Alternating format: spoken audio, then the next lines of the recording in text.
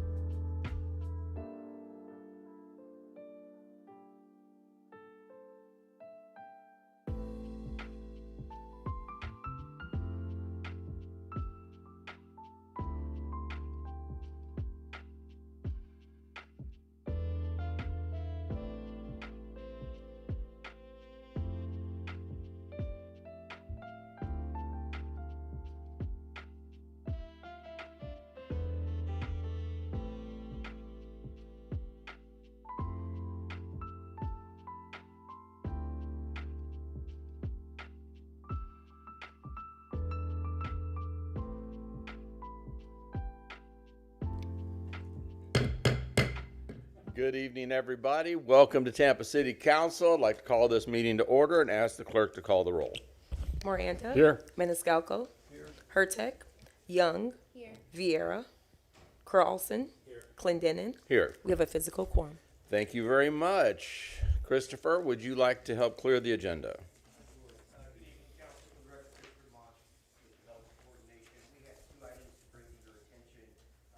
This is item number 1. It's file number VAC 2615. There is a request from the applicant to move this item to be heard after item number 2 this evening. Can I get a motion to?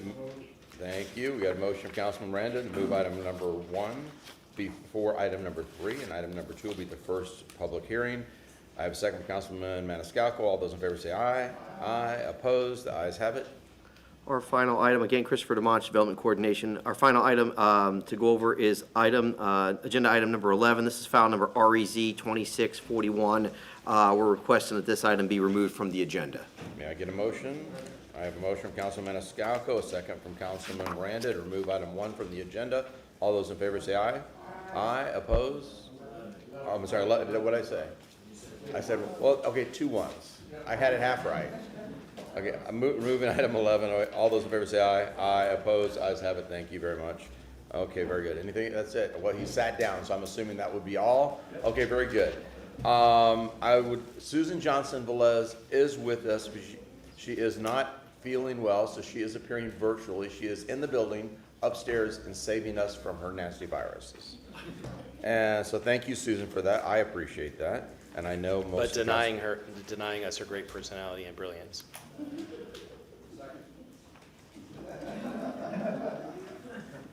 Well, isn't that special?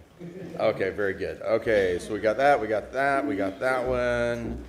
And hey, we have some special guests in the audience tonight. If you're in a blue shirt with the Mayor's Youth Corps, stand up. Very good. Hi. And where's the fearless leader, Molly? Molly, you want to come up to the dais and just say hi and bring them up? Yeah, come on up. Molly, would you like to give a little, tell people who these fine young people are? I would love to. Thank you so much. Good evening. My name is Molly Biebel, and I'm the coordinator of the Mayor's Youth Corps. I have about half of them with me tonight. Some of them missed the meeting earlier in the summer, and some of them just wanted to come back for more. So I'm very happy to have them. They are part of I a keep coming service. back for more too. I don't know why. They are part of a service, leadership, and civic engagement program run by the City of Tampa. And as a little plug, applications for our next year's class will be online on our NYC webpage at tampa.gov just after Labor Day. So I'd love to see some more faces out there. I will have them come up and introduce themselves with their name, school, and grade. Thanks for always welcoming us so well. Appreciate it. Absolutely. So come on forward, start with your name, and do what Molly told you to do. Hi, my name is Brody Martinez Robinson, and I'm a senior at Jesuit High School. Welcome. Good evening, everyone. My name is Bryce Stentz, and I'm a junior at Jesuit High School. Thank you. Good evening. My name is Mayo, and I'm a junior at Jesuit High School. Excellent. Good evening, Council. My name is Sai. I go to King High School, and I'm a senior right now. Good evening. Good evening, Council. My name is Jack O'Connor, and I'm a senior at Plant High School. Go Panthers. Good evening, Council. My name is Shania Matthew. I'm a junior at Jefferson High School. We had to hear from the Dragons. Good evening, Council. My name is Siri, and I'm a sophomore at Middleton High School. Good evening, Council. My name is Sartaj Singh Sani, and I'm a senior at Middleton High School. Welcome. Good evening, Council. I'm Thomas Dudas. I'm a senior at Tampa Catholic. Thank you, Thomas. Good evening, Council. My name is Sydney Williams, and I'm a senior at Tampa Catholic High School. There we go. Jesuit still has you beat by 1. Good evening. My name is Katie Grissom. I go to I go to Plant High School.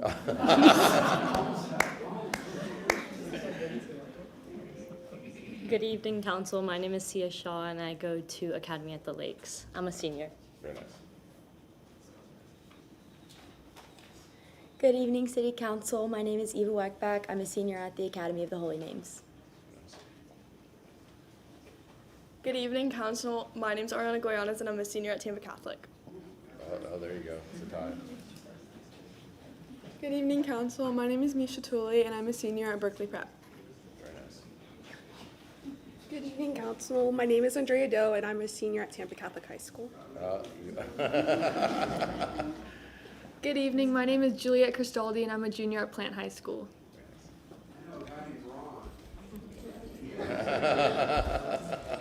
Good evening, Council. My name is Madden Moore, and I'm a senior at Plant High School. I don't know, I think Plant got you beat. I think there was more plants tonight, maybe not. Well, welcome to Tampa City Council. Hope you enjoy it, and we look forward to having you back here in the future in whatever roles you pursue as you move through life. So thank you. Okay. We have something else? Oh.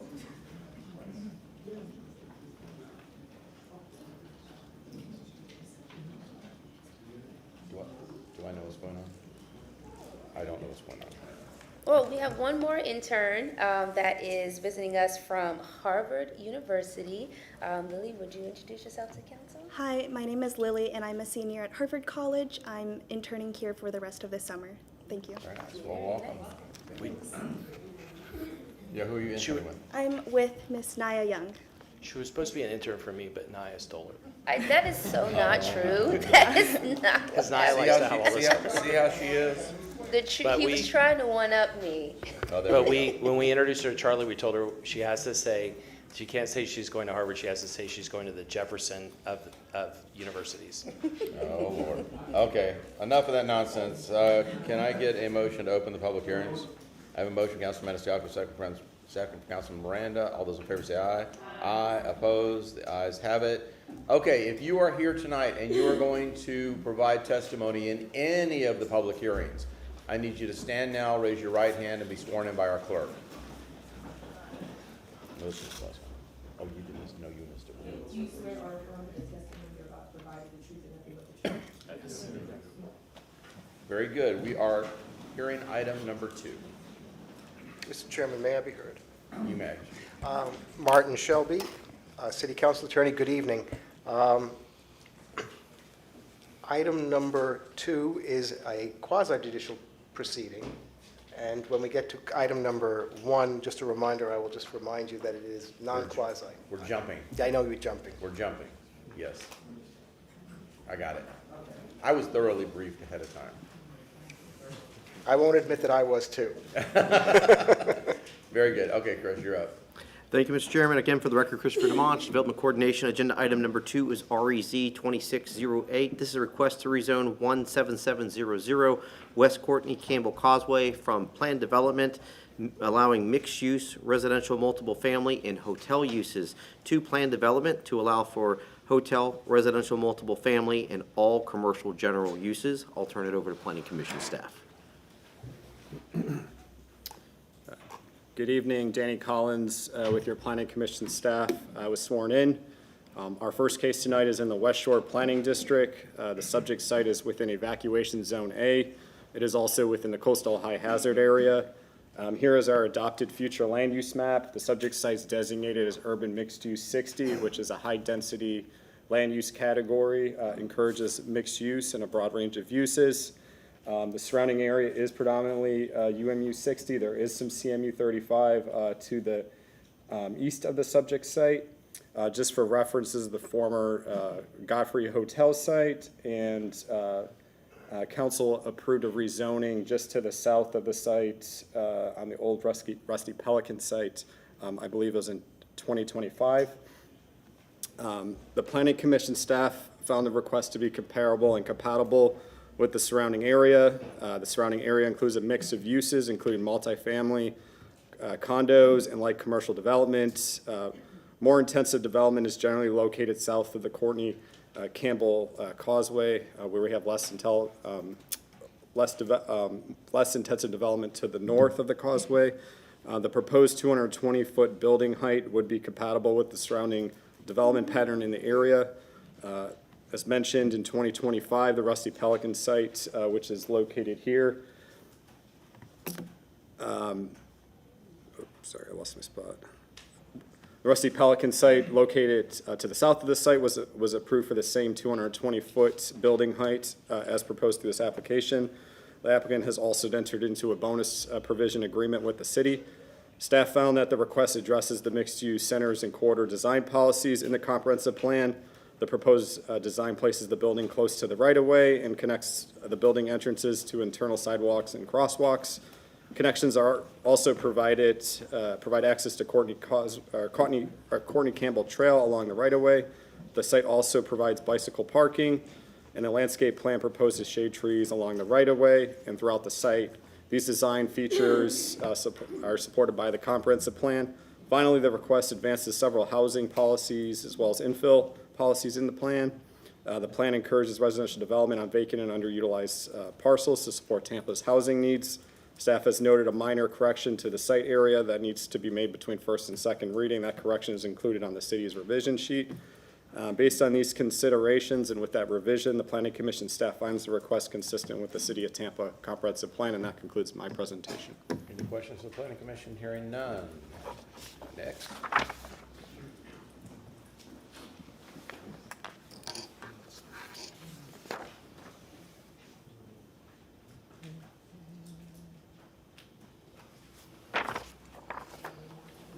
Again, for the record, Christopher DeMonch, Development Coordination. We will start over with an aerial view of the subject site. Subject property is outlined in red. It's located on the south side of West Courtney Campbell Causeway. It's also located west of North Rocky Point Drive.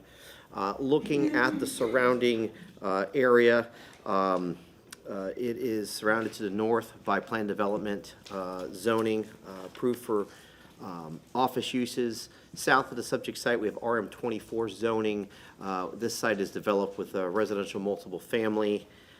East of the subject site, we have the Shriners. It's Zone PD. It's the Shriners National Headquarters site. And then west of the subject site, we have Tampa Bay. We have West Courtney Campbell Causeway. And then further west, we have a planned development site approved for restaurant uses. As Planning Commission staff noted, this site was previously home to the Godfrey Hotel. It is currently vacant. Next, we have site plan.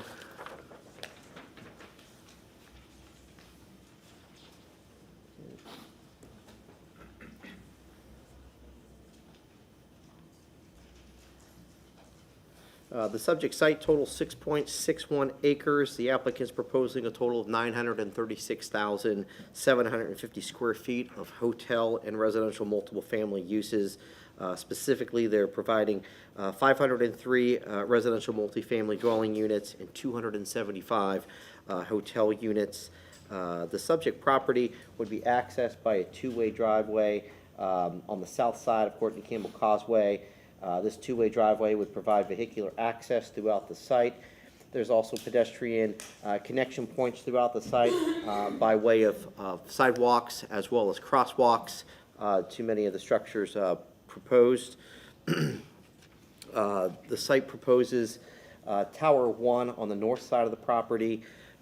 This is proposed at 18 stories or 220 feet in height. It's proposed for hotel as well as residential multiple family uses. East of Tower 1, we have a standalone parking garage. That's proposed at 4 stories or 46 feet in height.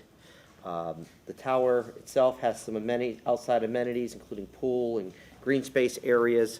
As you work further south on the subject property, we have Tower 2 as well as Tower 3. Both of these are proposed at 16 stories or 174 feet in height.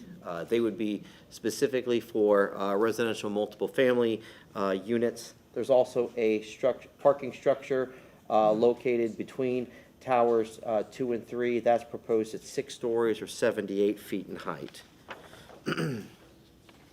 In addition to what I've shown on the site plan, the applicant is also requesting a bonus provision agreement to develop the property at a floor area ratio of 3.25, provided LEED Silver certification is secured, and utility relocation of undergrounding utilities with all amenities is conducted. The associated bonus provision agreement is presented concurrently with the application. Next, we do have some elevations to show. First set of elevations is specifically for Tower 1. The applicant is listed as Bayside, north elevation, east and south. They provide examples of what Tower 1 would look like. Next, we have the standalone parking garage. This is also on the north side of the property. That one. This gives you an idea of what that also looks like. And then next we also have towers 2 and 3. And looking at these elevations here, you can see the incorporation of the parking garage between towers 2 and 3. This application also includes 2 waivers. The first is the section 27-283. This is to reduce the required number of parking from 1,152 spaces to 1,028 spaces. This represents an 11% reduction in parking. And the second waiver is the section 27-283. This is to reduce the required number of loading berths from 5 to 2.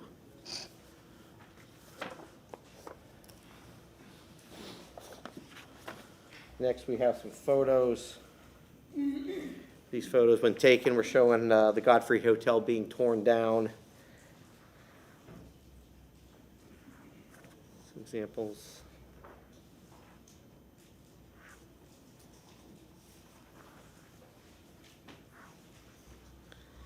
And one last shot of the site. This is from the south, looking north. And then looking across Courtney Campbell Causeway, we have the parking garage there and office buildings. This is an example of the multifamily to the south. To the east, we have the Shriners National Headquarters. And west, we have looking at the bay, and then we have that restaurant planned development zone site further west. Development Review and Compliance staff has reviewed this petition and finds requesting consistent with the applicable City of Tampa land development regulations. The inconsistent finding is results from the proposed waivers from the transportation technical standards. Should it be the pleasure of City Council to approve this application, further modifications to the site must be completed by the applicant between first and second readings of the ordinance as stated on the revision sheet within the staff report. And these revisions will not resolve the issues related to transportation's inconsistent findings. And I'm available for any questions. Any questions? Hearing none. Applicant.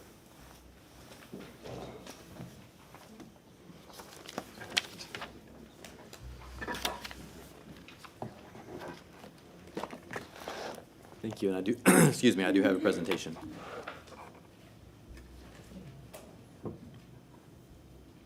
State your name.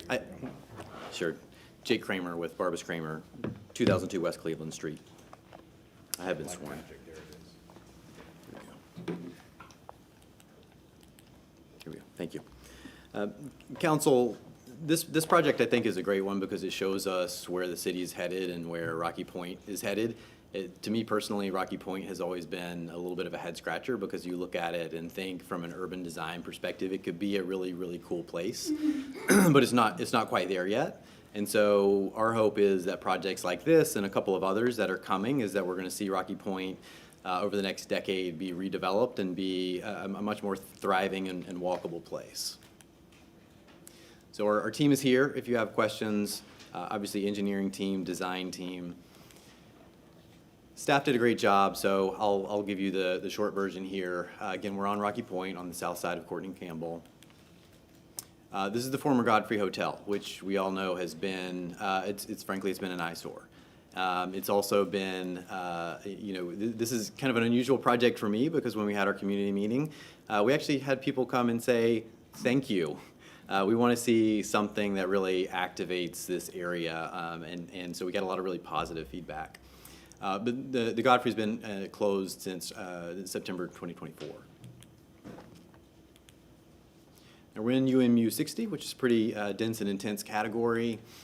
And our request is for 3.25 FAR. We do have a bonus agreement for roughly 500 multifamily units and 275 hotel keys.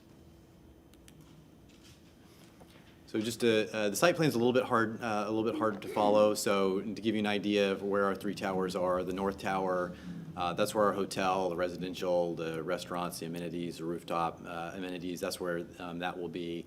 And then the multifamily apartments are going to be on the south side. So we have been working with Hilton and to be a curio collection hotel. And again, you can see this is a rendering of what the Tower 1 on the north side is going to look like.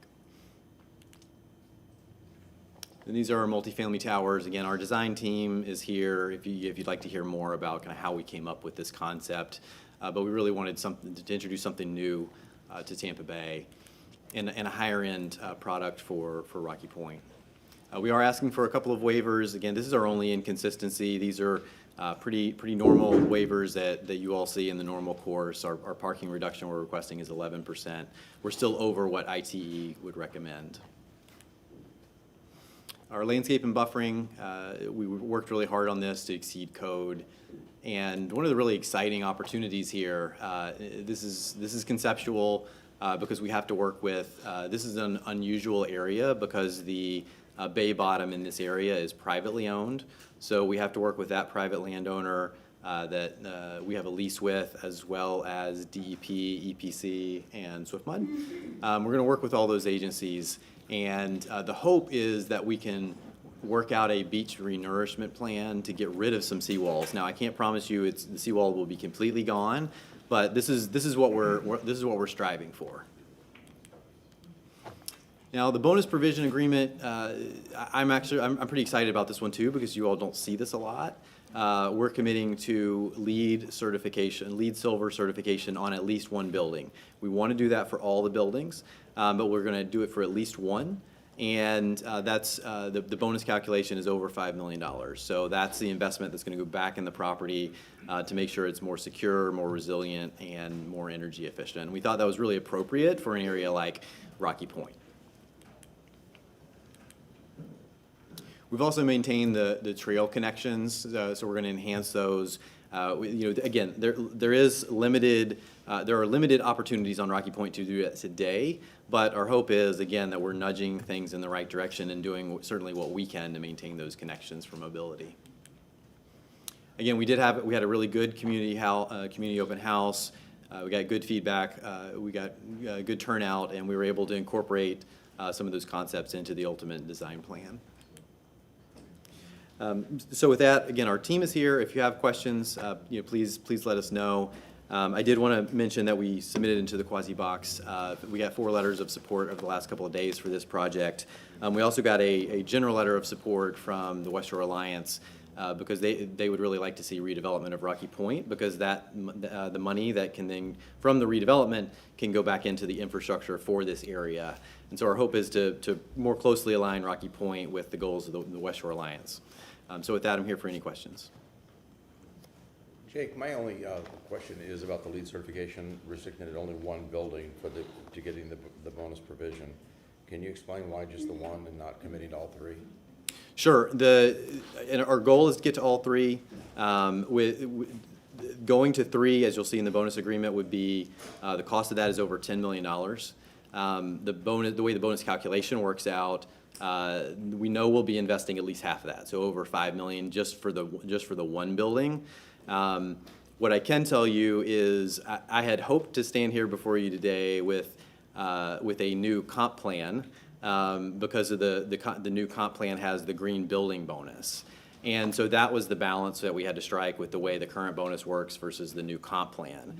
And our hope is to be back before you in about 6 months once we get the new comp plan in place and be able to provide that commitment for all the buildings. Okay, because I'm up on LEED, so. Again, that's our hope, and if we can get there with the new comp plan, then this would be, and our hope is it will be one of the largest, it will be one of the largest LEED projects in Tampa Bay. Exactly. So that's why I would love to see that, and of course. So let's work together to get the new comp plan adopted. I think you've got a lot of support on council to hopefully get that comp plan through. The LEED certification is definitely mild, and I think anybody that's listening in the developer community, I think looking at lead and underground and utilities, those are, at least for myself, those are two really big issues for me when we look at these bonus agreements. So, but thank you, appreciate it. Thank you. Okay. Is there anybody in the public that wishes to speak to this item? Going once, going twice, gone. I have a motion to close from Councilman Miranda, second from Councilwoman Young. All those in favor say aye. Aye. Opposed, ayes have it. Councilman Carlson, would you like to read this one? Yes. Move file number REZ 26-08, ordinance being presented for first reading consideration, ordinance rezoning property in the general vicinity of 7700 West Courtney Campbell Causeway in the city of Tampa, Florida, more particularly described in section 1 from zoning district classification PD plan development to PD plan development, hotel, residential, multifamily, and all CG uses providing effective date. With revision sheet, I have a motion from Councilman Carlson, a second from Councilman Maniscalco. All those in favor say aye. Aye. Opposed, ayes have it. Thank you. Okay, motion carried with Vieira absent. Second reading and adoption will be held on September 17th, 2026 at 10 a.m. at Old City Hall, located at 315 East Kennedy Boulevard, 3rd floor, Tampa, Florida, 33602. One down, 9 to go. Okay, we're going back to the future. Item number 1. And a reminder, this is a non-quasi judicial procedure.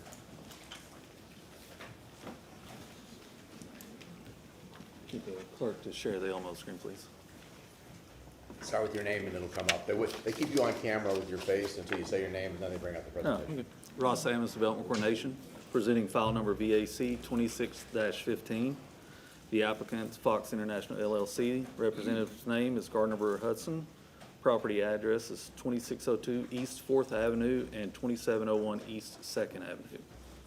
This is a proposed vacating request to vacate two sections of right-of-way, one being an alleyway located north of 4th Avenue, south of 5th Avenue, east of 26th Street, and west of 27th Street, and a portion of 1st Avenue right-of-way located north of Adamo Drive, south of 2nd Avenue, east of 27th Street, and west of Leroy Selman Expressway Connector.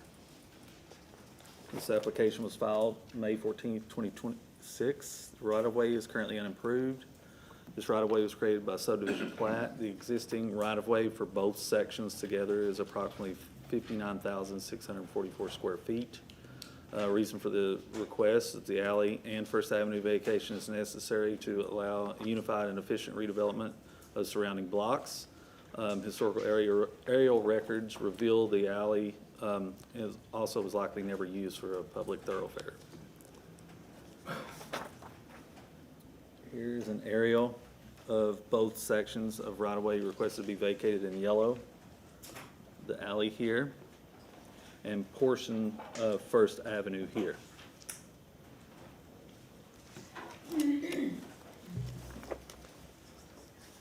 This is the plat in which the alley was dedicated. And a separate, another plat in which 1st Avenue was dedicated here.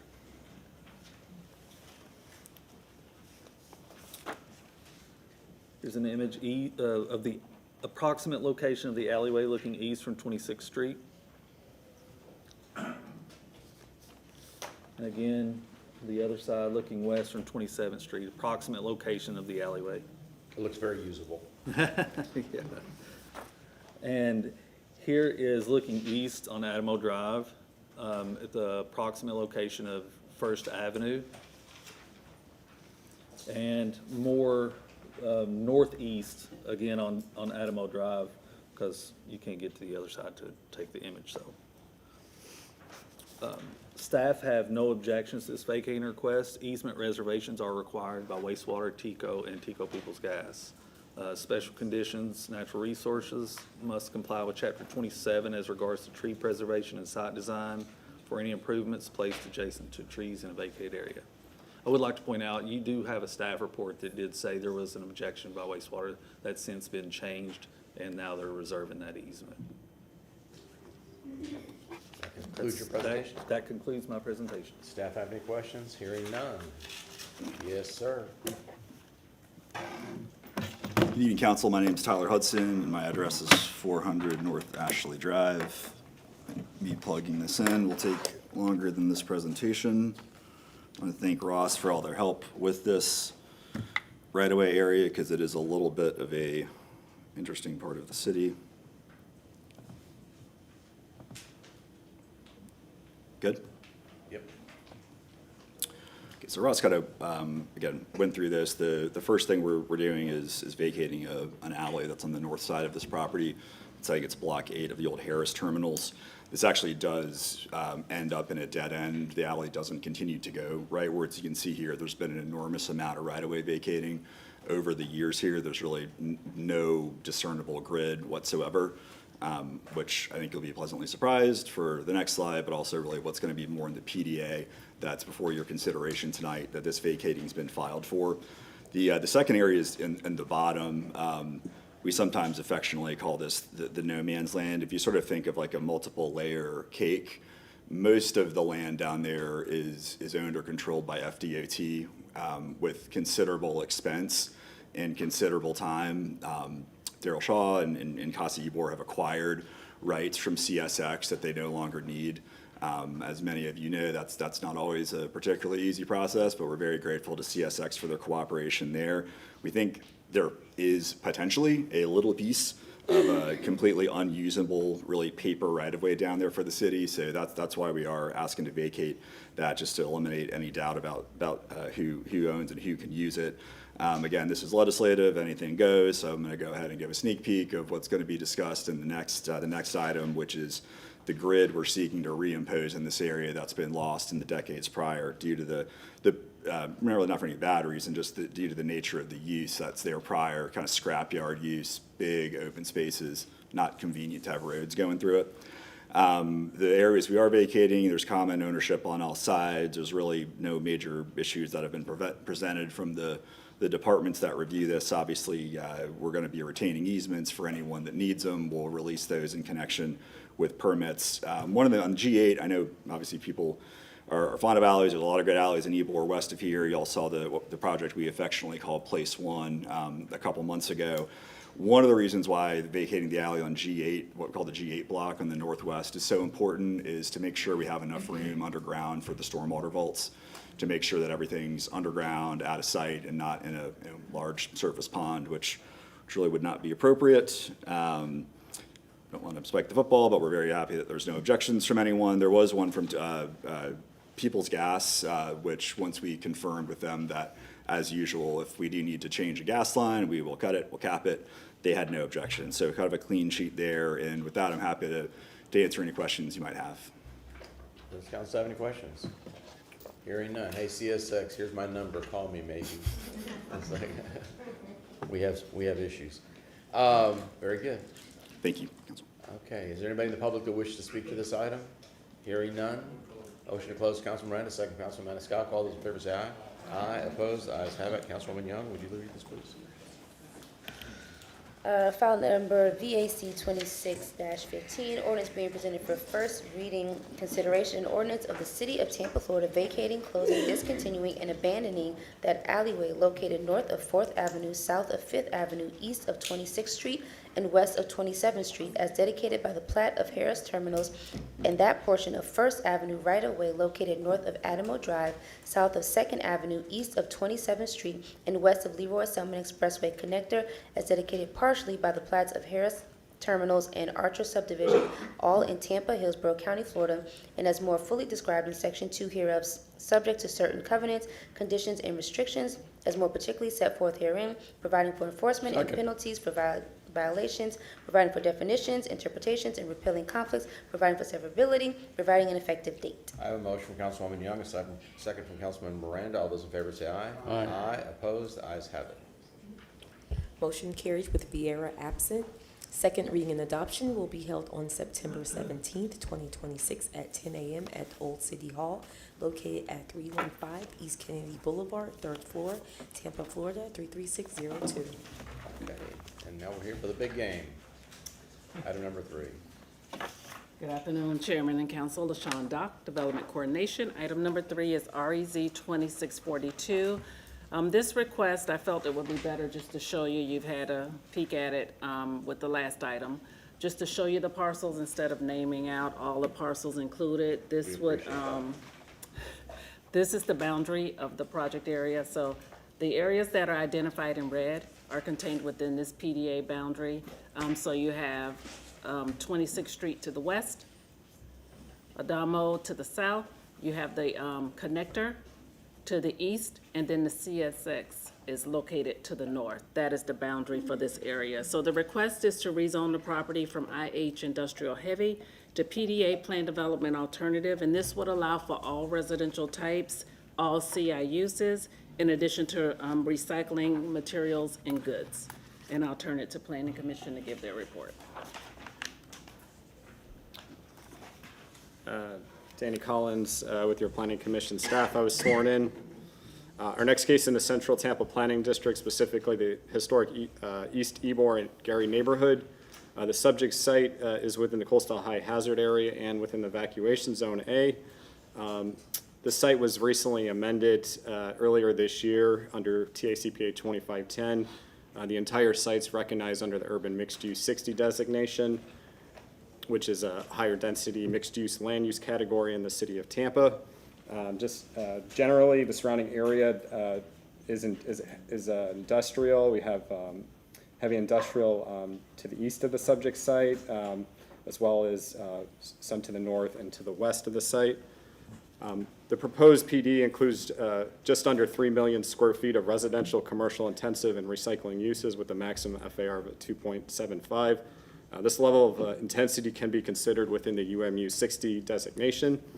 The applicant has agreed to add a note to the site plan between first and second readings describing how the site will achieve the 2.75 FAR through the vertical mixed use provision in the plan.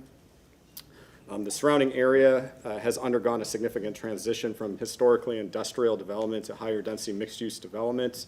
While the existing development pattern east of North 26th Street remains predominantly industrial, several comprehensive plan map amendments have redesignated the surrounding area to UMU 60 as well as other mixed-use plan categories. In the design book, the applicant has addressed the mixed-use corridor design policies related to building placement, streetscape design, pedestrian connectivity, building orientation, and architectural character. Collectively, these commitments establish a pedestrian-oriented development pattern that supports walkability and advances the intent of the mixed-use centers and corridors. The PDA also advances the city's housing goals by providing additional housing opportunities to help meet the city's housing needs. Staff did note in our report, CM Policy 1.1.7, that prohibits new special needs facilities, including hospitals in the coastal hazard area. When we reviewed this request, we reviewed it for the totality of uses that can be considered in the considered under CI, and that was one of the uses. So I did want to note that.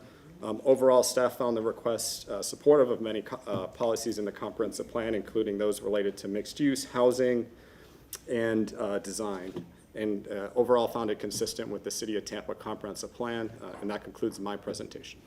Councilman Miranda, you have questions? No, none, I'm sorry. Councilwoman Hurtak. Yes. Can you, it looks like the coastal high hazard area line goes all the way up to 10th Avenue. Is that correct? It is, I believe the entire site is within the coastal high hazard area. Yes, because it goes all the way up to 10th. Okay. Yep. Thank you. Okay, very good. Thank you, sir. LaShawn. Thank you again, Council. LaShawn Dock, Development Coordination. And again, I'll put up the zoning map for you. So this request, again, would allow all residential types in addition to all CI, commercial intensive uses, as well as the recycling materials and goods use on this property, anywhere within this boundary. So this is a PDA, a plan development that is before you. This is the area contained within this PDA boundary. And I'll show you the site plan momentarily, but you can see the zoning of IH, and the uses are surrounding the property are consistent with the zoning that exists, that industrial zoning. To the west, on the west side of 26th Street, you have the Ybor City District, the special district, and then north of the subject property, you have more industrial with that industrial general zoning to the north. And so what I'd like to do is just review with you momentarily about the PDA and the standards and the criteria with the PDA. This is the site plan submitted by the applicant, and this is what you saw earlier. So you can see that the development is proposed into 11 blocks, and these blocks have been identified as shown. With the PDA, it's a little bit different than the PD, which normally comes before this council, in that you are provided an overall boundary in the PDA, and then there's a set of entitlements that go along with that boundary. The applicant, with the PDA approval, is allowed for phased development. At each phase of development, the applicant or the developer must submit for incremental site plan review. That is an administrative review. At the time of that review, that plan, which is more like a PD site plan, it has that detailed information, the building placement, the parking placement, the curb cuts, all of that is within that incremental plan. That plan is compared to the overall PDA and those entitlements that were improved. So it is, at each phase of development, the developer must submit not only the overall entitlements, but the drawdown to show what they are proposing and what remains. And this is the development entitlement chart. We've had a couple of PDAs recently, so council may be familiar with it, but I just wanted to show you. This is a part of the site plan and the design book. And this shows the actual blocks identified consistent with the site plan. And then it gives you the proposed development entitlements. So for residential, there's a maximum of 522 dwelling units, retail, 49,000 square feet. The commercial is 1,332,128 square feet. A hotel is 200 rooms. And then hospital, there's over 800 square feet allowed. And at each phase, a table such as this would be provided, showing what is proposed at each stage of incremental and what remains as far as the entitlements. And that is included in the design book also. The design guideline books also has further detail regarding building placement, build-to zones, setbacks. All of those are incorporated in the design book. And then I have a few pictures of the site and surrounding. So some of the parcels are either vacant or they have industrial or commercial use on it. So this is block H8. This is at the northeast corner at 4th and 27th. This is a picture showing you block G8, which is over here. I tried to get a couple of blocks in one view so we don't have too many pictures. Thank you. This is west of the subject property. This is on 26th Street between 3rd and 4th Avenue. This is the west side of block G9. This is the west boundary. This is on 27th Street. This is south of 3rd Avenue. You can see at the end where this dead ends. And then here's another view. This is block H10, so this is near the south, that boundary. And this is if you're looking east towards the crosstown in the distance, and that also is a dead end there. This is southwest. This is the southwest boundary of the subject property. This is at 27th Street and 2nd Avenue. So with that, there is one waiver requested, and that is to reduce the tree retention on the property. And DRC staff has reviewed the petition, finds the request consistent. There are site plan modifications to be made between first and second reading. And with that, that concludes my presentation. I'm available if you have any questions. Councilwoman Hurtak. Yes. You said that there's the waiver is for tree retention. What is the request? The request is from the required 50% to 0%, and I believe the applicant may expand on it. It may be requested just in case it is needed. This is a phased development, so as future phases come online, it may be required. You must receive the waiver now at this stage. If not, you cannot go back and get the waiver administratively. I don't know if that was a question or Are you okay? Thank you. Okay, Applicant? thank you.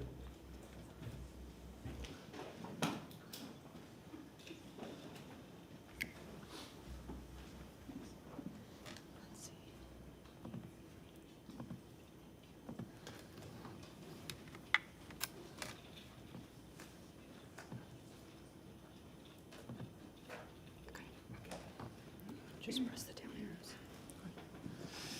Good evening, Council. Avi Friedman Shaw with Casa Ybor, 1313 East 8th Avenue, Suite 200. As I mentioned, I represent Casa Ybor. I'm here for the rezoning of the East Ybor Medical District. So this is approximately 25 acres just east of the Ybor City Historic District. We're requesting to rezone from IH, Industrial Heavy, to PDA, Plan Development Alternative. For this site, we envision this to be primarily a medical district. So this rendering that you see in front of you, this is from Adamo Drive looking north, up 28th Street, which does not exist today. And the image on the building on the right side of the image is envisioned to be a conceptual hospital use. We expect this to be a hospital built and maintained by Tampa General. Tampa General is planning a hospital on the east side of this district. They already operate a 32,000 square foot innovation hub in Ybor City, and this will act as an extension of the Tampa Medical Research District all the way from South Tampa to the east side of Ybor City. As LaShawn mentioned, this is some quick images of the site today. These were taken last Tuesday, so this is very recent. Just a few things I'll note for you today. One, the site is primarily characterized by two large industrial users, so it's not a smattering of small industrial tenants. It's two very large users who primarily engage in heavy metals recycling. As the City of Tampa staff mentioned that recycling is one of the uses maintained on the site. That's because there is a gap in time between then when we rezone the site and when those users vacate. There is not intention to maintain recycling on this site for the foreseeable future. The other thing I'll note is that this site currently lacks any level of significant pedestrian infrastructure. So if you'll see in the photos, there is no street lights, there are no sidewalks, there is no significant storm drainage. It's fairly industrial, and we'd love to change that moving forward. The site, as LaShawn mentioned, runs from the Crosstown Connector on the east, Adamo Drive to the south, 5th Avenue and the CSX tracks to the north, and then 27th and 26th Streets on the west. There is no existing dwelling units on the site, and it exists entirely outside of the Ybor City Local Historic District. On the land use, you'll see that it's just under 3 million square feet. The vast majority of the uses are intended to be hospital and medical office uses. Unlike some of the other larger zonings we've brought over the past few years, which are primarily residential, this one is the opposite. This is primarily medical and medical office. The other uses on the site here, residential, hotel, retail, these are intended to be ancillary to and in service of that primary medical use. For example, a hotel can be built in order to serve relatives of folks who are visiting the hospital there. So we're coming to the Council for PDA for just a couple reasons. One, it creates a cohesive design framework, right? And instead of having 10 or 11 individual projects, you have a cohesive block design that ties these projects together. Two, it creates a requirement for a meaningful public right-of-way and open space. So those are commitments that are made as part of that PDA, and so we're able to commit to those today. And three, it allows us to create shared parking structures that can be shared between blocks instead of each block parking themselves. This is an image. It's a conceptual rendering of 28th Street, which will be created looking north with that hospital on the right-hand side. This street grid, this is one of the core reasons we're asking for a PDA today. As LaShawn and Tyler mentioned, there is not much in the way of street grid on the site today. A lot of these streets do not exist today. So North 28th Street, which is intended to be the front door of the hospital, but also a large primary spine of the district, that will be all new and built by the applicant and not by the city of Tampa, as well as all the upgraded public utility infrastructure that's on the applicant that is not on the city of Tampa. There's a hierarchy of streets here with pedestrian forward main streets and then a number of service streets which would be better reserved for trash, loading, curb cuts, things of that nature. There is required covered bike storage on any building over 20,000 square feet, so that is the majority of buildings in this district. I'm just going to pause here very briefly. So if you'll see this cut out on the left-hand side, this image, this is a side view of that 28th Street. There's two things I'll draw your attention to. One is the wide sidewalks. So typical city sidewalks are about 5 feet in diameter. These ones will be between 6 and 8 feet, so a little bit larger. And then on each side, there's also a requirement for either a landscaping or a furniture panel, which provides that opportunity for larger shade trees and benches in the public right-of-way. There's a requirement for 2.5 acres of open space. That's about 100,000 square feet of parks and open space, which is a mix of block scale and smaller pocket parks scattered throughout the district. One thing I'll note is that if you'll see, this is right adjacent to the Crosstown connector. That's not part of this PDA rezoning, but THEA has been really open and receptive to coordination and finding better uses for the underside of that highway there, rather than, for example, just keeping it as underside of the highway. It would be nice to be able to connect those to green spaces in some way. Finally, I'll just mention that for us and for the city of Tampa, we think this is a great opportunity to bring a lot of employment and healthcare jobs to the city. Tampa General can speak to that in more depth, but we're excited to bring that healthcare and housing within reach of folks who live in the Ybor City and the surrounding downtown areas. But because this site is located at the confluence of Tampa's major highways, the Crosstown Connector, the Selman, the I-4, the 275, it allows folks from much farther afield to travel here very easily to receive that health care, otherwise live or work in that district. So that's all I have. I'm happy to answer any specific questions for council. Councilwoman Hurtak. Sure. Thank you. So I think the Planning Commission brought up a really good point. One of the big problems with Tampa General Hospital right now is that in a major storm, it can become impassable. It's hard to get there, if not impossible, due to the bridges and the water. Why would you put a hospital solely within a coastal high hazard area? It's a great question. What I would say, Councilwoman Hurtak, is that the location of this hospital is served by a major evacuation route on Adamo Drive.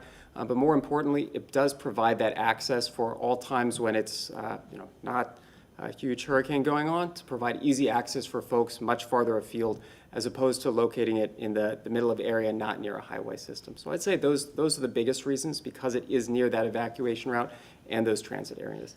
But I think the bigger question for me is, that's been a huge issue for TGH. And as they're building, they're not starting a lot of their actual, OR rooms, all that stuff on the island, except I believe it's 30 feet up. So what are the protections that TGH is going to put in? And it's not just TGH. If you're putting an entire medical center here, it's like overall, are we leaving the first floor with nothing there? Are you, what are the actual securities people are going to have, especially doctors' offices? We see it on Swan Avenue right now. Those folks have been flooded out twice, and those are doctors' offices. I've heard from several of those doctors multiple times. So I just really want to know that if I vote for this, that there's a plan so that there isn't anything medical that could possibly, in the next 50 years, climate change is a serious issue. I want people to be able to reach this hospital when they need it, and that will be during another hurricane, which we will have here. Sure, I'll let Adam speak to that. Sure. Good evening. My name is Adam Smith. I'm the Executive Vice President at Tampa General. We take that really seriously at Tampa General. We've invested several $1 million, hundreds of millions actually, within the infrastructure of the hospital. So you mentioned a couple of them, but I'll just bring up a few and stop me if it's too much detail. But we learned from the hurricanes in the community down in Fort Myers, they actually lost water. And so that was one of the things they did not plan on that caused them to leave. So we invested over $15 million, and we have 2 deep wells. So everything we do, we have redundancy for. So we have 2 deep wells right now at Tampa General. If we lost water, as an example, we could run the hospital, the entire hospital, with our own water supply. We did the same with power, so we just raised the entire energy plant up over 30 feet. So we can power some hospitals, just, you'll hear them say we do the emergency outlets, we can power the entire hospital with our own energy plant. I also personally went about a year and a half ago to Norway to meet with the CEO of Aquafence. We've had them, you've probably seen the video that's went viral that TGH has, but we work really closely with them on the entire development and how to protect the hospital and the island, because we feel like the healthcare needs to be where the patients are, and we're gonna do what we need to protect that. And we actually had Aquafence move their corporate headquarters here to Tampa based on that visit. So they're here local working with us as we do certain projects. And we were recognized by FEMA and others, and had the governor's office reach out to us and like, how are we protecting so that they could replicate some of the things that we're doing. So we're very, I know that was long-winded and I apologize, but very invested in the infrastructure around the hospital to be a resilient healthcare organization. And that's fine for the current TGH. I'm talking about where the new hospital is going. You know, it's great that you're using those fences, but aqua fences are also, I mean, it's preventing the water to get in, but then you're just putting that water onto someone else's house, most likely. And so aqua fence has a place, but it would just be better not to need it. So what is the plan to make this TGH facility and the medical center surrounding it to not have these issues for the next 50 years? We've not fully designed the hospital, but when we're working on our tower right now, the tower that's being built for advanced transplantation and neurology services.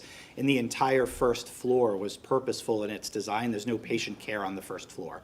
And so that would be the same. So the patient care is not delivered until it's that higher level above where there would be any flooding impact or any of that. Again, part of that resilience. So we can't go back to the existing hospital and do that, but as we've designed the future additions to the campus, that's part of the design that we would incorporate into the new structure. And that's all mechanicals, all major issues? Correct. Everything will be Correct. 30 feet and above? Correct. Even with the tower today, there's nothing on that first Yes, floor. yeah. There's no mechanics, there are no mechanical rooms, there's nothing that would cause us to have to vacate that facility. Okay, and then I have a question. Thank you, I really appreciate that, because I think the community is very concerned about that overall, because we want people to be able to access care even with flooded streets. So I had another question about what about the medical facilities that will surround it? So there are doctor's offices. If this is the kind of medical center we want to create, are we building from 30 feet up? How do we see this, you know, really fitting in for, I mean, I know some of the things that you use are incredibly heavy, you know, MRI equipment, like all of that is incredibly heavy. So putting that 30 feet up is quite something. So I would love to hear more about not just the hospital, but the surrounding medical district. What is the plan to make sure it is also protected from coastal high hazard flooding? So Councilwoman Hurtak, happy to jump in. I want to bring in our civil engineer who's been looking at these kind of concerns. Great. Council members, how's it going? Artie Centron, 201 North Franklin. As they had mentioned before, this entire site is in a coastal hazard. The elevation is at elevation 12. So once we get into, you know, obviously this is a PDA, we have not gotten into that, but we've severely and heavily thought about it. At that point in time, almost everything in this block is within elevation, and it has to be 1 foot above that base flood. So no matter what, everything that's new is already going to be built at least 1 foot above that base flood elevation 13. So to your point, whether it's the hospital, which will have to be 2 feet above, And the medical office will just have to be a minimum of 1 foot above, depending on what it's going to be. All that's going to have to be thought about. Not to mention this area sits within the stormwater advisory list for the city. So on top of that, there's already modeling efforts being done currently to look at that. There'll have to be a box culvert that exists today that'll have to be relocated. In addition to that as well, that'll have to be looked at to see if there's additional capacity to open that up, to allow that whole entire area to freely drain, to your point, to allow accessibility during storms. Okay. To that point, it hasn't been done yet, but that'll be the next step. Yeah, I just really wanted to make sure, I mean, that was of particular, just a place of particular interest of mine. Thank you. Audrey Freeman-Shaw, 1313 East 8th Avenue. Happy to answer additional questions, whether from council. Sorry, I had one more thing. Sure, please. That was one that was important to me, but also you mentioned that this is going to be more of a work facility, or this is a work district. And I really love that you mentioned the protected bike parking. Obviously, it's something that's near and dear to my heart. But if we're talking about work environments, then comes the secondary layer, which is shower facilities for people that do tend to bike, and protected bike parking for employees. So is that being thought of at all? Sure, that's definitely something that I would say is being thought of. You know, I know a lot of folks currently in the Ybor City area or in nearby Hyde Park who bike to work, and their biggest complaint is I don't have somewhere to shower once I get there. So with respect to larger facilities such as TGHs, that's something that I'm sure that them and their employees are looking at and would like to include. For us, when we think of other buildings in that district, you know, covered bike parking is the first step. We would certainly like to include shower facilities for those individuals. I would say that's probably not a part of the rezoning, but it's something that we are absolutely keeping top of mind as we move forward. Thank you. I know it's not part of the rezoning, but it's my chance Absolutely. to mention it, so thank you. Any further questions? Okay, hearing none. Is there anybody in the public who wishes to speak to this item? Yes, sir. Adam Smith from Tampa General. I'll keep my comments brief because I've mentioned quite a few. I would just say, you know, we've been working with the team on this project and trying to understand. We really feel we're in support of this, in full support of the rezoning. As our academic medical center is approximately 2 miles away, we're building a tower today. But as a safety net hospital, it's basically a mathematical equation for us. We have more patients coming to us for that complex care than we can actually take care of in the facility. So although we're proud of the tower, in the next 3 to 5 years, we know we're gonna need some other type of facility. And so this project is really important to us, not only for the healthcare piece and the mixed use, but also we feel as an economic driver to the community. So I just wanted to thank you for your time and just wanted to show the support from Tampa General and Florida Health Science Center. Thank you. Thank you. Okay. Who you wish to speak? Start with your name, please. Hi, Jennifer Crabtree. I am the president of the Tampa Medical and Research District and also senior vice president at Tampa General. Thank you for having me. So from the Tampa Medical and Research District perspective, we are here to help support the rezoning of this initiative.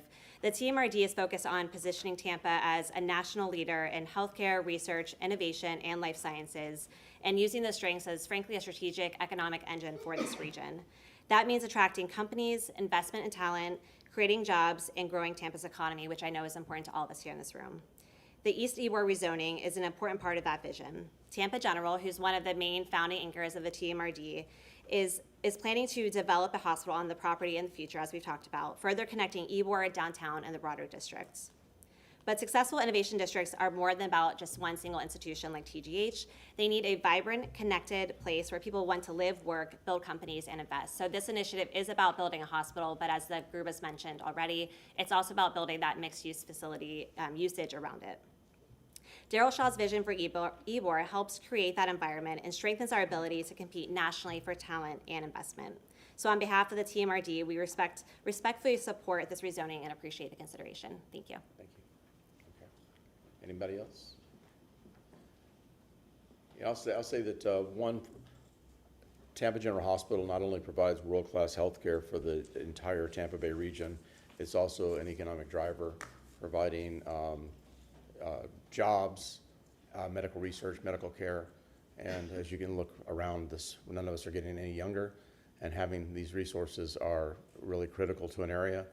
And being said, I think the redevelopment of this area is something that's going to be, again, one of these things that those of us that are part of this process will be proud of in the future, that we hand off to the next generation of Tampanians, that they'll be able to look and see that this area's been so recreated and have pedestrian friendly. And I appreciate that the streetscapes that you're trying to incorporate in this PDA and this master plan with the wider sidewalks and, you know, being pedestrian friendly, I think is really critically important. And I'd love to see the shade trees in an area now that is pretty much just blighted and, you know, really almost absent of any type of really any kind of like landscape or any kind of pedestrian access. So it's very exciting. And just an added note, obviously we all know we're trying to expand the streetcar. We've, with the support of the administration, we're actually looking to extend the east part of the Ybor to 26th Street. So that's not a guarantee, but we're exploring that opportunity, whether to federalize or keep it local, but being able to tie into this type of development. So that's pretty exciting. Councilman Miranda. Chairman, you know, what comes around goes around. Ybor City been neglected by nature, by everyone else for years. And when I was a little boy there, you had two clinics, Gonzalez and Trey's Clinic, and you had a streetcar that went 54 miles in the city of Tampa. And now we're talking about the same thing 80 years later. And you used to have a hospital in Ybor City? Yes, called the Miranda. I went to your hospital, had a transplant. They took my hair out, put brains in.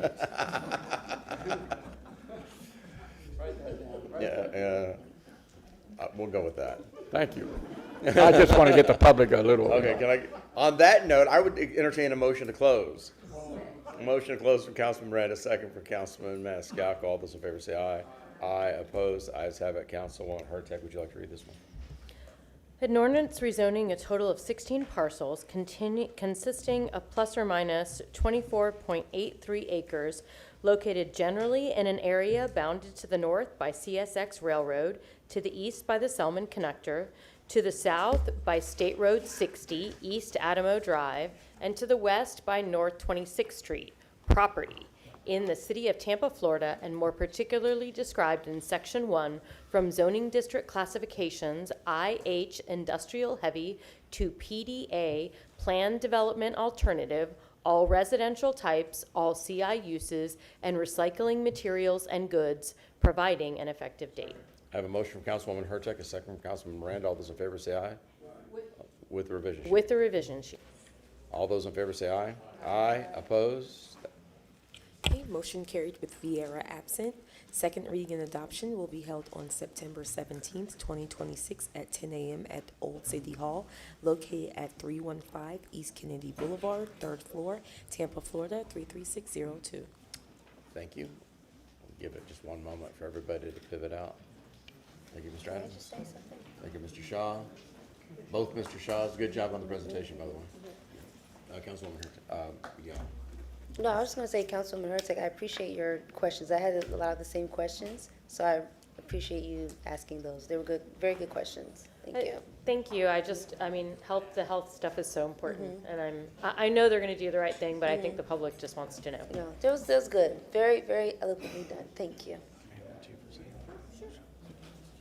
Okay. We'll just give everybody a second to settle. Okay, item number 4. Good evening, Council. Bria Dixon, Development Coordination. Next item is agenda item number 4, REZ 2648, request to rezone 11607 and 11613 North Florida Avenue from CI Commercial Intensive to PD Planned Development, Vehicle Sales and Leasing, and Minor and Major Vehicle Repair. I will now turn it over to Planning Commission staff.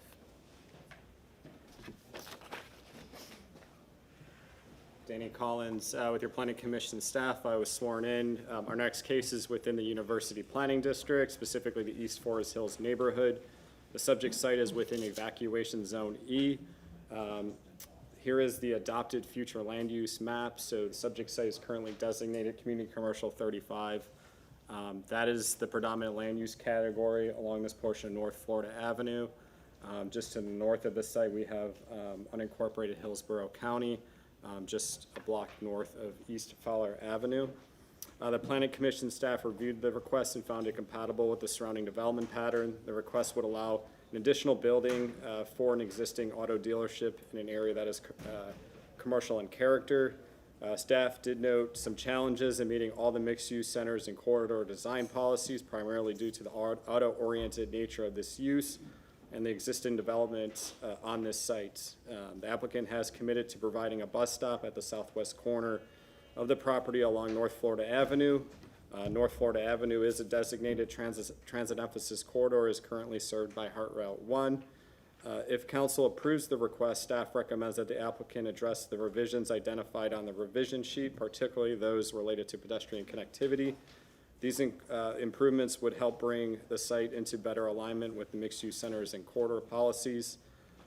Overall, the proposed use and FAR are appropriate within the CC 35 designation, and the request is comparable and compatible with the commercial character of the surrounding area along Florida Avenue. Based on those considerations, Planning Commission staff finds the request consistent with the City of Tampa Comprehensive Plan, and that concludes my presentation. I'm available for any questions. Thank you. Does anyone have any questions? Okay. Maria Dixon, Development Coordination. We'll start with an aerial view. Second. You can see the subject parcel outlined here in red.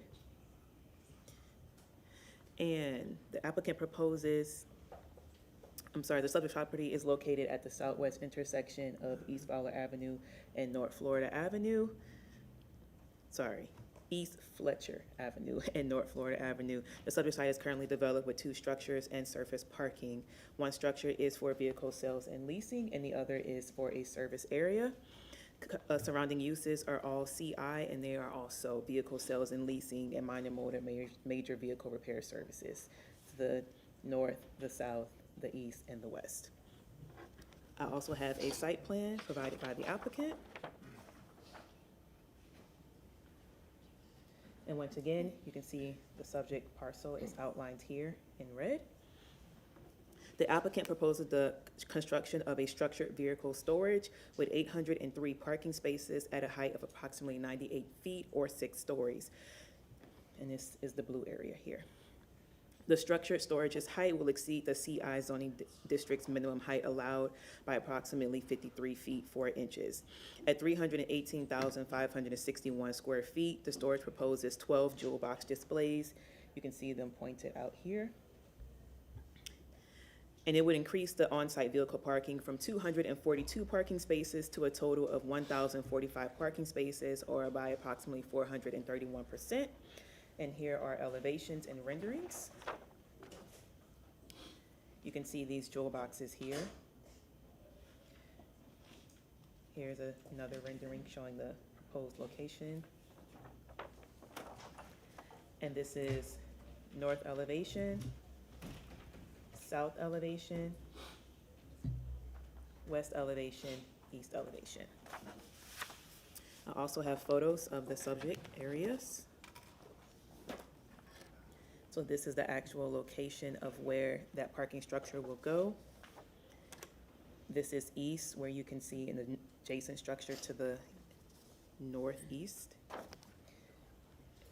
Here is also east, where that location of the parking area would be. The structured parking would be. Here are developments to the north that are also similar uses of vehicle sales and leasing and major and minor vehicle repair. This is looking down North Florida Avenue. This is looking down South Florida Avenue. This is development to the west, and this is development to the south. There are 2 requested waivers. First is section 27284.2.5 to permit the removal of 1 non-hazardous 37-inch live oak grand tree. The second waiver is from section 27289.3 to increase the allowable number of wall signs on building number 3, which is the structured parking, on the west from 1 sign to 2 signs with a combined area not to exceed the allowable wall sign area for the western building facade. Development Review and Compliance staff has reviewed the petition and finds the request inconsistent with the applicable City of Tampa land development regulations. Please refer to Natural Resources and Development Coordination comments for overall inconsistency finding. If City Council so wishes to approve the application and waivers requested, modifications to the site plan as shown on the submitted revision sheet must be completed between first and second reading of the ordinance as stating on the revision sheet. I am available for any questions. Thank you. I actually do have a question. Can you show on the site plan where the tree is that they want to take out? Yes.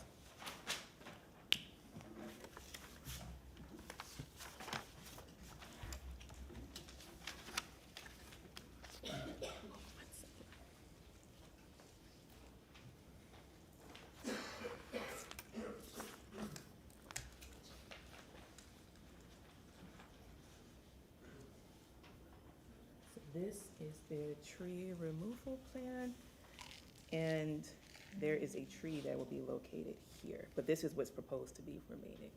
But that tree was here, and I can see if I can find another image.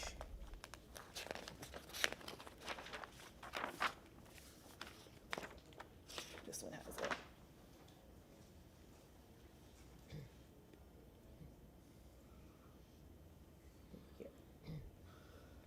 Okay, thank you. You're welcome. Any other Okay. questions? Any other questions? Hearing none. Okay. Applicant?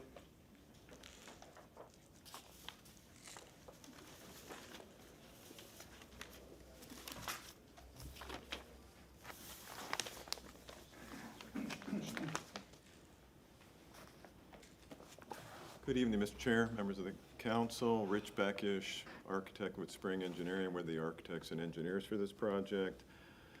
In regards to planning and the site plan revisions, we've agreed to do all those. The one item that I do want to cover deals with the 37-inch oak and the waiver requested for that and the inconsistency in the site plan. We have exhausted a number of different design options and worked with the staff to try to work around this tree. What we ultimately found was that we couldn't yield the same results, and anything we put there within the root zone of that tree would be detrimental to that tree. So we have agreed to provide the additional 4-inch oaks that staff requested. We've also agreed to provide the Silva cells to increase the canopy of those oaks to restore the 37-inch oak canopy. Other than that, if you have any questions, I'm happy to address them. Does council have any questions of the applicant? Councilwoman Herzog? So those 4-inch oaks will be on the property? Yes, ma'am. Okay, can you show me where the new oaks will be going? They're the light green. Okay, We're actually providing 20 new oaks, but Okay. 4 of them are going to be with the Silva cells. So if you're familiar with the Silva cells, you know. Okay. yeah, okay, thank Okay. Hearing none. Does anybody in the public wish to speak to this item? I have a motion to close from Councilman Maniscalco, second from Councilman Miranda. All those in favor say aye. Aye. Opposed? Ayes have it. A revision sheet. Okay. All right. I'll have an ordinance being presented for first reading consideration. Ordinance rezoning property in the general vicinity of 11607 and 11613 North Florida Avenue in the city of Tampa, Florida, and more particularly described in section 1 from zoning district classification CI commercial intensive to PD plan development vehicle sales and leasing and minor and major vehicle repair, providing an effective date Second. with that revision sheet. Thank you. I have a motion from Councilman Maniscalco, second from Councilman Miranda. All those in favor say aye. Aye. Opposed? Ayes have it. Okay, motion carried with Vieira absent. Second reading and adoption will be held on September 17th, 2026 at 10 a.m. at Old City Hall, located at 315 East Kennedy Boulevard, 3rd floor, Tampa, Florida, 33602. Thank you very much. And we'll give a minute for the Mayor's Youth Corps and everybody else to exit. Hey, it's my understanding that there's quite a few people down on the second floor. If you're down on the second floor, we have a lot of seats up here. You're welcome to come and go through screening and join us in Tampa City Council chambers. If you are on the second floors, come on up. We have room for you.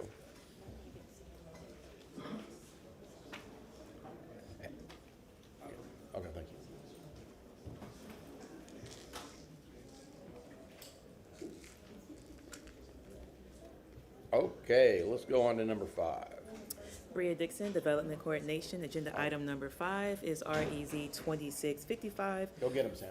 Request to rezone from 107 North Armenia Avenue to CG Commercial General, from CG Commercial General to PD Plan Development, Office Business Professional, and all CG uses. I will now turn it over to Planning Commission staff. Thank you. Mr. Collins?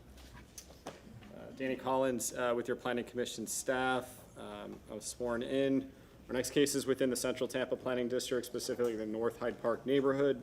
The site is within Evacuation Zone C. Here is the adopted future land use maps and subject sites that currently designated CMU 35. It is just one block, about half block north of West Kennedy Boulevard, which is UMU 60. Armenia Avenue fronts the property to the west. We have CMU 35 to the north, and then just to the northwest, we have residential 20. Staff reviewed the request and found it consistent with a number of policies in the comprehensive plan. The proposed floor area ratio of 0.47 is well below the maximum FAR of a 2.0 allowed under the CMU 35 designation. The site is located along North Armenia Avenue, which is a designated transit emphasis corridor, which is identified in the plan as a corridor suitable for redevelopment.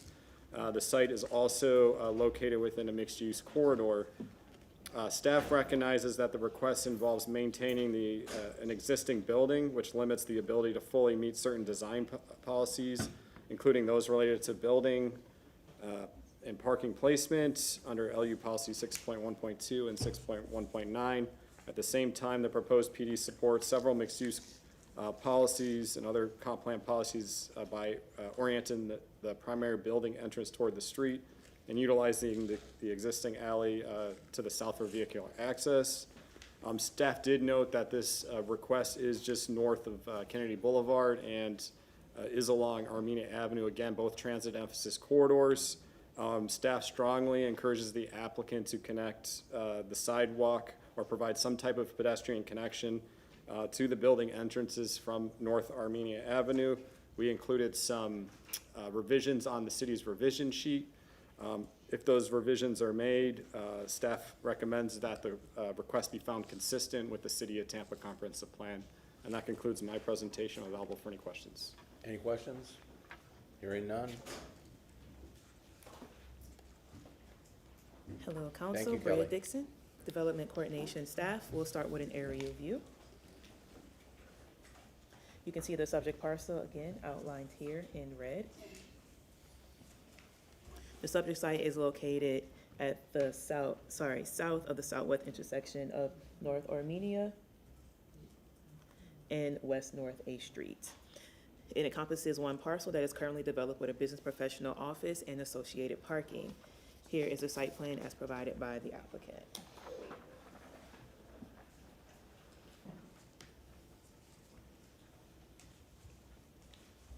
Here is North Armenia Avenue as well as West North A Street. The applicant proposes the construction of a second-story addition, the addition being here. And the expanded offices will both front North Armenia Avenue, totaling 4,480 square feet of commercial development. The proposed design requires off-site tree removal, which is here and here, which is not permitted within the applicant's purview, as the rezoning request can only entitle the property as contained within the application and establish conditions associated with said property as described in the legal description. Any and all off-site improvements must be removed from the site plan. More specifically, the trees indicated for removal on the property to the east are not within the purview of the applicant. To this end, the proposed location of the building must be adjusted to satisfy code and eliminate adverse impacts to off-site trees on the adjacent property. Staff has discussed alternate reconfigurations with the applicant that comply with tree and landscape technical code standards, as well as zoning standards and regulations. Failure to adjust the building location and removal of the improvements as shown on the subject plan will result in staff's inability to certify plans. Here is an elevation as provided by the applicant. These are elevations of the existing structure that is there. And these are the elevations of that addition that is proposed to the north. I also have photos. Here is the subject property.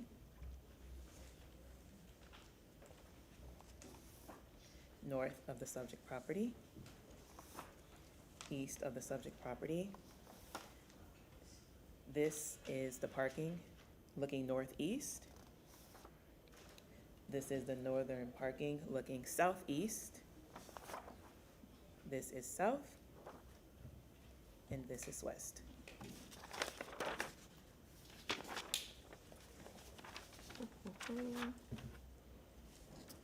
The applicant is requesting one waiver from section 27-283.3.3.c to reduce the required 3-foot buffer on the north vehicle turnarounds from 3 feet to 1 foot. Development Review and Compliance staff has reviewed the petition and find the request inconsistent with applicable City of Tampa land development regulations. Please refer to Natural Resources and Development Coordination comments for overall inconsistent finding.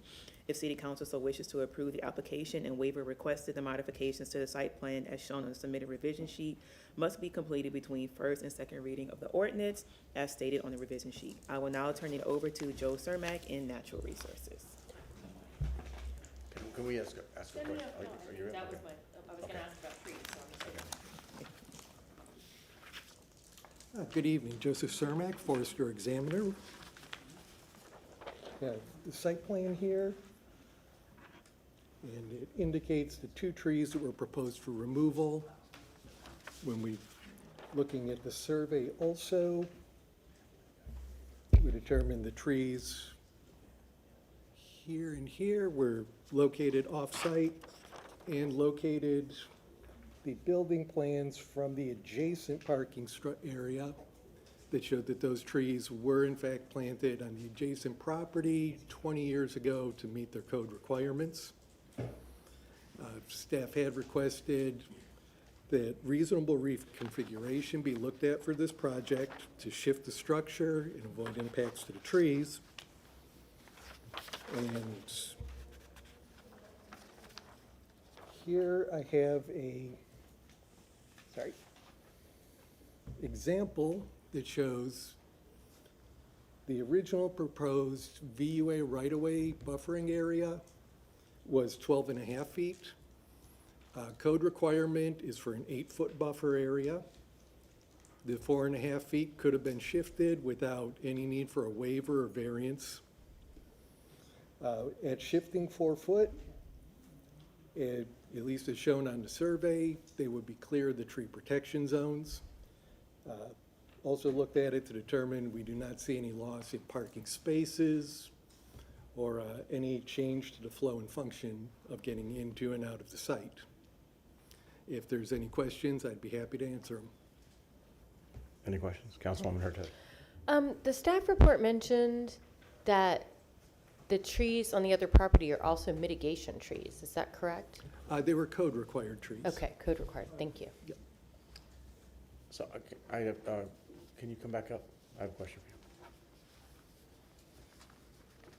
for you. Again, I kind of want to understand what they're doing here. They're trying to retain the existing building and then build an additional 2-story adjacent to it? Correct.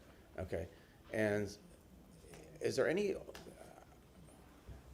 are there, so the applicant can listen to me and probably answer this when I get, but are there any city council, are there any city code, this is such an important transit corridor between Kennedy and Armenia, and have this big surface parking lot in the front, lack of pedestrian access, it really doesn't seem to be jiving with the direction we're trying to drive this corridor. Is there anything that overlying rules, regulations, or codes that would, if this was a clean slate and this lot was empty, would they be able to develop this property this way?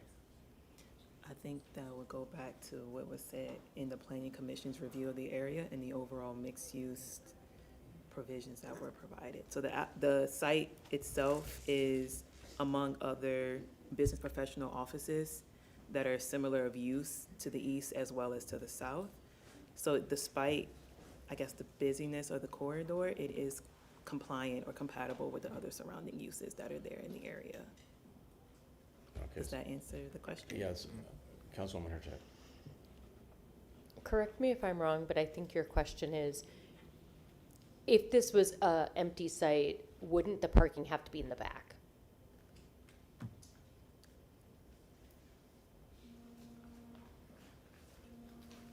Yes, that you are Yeah, correct. that's what I thought. With pedestrian access. Yeah. Yeah. Yes, LaShawn Dock, Development Coordination. So some of the design elements that would be required may be provided in the overlay district.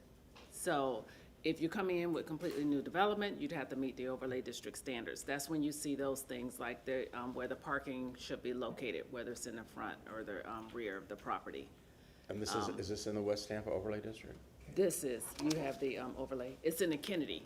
Kennedy. The Kennedy Kennedy overlay overlay. district, which does not specify.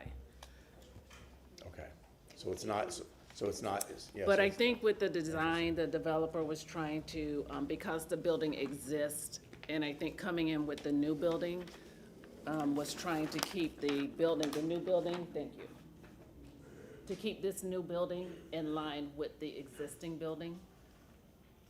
And this building And has, then come in with the parking located on the west side of the property. And so what Joe has explained is that right now, on this side, there's 12.8 feet. This building is here, 4 feet away from the property line. Right. So if they took 4 feet, there is room to shift and not lose a parking space or require any additional waivers. And still provide their required VUA of 8 feet.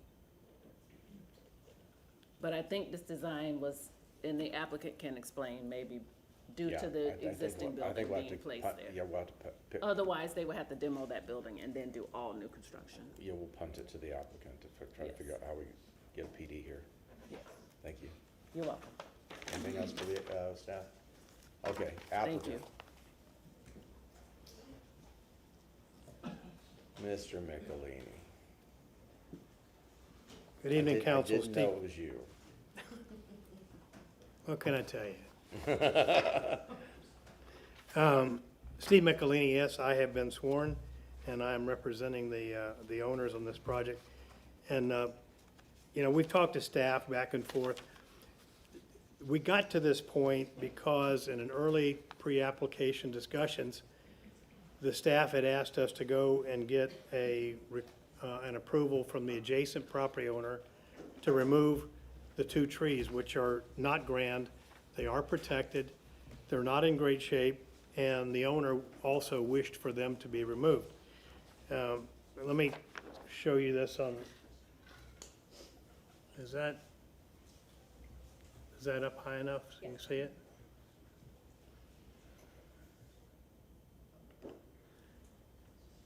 Okay, these are the 2 trees that are, they are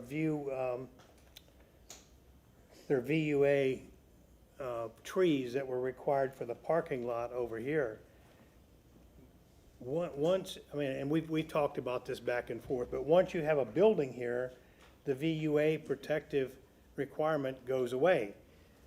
It's no longer applicable because there's nothing to protect it from. There's a building there. And I'll show you the two trees that are in question. The one on the left over here is in worse condition than the one on the right. And we're trying to match the existing building, and I'll show you the other photographs here. Because it's so architecturally significant? Well, I'm sorry? Because it's so architecturally significant? Well, you know, it may have been an older planting, but they're not that significant. If you look at this picture here, the second row of parking has all palm trees. This side has oak trees. What we were proposing to do was to remove those 2 oak trees and plant them in more appropriate places further to the north where they could survive. And you see on this is on the east side, you've got these palm trees and a few of the oak trees over there. We're sort of, you know, we're stuck. I mean, we simply are stuck. We have an alternative. The staff wants us to move the building. We were trying to keep the buildings aligned for efficiency in construction. This is an existing building, and this was the proposed new building. They were asking us to reduce the green space up here on the front. We are going to enhance that with additional oak trees and beautify that area. I guess we just have to throw ourselves on the mercy of the council. What would you like us to do? If you want us to move, we'll have to move the building forward 4 feet, and that will have to be accomplished between first and second reading. I've had fairly extensive discussions with the homeowner association. They didn't understand why the two trees were being removed. I think I've tried to explain that adequately to you. We have met all the other criteria. It's on the transit corridor. If you wish us to plant more trees in the front on the Armenia side and create the shade trees, which is what the HOA had asked us to do, we can do that. The one waiver that we were requesting involves the turnaround here, not the parking spaces. So the turnaround, we were asking for a waiver from reduction from 3 feet to 1 foot. Again, the pleasure of council, we'll do whatever you ask us to do. If you want us to move the building, we'll move the building. We prefer not having to do that. We've entered into the application, the signed and notarized agreement from the adjacent property owner saying, they're okay, they want us to remove the trees and replant them in more appropriate locations. And you've heard, previously from the arborist that the right tree in the right place is the thing to do. These trees, even if we move the building, are not going to be the right trees in the right place. So, I'll be happy to answer any questions. That's basically the synopsis of where we stand with it. Looking for some direction from council on what you'd like to see us do. The other notes that the staff has provided show consistency. As I said, we're in a transit corridor. We're, one block off of Kennedy Boulevard. I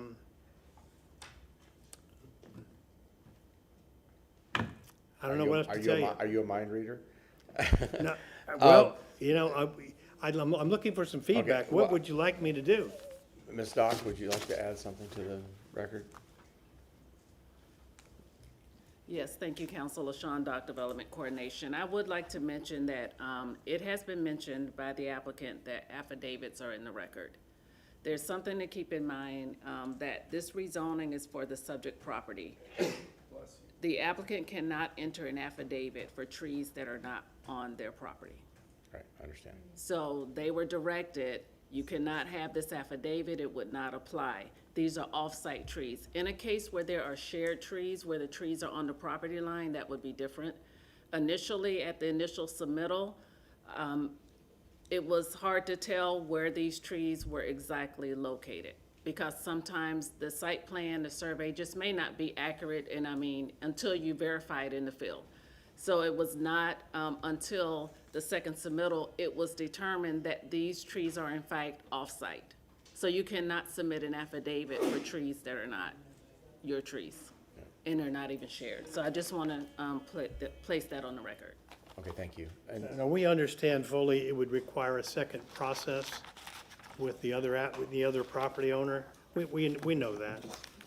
And we weren't trying to subvert the process. We just need some guidance on so, Mr. how you'd like us to proceed. I'm only one of 7, so I don't know what everybody else thinks about it. Here, I sort of hinted to this earlier in the presentation. This particular corridor, Armenia and Kennedy, is such an important area for the city of Tampa, and so you're not coming for Euclidean zoning, you're coming for a PD, which automatically, the litmus that is going to be different than an Euclidean zoning because it's not an entitlement, right? So if coming for the graces of council for a PD, you really need to be bringing something that really is worthy of us giving it that consideration. And there's lack of, you're right there on Armenia, there's lack of pedestrian access to the buildings you're looking at building. It's the that forward-facing parking. The tree is one issue, and these trees are kind of on a property line, which is where you put trees. You don't want to put if you had a tree in the middle of this lot, you'd be coming to me and saying, I have to build something different because there's a tree. Or I have to take the tree out because it's in the middle of the lot. This thing's on the property line. I just think there's a multitude of problems with this request. You're trying to put a square peg in a round hole. That's my opinion on it. Anybody else? Councilwoman Hurtak. I think I'd like to hear from the public, but, yeah, because I don't have any particular questions. I think for me, it can kind of go either way. Okay. Okay. I Anything reserve else? my time. Yeah, go ahead, exactly, okay, sounds, I don't think, I'm not aware of anybody objecting, but there could be. okay. Is there anybody in the public that wishes to speak to this item?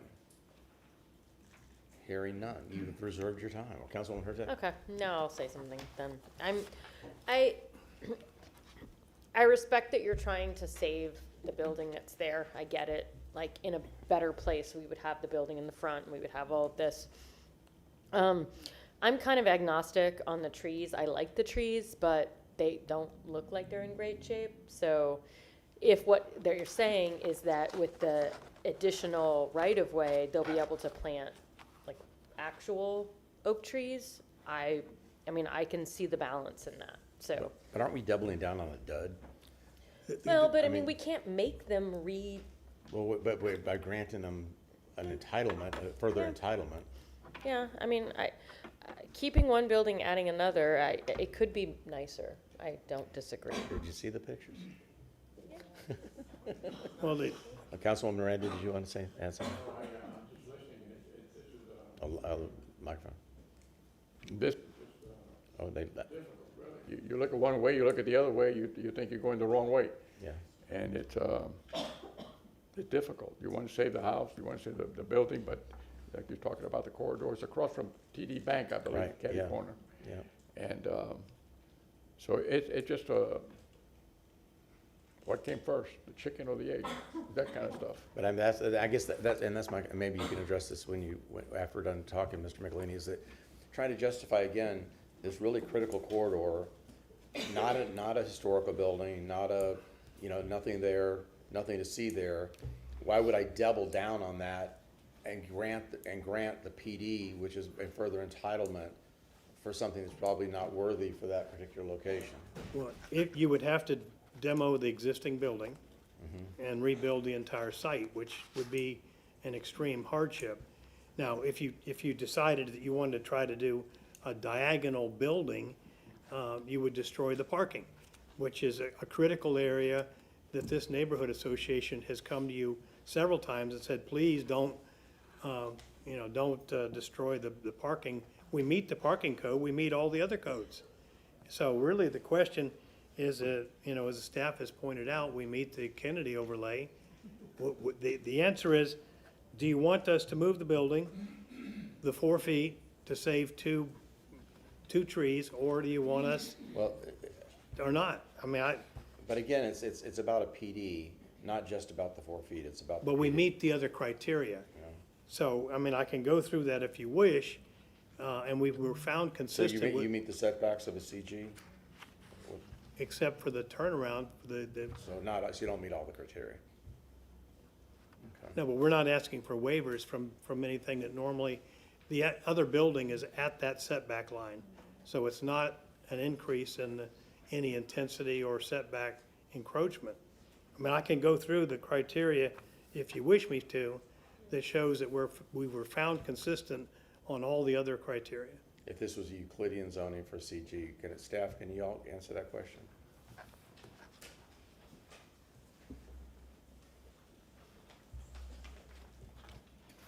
Bree Dixon, Development Coordination.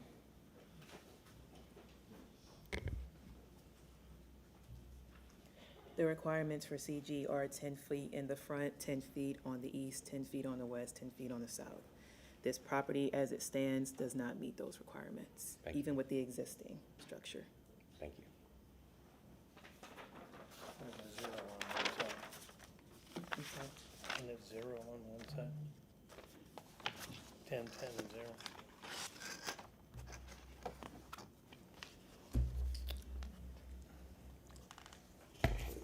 Oh, go ahead.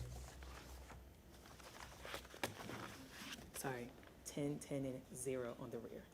0 on, 10, 10, and 0 where? On the rear. On the rear, we On the meet rear. the rear, and the sides, we meet the So the criteria. rears, so for CG, it's got a 0 setback requirement On the rear, for all CGs, huh? correct. That's interesting. Councilwoman Young. No, just as I was looking at the pictures, I'm listening to the conversation.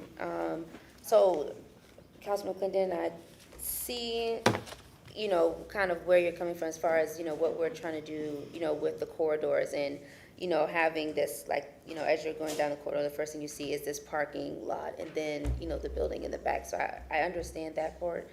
But trying to you know, as Mr. McElhaney was saying, reconfiguring it or having to tear it down. I don't know, I'm kind of like in between. I see, you know, I'm like, if this could be moved up here, you know, it could be better, you know, appeal to, you know, pedestrian access, all those things. And I'm, you know, I don't know. I guess I'm just kind of working it out as I'm talking. If it wasn't on Armenia, we'd have a whole different conversation. So, we are providing the pedestrian access that you asked for. It's here, and it goes all the way out to Armenia. Is that up high enough? Crossing your driveway. Again, it's like. Well, it has to cross somewhere. I mean, we're accessing off the alley and not off of Armenia, which is another one of the provisions that you all have asked for, to utilize the alley for access. So at some point, we get conflicts between what you've asked for and what we can provide on the site. Well, to be clear, that we generally, when you hear that from council, it's about residential construction. Yeah, so, okay, I mean, again, I'm just one of 7, so I'll leave it at that. It's, as you know, it's obviously the transit corridors are a passionate thing for me, and having the transit-ready corridors in our concept and pedestrian friendly, and you know, it's a very, and so if you're coming for Euclidean, it would just be a rubber stamp, but.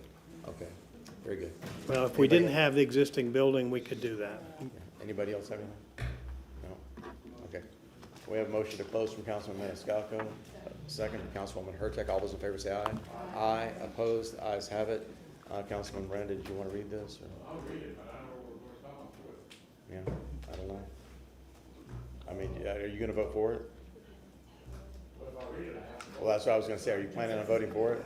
I'll move on. I'll move on if you're not planning on voting for it. I'll just pick somebody else. So. I mean, from what I'm hearing, it's possible, but it's not 100% correct. Yeah. But it's probable that it could. Yeah. But I'm also realizing that there's some other changes from some other zonings that I can't bring up because it doesn't interfere with this zoning matter.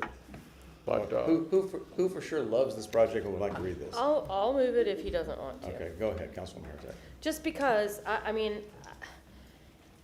yes, is it what we want? No, but is it reusing a building that's already existing and therefore it can save someone money who wants to start a small business or something like that? I can't say no to that. So just because, ordinance being presented, file number REZ 26-55, ordinance being presented for first reading consideration, an ordinance rezoning property in the general vicinity of 107 North Armenia Avenue in the city of Tampa, Florida, and more particularly described in section 1 from zoning district classification CG, commercial general, to PD, planned development, office, business, professional, all CG uses, providing an effective date.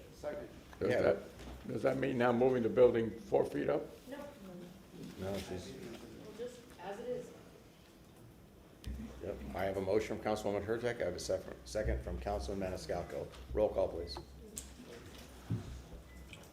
Hurtak? Hold on a second. There is a waiver. Is there a revision sheet attached to that? There's a revision sheet attached. Yes. With the revision sheet. Okay, I have a motion from Councilwoman Hurtak with the revision sheet. A second from Councilman Maniscalco. Roll call, please. Yes. Sorry. Yes. Hurtak? Oh. My mic wasn't on, sorry. Young? Yes. Carlson? Yes. Miranda? Maniscalco? Clendenin? No. Okay, motion carried with Miranda and Clendenin voting no and Vieira absent at vote. I'm sorry, Vieira absent. Second reading and adoption will be held on September 17th, 2026 at 10 a.m. at Old City Hall, located at 315 East Kennedy Boulevard, 3rd floor, Tampa, Florida, 33602. You can't say this council isn't kind to you. Thank you, Council. It wasn't kind of him, it's to the owner. Yeah, I mean, I don't love it either, but I think that's one of those things that now we know the Armenia corridor doesn't, or the Fowler Avenue corridor doesn't incentivize parking in the back. We need to fix that. We got some fixing to do. Yeah? Okay, item number 6. Thank you, Mr. Chairman. Again, for the record, Christopher Lamont, Development Coordination. I'm sorry. Hold on 1 second, please. Mr. Shelby. Martin Shelby, City Council Attorney. There are more people in the room now, Mr. Chairman. I don't know who has not been sworn, if you would, please. Okay, Okay, and if you are planning on speaking to any of the additional items this evening, if you're planning to provide testimony or public comment, please stand, raise your right hand, and be sworn in by our clerk.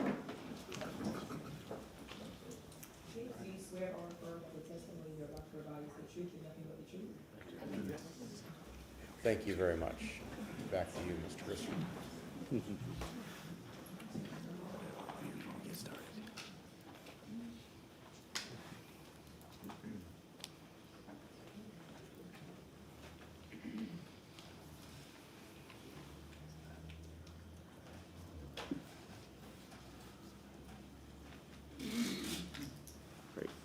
Thank you, Mr. Chairman. Again, for the record, Christopher DeMonch, Development Coordination. Agenda item number 6 is REZ 2657.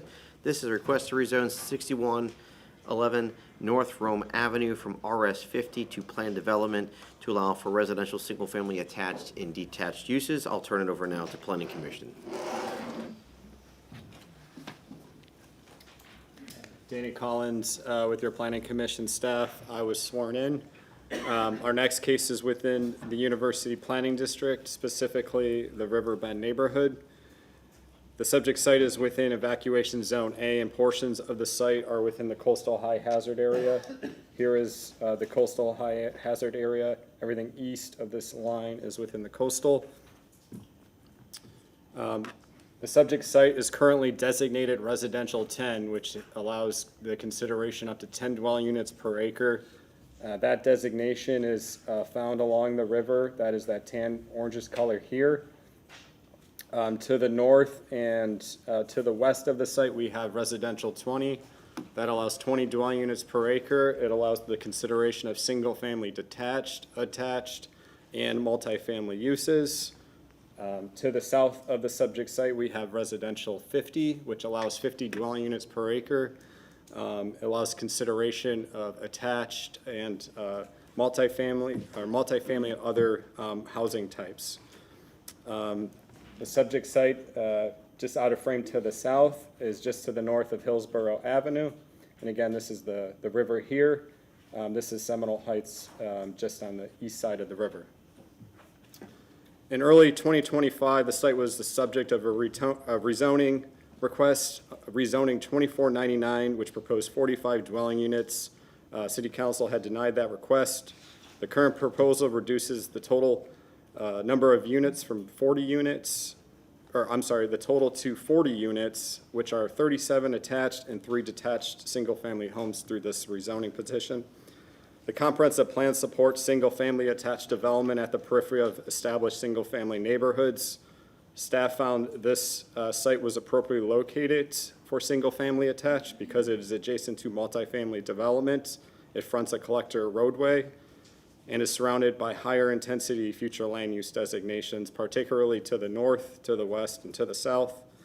The proposed density the proposed density of this request is 8.58 units per acre, which is comparable to the development in the surrounding area. Staff noted the density along North Rome Avenue and the density to the parcel to the south of the subject site, which is R50 in our report.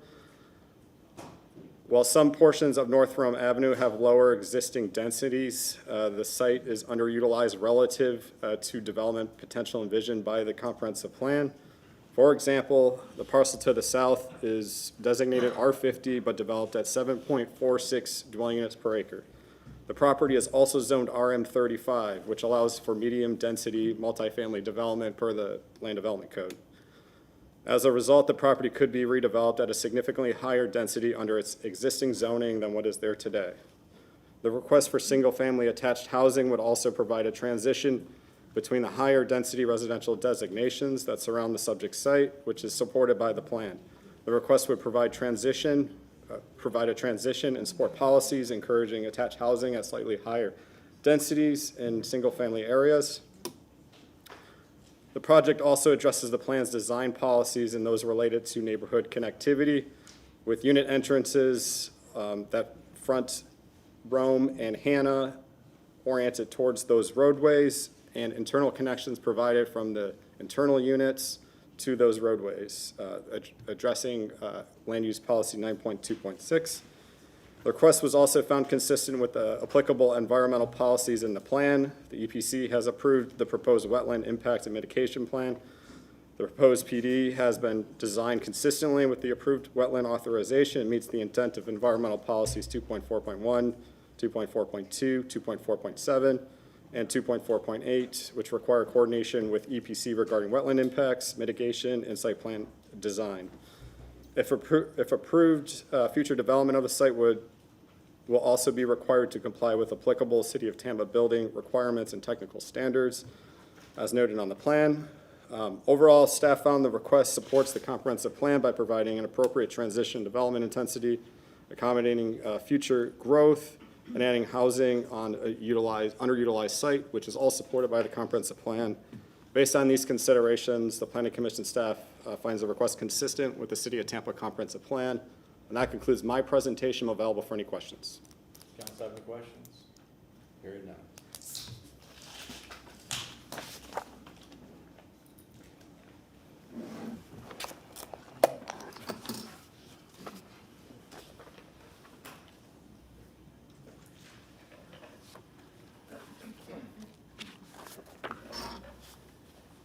For the record, again, Christopher DeMonts, Development Coordination. As Planning Commission staff mentioned in their presentation, Council reviewed an application last year, REZ 2499, for this site, proposed with 45 units. And of course, it was subsequently denied by Council, and we are here as staff to present the latest application from the applicant.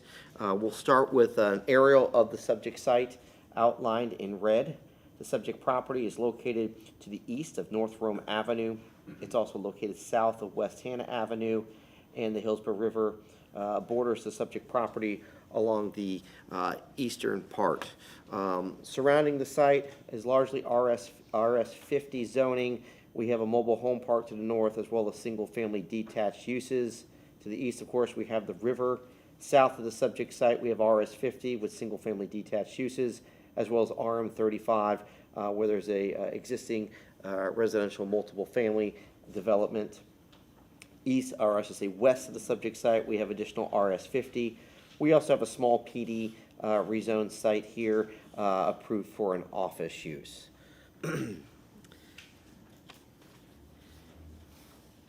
Next, we'll show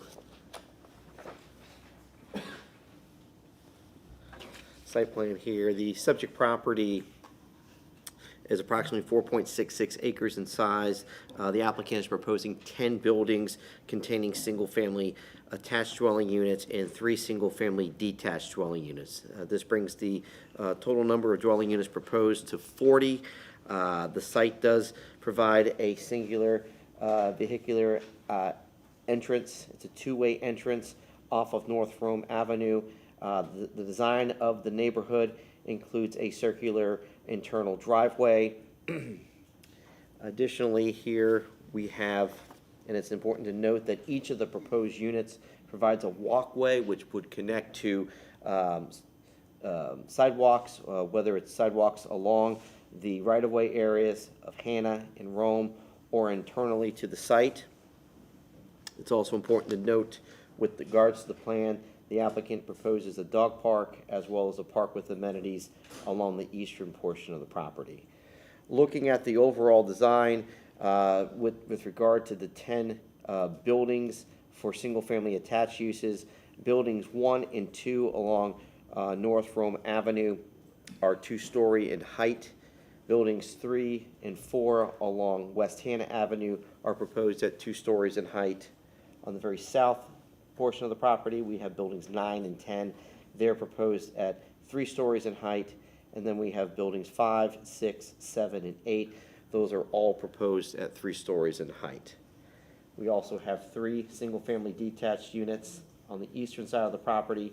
Those are proposed at 3 stories in height as well. Each of these units is proposed with a 2-car garage. Those vehicles would be located side by side from each other. The plan that was before you last year included that sort of building, I should say garage design that we typically see, but there was also a stacked design for some of the units. So that's a difference between what you had previously seen and what is here now. Next, we'll jump into examples of the elevations. This is an example of what you would see for buildings 1, 2, 3, and 4 along Hannah and Rome.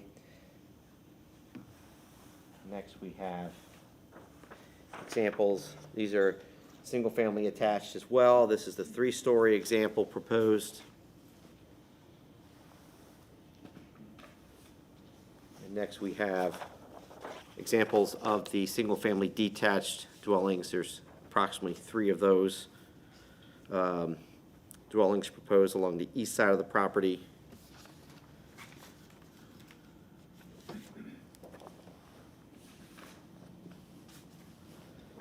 Next, we have photos. Starting off, we have some photos of the subject property. We have a view from Rome Avenue. This is along the north boundary of the subject property on West Hannah Avenue. Next, we have examples of what's just north of the subject property. Additional example. This is the view looking down West Hannah. The subject property is on the right-hand side in the photo. South of the subject property. Southeast of the subject property, this is at the end of West Burke Street. And then, of course, we have west of the subject property across North Rome Avenue. There are no waivers requested with this application. And Development Review and Compliance staff has reviewed this petition. We find the request consistent with the applicable City of Tampa land development regulations. And should it be the pleasure of City Council to approve this application, further modifications to the site plan must be completed between first and second reading, as stated on the revision sheet. And I'm available for any questions. Any questions? Hearing none. Applicant?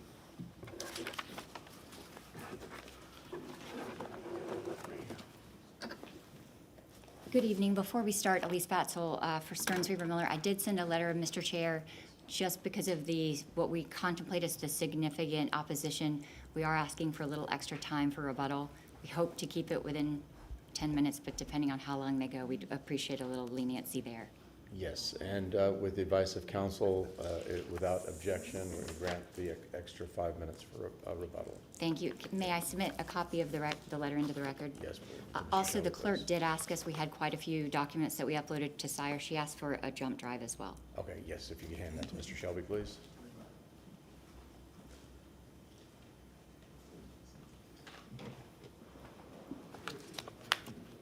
Motion to receive and file the documents in the drive. I have a motion from Councilman Miranda, second from Councilman Maniscalco. All those in favor say aye. Aye. Opposed? The ayes have it. Thank you. If you could pull up the presentation. Did you say your name? I can't remember. Elise Batzel, Stearns Weaver Miller. It was like 5 minutes ago. I can't remember. I understand. Good evening. Elise Batzel, Stearns Weaver Miller, on behalf of the applicant. Chris has already introduced where the property is, so I will skip over that. As he stated, the project is 37 single-family attached and 3 single-family detached at a density of 8.58 units per acre. It meets all code criteria, and we're going to talk about this a little bit more. In redesigning this plan, as we have over the last year, you will see that the green space far exceeds the code. There is the existing multifamily to the south. This is just the proposed site plan. I'm going to go into detail here, but I did want to note for you that the access is off of Rome. There is 2 lanes kind of coming in, a visitor and a resident, and there'll be 1 lane going out. All of the units along Rome and along Hannah front out to make them more connected to the street. You can see here just the layout of the buildings. It's a little bit easier on color. As you can see, we've created the 2-story periphery along the roads with 3-story further inside. The 3 single-family dwelling units along the river are going to be stilted homes. And this just shows the location of the stormwater facilities. As you can see, there are 3 stormwater ponds. There will also be chambers underground. Of course, this site is not fully engineered at all, but this is, conceptually where these will be located. We'll talk a little bit more about this, but when we came before you before, we were asking for grand tree waivers to remove grand trees. We have redesigned this plan, and we will be retaining and preserving each and every grand tree on the site. I want to take just a moment and talk about the green space. As I mentioned, we're far exceeding the green space, but what's really interesting and significant here is that we've redesigned the plan to cluster the green space. Your staff reports talks about the fact that if you cluster green space, it's more likely to stay and be viable for a long period of time. The other thing just to note is that there is a wetland, we'll go into this a little bit more, along the Hillsborough River that is being 100% preserved. We're not impacting that wetland at all.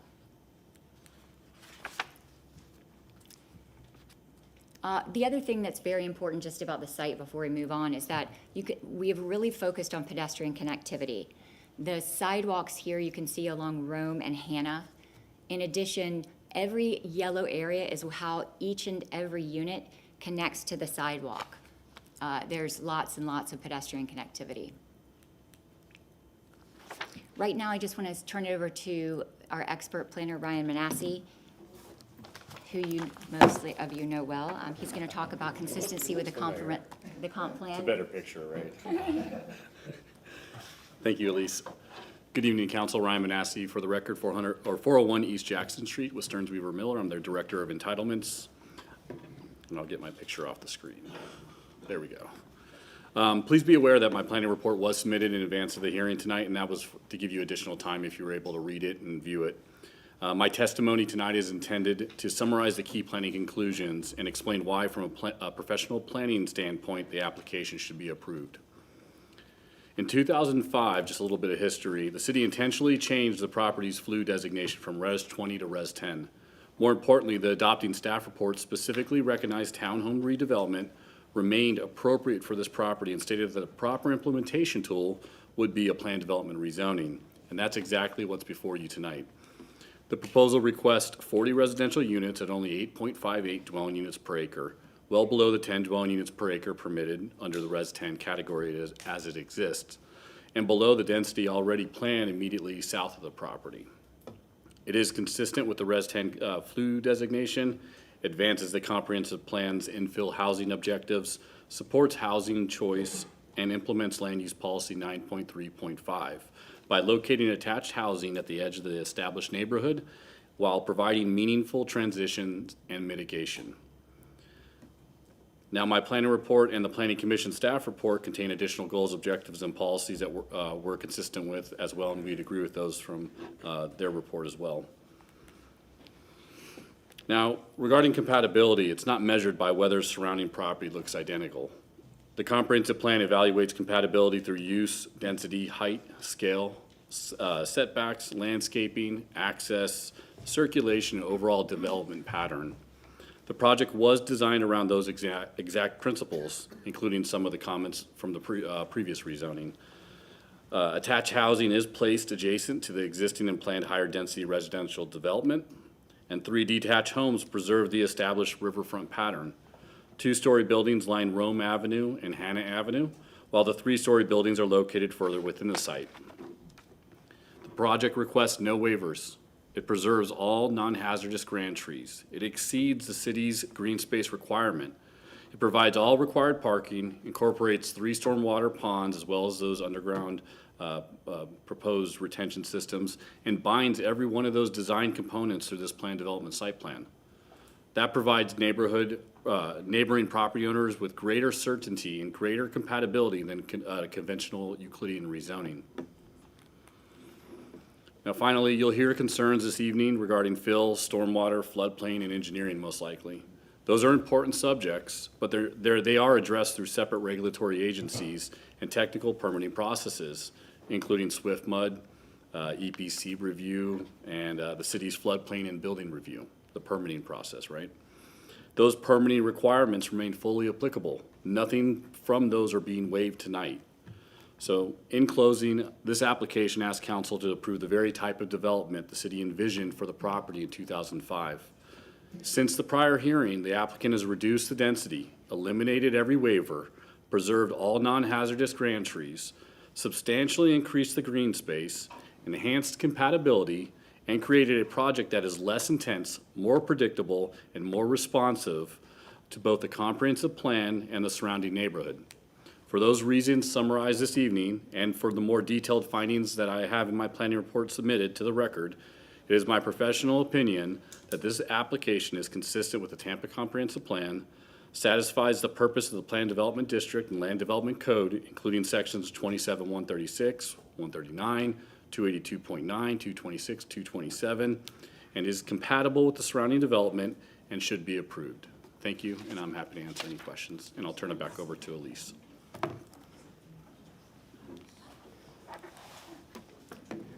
We have engaged with the community over the last 2.5 years many times, but most recently for this application, we held a virtual meeting, not just with the Riverbend Civic Association, but to everybody that was in the mailed notice area for this application. That was held on July 22nd. And we had an in-person meeting with a few members of the Riverbend Civic Association on August 12th. In addition to that, we had multiple emails to us, and we answered each and every question that we could answer at this stage in the process.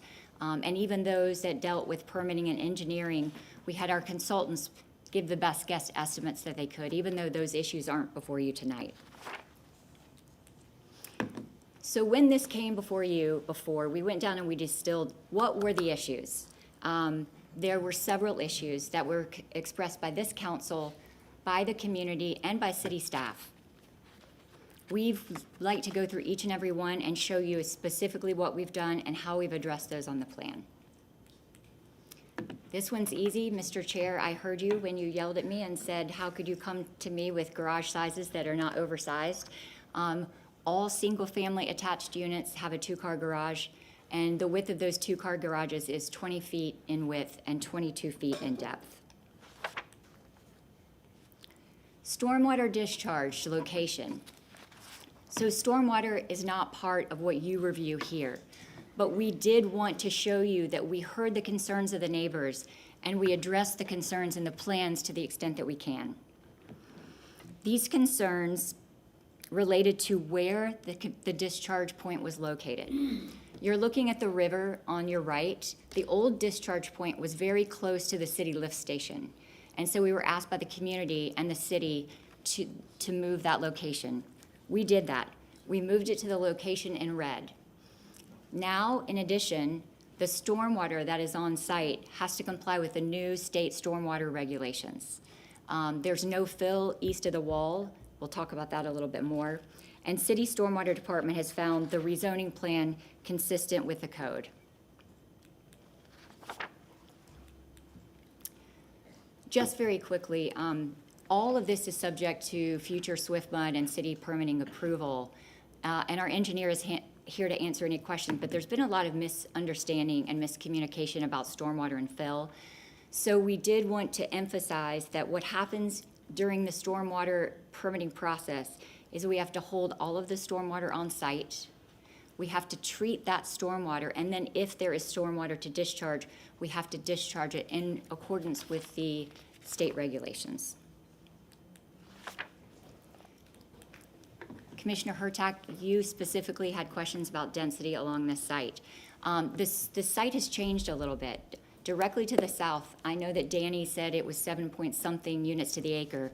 There are permits in for a plan that is going through permitting right now at 10.56 dwelling units per acre.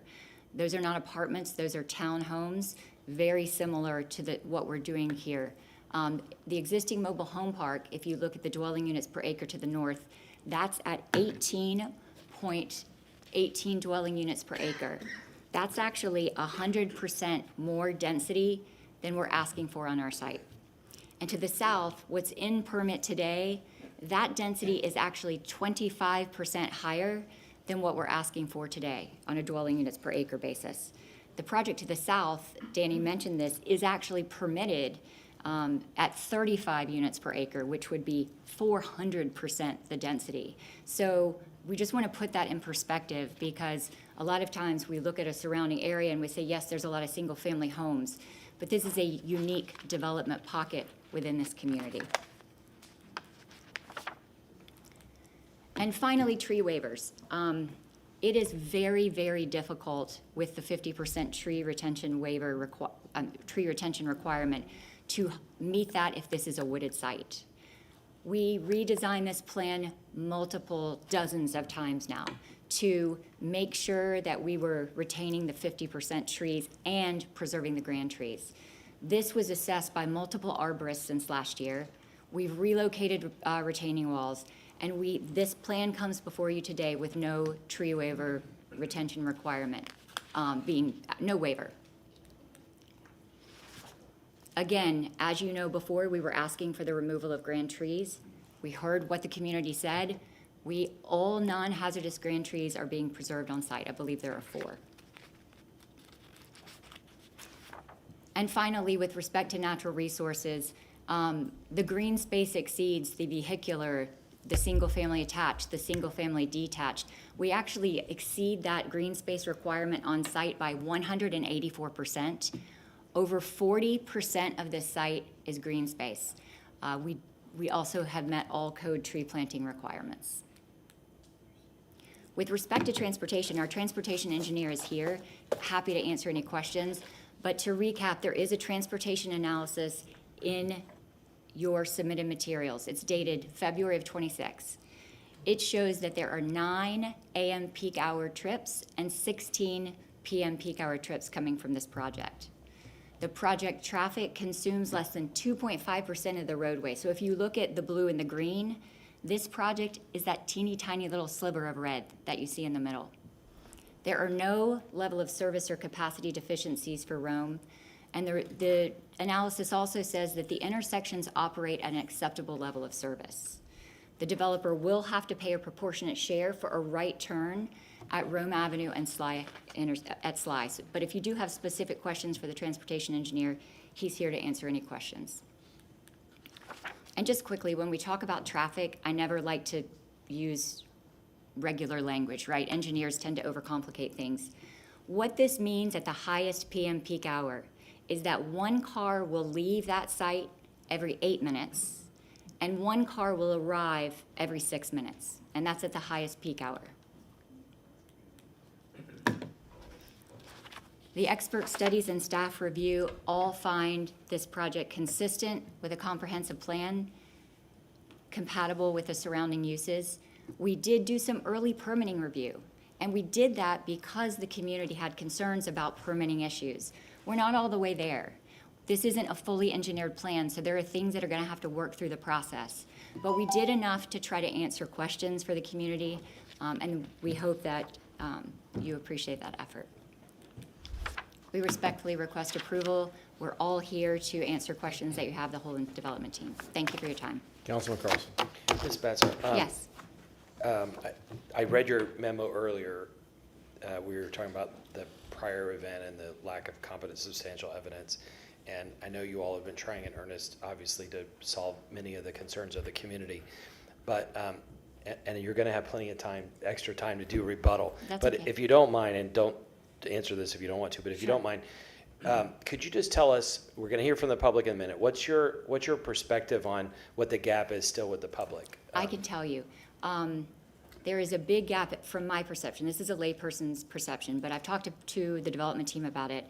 There is a conception that by adding fill to this project, that somehow we are going to increase pollution runoff into the river, or that if there's a flood, all of that fill is going to go into the river.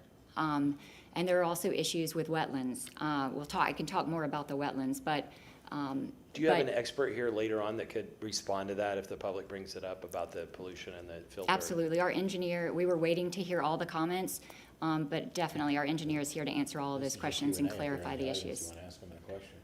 And go ahead, I'm sorry. No, but you had meetings with the public, you answered a bunch of the concerns, but did you feel like some people came along and said, you know, we heard we got what we wanted, or are most people still the We the didn't same really as- get constructive, here's what we'd like you to do with your plan. You know, normally you meet and they say, we don't like the 3 stories, or we'd like you to change this. We didn't get any feedback for 2.5 years that was related to our actual plan. The neighbors, you'll hear them, they do not want this development here. I think 3 of the letters that you have in your file want this preserved as a public park. And I understand, I don't want my community to change either. And so, you know, we really tried to answer the questions the best we could, but so many of these questions aren't for this body, right? Stormwater issues and permitting those issues, how much fill and where we have fill. We actually commissioned a study, which is in your record, and I can talk more about it after the community. It's a study that says, where is it safe to place fill? And our retaining wall, we have voluntarily agreed to keep the fill away from the river a certain amount, even more than they suggested. And we did all that to try to give comfort to the community, even though a lot of those were stormwater issues and engineering and permitting issues that don't relate to the rezoning. Would you like to bring your expert up who would talk about the runoff and the fill? Would you like to bring that person up now or in rebuttal? If you don't mind if we do it in rebuttal, at least that way we can do it all at once, and if there's additional questions, but if you prefer it now, happy to do that. No, I think it's good to hear from the public, and sorry to make the public wait, No, but there may be a few more issues, and maybe it would be more respectful of your time. Yeah, I almost think I want to hear from it so that at least the public can hear it before they talk too. Maybe there's a. Okay, you want to do it now? Sure. You can always talk about it in rebuttal too. That's fine, that's fine. So then that gives the public an opportunity to hear before they talk about it. So the question was, Councilman Carlson? No, I was asking Elise about the remaining concerns of the community, and she was saying, sorry to paraphrase, but the potential runoff and contaminants in the water, things like that. So maybe you could address that. Introduce yourself first. Yeah. Good evening. Braulio Grajales, High Point Engineering, here in Tampa. My address is 5005 West Laurel Street, and I have been sworn. So, do you have any specific question for me? Well, if you could just elaborate on what Ms. Spencer was saying. So Braulio, and maybe this is the appropriate time, the community is very concerned about bringing fill into the site. Can you tell us, we cannot develop this site with, the by right development is about 15 to 20 units, single family. We would have to plat it, but we could get 15 or 20 homes on the site. Is it true that you would have to bring fill in to develop this site by right, whether this rezoning goes forward or not? Yes, the answer is yes. So I think there's a misconception that this fill, this rezoning is somehow going to approve or deny fill on the property. It's not. This property is going to be developed, whether it's, you know, with or without the by right development or this rezoning. The other issue that I think is concerning to the community, and again, I'm speaking for them, I'm sure they're going to speak for themselves, is the concern that there's runoff or how the runoff. I heard someone in the community meeting saying that our shingles were going to cause all this pollution and that runoff was going to go into the river. Can you explain how you hold, treat, and how that water, if there is water, is discharged just generally? I think of it like a big bowl. It's not a bowl, but, you know, where you capture it and it is treated. So without getting into too much technical detail and too much into the weeds, the goal, and that will be when we go into permitting, will be to grade and collect all the stormwater runoff from the roofs, from the sidewalks, from the roads internally through gutters, downspouts, pipes directed to there are proposed 3 ponds around the site, and there will also be some chambers, which Ms. Elise already pointed out in the presentation. All that water will be directed into those systems. No water will not go outside the property. No water is gonna go outside the property. All that water will be collected, captured, collected, sent into the system, then treated, attenuated, and any excess stormwater runoff will be discharged to the river Can you say what treat it is? Because I think people don't understand what it means to treat stormwater. Yeah, like how you treat it, and then in your presentation, you talked about what you would do with the excess. So if it is so big that it fills the reservoir, where you have someplace that it goes. So where is that? I'm not sure how much technical you want me to get in here, but just to. Just to right set this is council's opportunity for questions. So if you answer just directly exactly what he asked, this is the opportunity to answer council's questions. And then if it has to be further explored, they'll have an opportunity for that in rebuttal. What does it mean to treat, and what does it mean to discharge, and where does that go? So first of all, the design will have to comply with the new state stormwater regulation, right? And that is all based on pollution performance, BMP, best management practices, right? But the goal will be to abate as much as required phosphorus and nitrogen before it gets discharged into the river. So any pollution that will be generated by the project is going to be retained in the detention ponds and in the chambers. That water is going to percolate and is going to there will be baffles and weirs that will be provided that will retain the water and any pollutants into the property. We will keep those pollutants into the property. Then, and I believe you asked me also about the volume attenuation. So those weirs will hold that water within the property, and any discharge to the river will be the acceptable amount of water, and it will not exceed what the property is currently discharging is in current condition, which is green minus previous building that has been recently demolished. But the water that would be discharged, it would have been cleaned of the phosphates and nitrates. It will be discharged with the amount of pollution that is allowed by the state, which is reducing, I believe, is 90%. I might have it different, 90% phosphorus and 55 or 80% nitrogen. If you just built however many, 16 single-family homes, would you have to have this kind of retention system? Would it be the same thing or different? It will be exactly the same thing. Same amount of fill, very, very similar. And again, we're trying to maintain 50% of the trees, so the retaining wall will have to stay where it is to be able to maintain the green spots.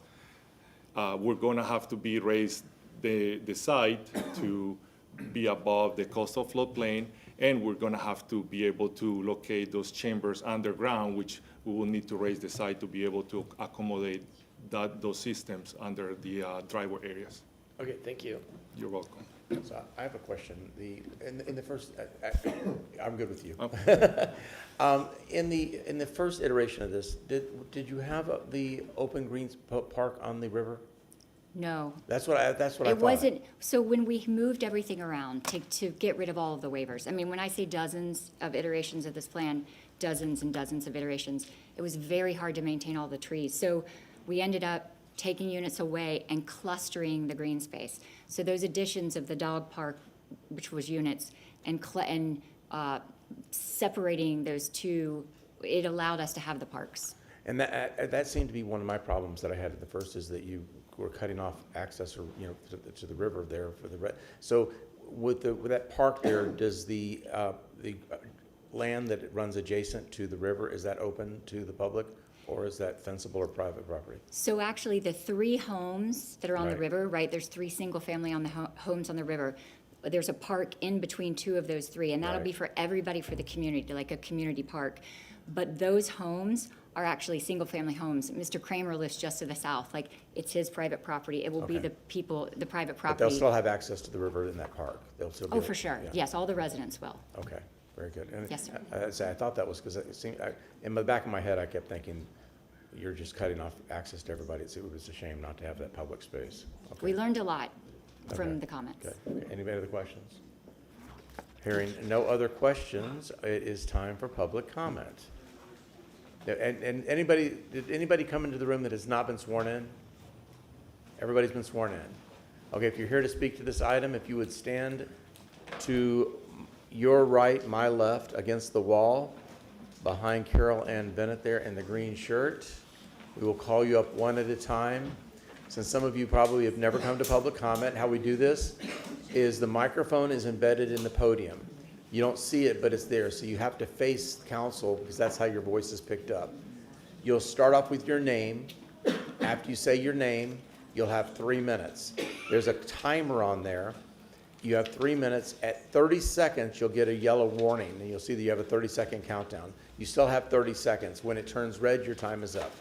Okay, first speaker, come to the podium, start with your name, and you'll have 3 minutes. If you have documents to share, please speak, a speaker waiver, okay.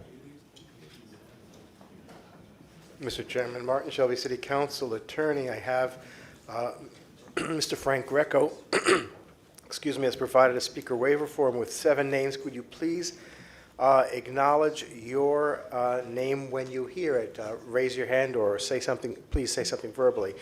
Ann Pipkins, thank you. Donald Lester, thank you. Richard Lowenthal, thank you. Pamela French, thank you. Antoinette Villa, thank you. Raymond Olar, thank you. And Mary McCain, thank you. 7 minutes. Now, when everybody signs a speaker waiver form, they waive their right to speak, so you don't have the opportunity to speak, but you donate an additional minute to the speaker who already has 3. So 7 plus 3 equals 10 minutes. Thank you, Mr. Chairman. Okay, sir. Mr. Greco, start with your name, and you'll have 10 minutes. My name is Frank Greco, and I am a former employee of the City of Tampa. I was a plans examiner there, and the Riverbend Civic Association has also consulted with Ron Giovanelli, a local hydrologist. And so I would like, if you would please, to consider this a substantial and a competent evidence. First of all, I'll start out with the flood insurance study, which determines what the zones are for flood zones. And the first is this flood zone of AE. The particular property that we're in question is a AE 11, which means that it's 11 feet above the base flood elevation. And in order to build livable space, it has to be 12 feet. You have to add an additional feet. This is a photograph or a aerial view of the property in question. And as you can see, this is the flood zone AE in the blue or green. And that's about 60% of that property. If you wanted to bring in fill to bring all of that property up to 12 feet above the base flood elevation, this is what you would need. It might be helpful, sir, if you would do it 90 degrees so that it's... Oh, would you like it this way? Yes. Okay.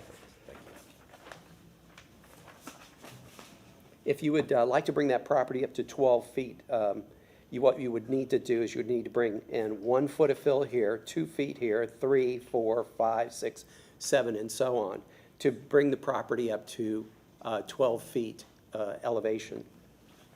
You can zoom in right here. I'm sorry. Oh, all right. This is a map of the 1939 Wheelan Creek area. As you can see, this is the creek that runs through the property, and it comes from an area that's close to Havana Avenue. That was from 1939. This is a regional surface drainage pattern which shows from Havana Avenue, this is Havana Avenue at this area, all of the regional drainage runs through this creek or this drainage area down to the river that runs through the subject property. This is an exploded view of that particular drainage pattern, and as you can see, there's a lot of drainage that comes off of the adjacent properties, especially from the north. This is an email from, it's actually a document from the City of Tampa. It's Ben Alshuki, who works for the Stormwater Department. And what he has identified here is the drainage pattern that goes down to the river. This is a stormwater drainage. Up a little bit? Okay. This is a stormwater drainage. And as you can see, it goes through there. And he has stated here, no permanent improvements can be placed in the public stormwater easements. I'll go on to an email from Dave Jennings, who was the manager of the Construction Services Office a few years ago. He has recently retired, but this is an email from a resident who is in an AE12 flood zone, and they're asking if they could put in fill. Basically, what he says, any fill placed on the lot will require to be placed without affecting surrounding properties. If the surrounding properties shed water to your lot, then you must continue to allow the water to flow to you. This is a site plan of the proposed development. I hope you can see that. This is a site plan of the proposed development, and as you can see, there are properties to the north, which is in this direction. And an explode of that is this. And as you can see, these are the drainage pipes from the projects, which go out to the river. There is a drainage pipe that actually has no connection to the conveyance system on the property. And also, the regional water flow from the properties to the north have no accommodation to flow across the property as what is required to continue to happen. There is a wall there, or it is an increase in fill dirt, which will prevent that from flowing through. Also, there is a stormwater easement that runs along this side of the river. It's documented and in use as we speak today, and there will need to be an easement encroachment waiver that's applied for that. Also, we need to have a hold harmless. FEMA rating is a system which allows a discount to policyholders of the flood insurance program, and the community rating is based on a classification, and the city of Tampa has a 5 classification, which gives a 25% discount to the policyholders. That 25% discount is based on the compliance to the regulations of FEMA. One of the regulations that I want to address today is Category 430. It is the higher regulatory standards, which include the development limitations. And what those are is certified by the City of Tampa, and these are all the certifications that the City of Tampa has certified that they are complying with. Basically, the last one is Category 430, that we comply with higher regulatory standards. And this form was signed by the mayor of the city, Jane Castor, and following through, the factors that cause the damage to the area is filling and other developments in the floodplain can reduce storage and conveyance capacity, increasing flood hazards, and also filling and construction practices can damage or destroy valuable natural floodplain functions. Higher regulatory approaches that are credited under the CRS rating is prohibited fill, required compensatory storage, and also requiring a lower floor elevations to be higher than the base flood elevation, protecting buildings and living spaces. One of the elements, the development limitations, is a prohibition of fill, and that is a maximum credit of 280 points. The use of fill to elevate buildings has advantages that make it desirable for developers and homeowners. However, there are problems with using fill. It reduces floodplain storage capacity, can deflect waves into the neighboring properties, and it has an adverse impact on native vegetation, wetlands, drainage, and water quality. The benefits of using fill accrue to the developer and to the property owner. Conversely, the problems accrue to neighbors, taxpayers, community, the NFIP, which is the insurance program, or the environment, because filling is not desirable floodplain management activity. This element credits communities that do prohibit fill. One method of offset impacts is to use required compensatory storage, but the compensation storage does not compensate for the adverse impact on other natural floodplain functions.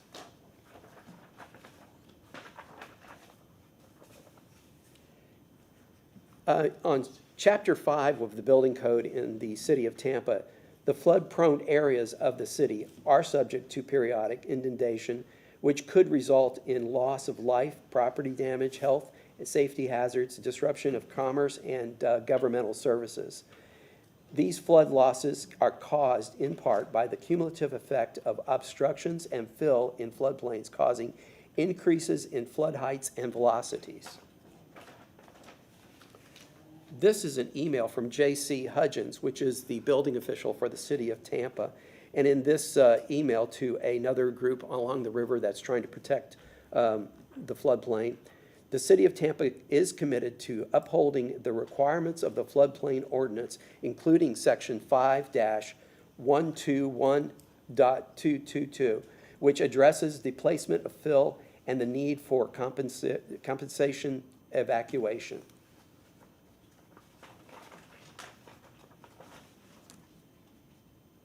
The 5-121.222, basically it's development that's permitted outside of the floodways, and compensatory evacuation, or excavation, shall be taken between the seasonal high water and the base flood elevation, and shall not result in adverse impact into the floodplain.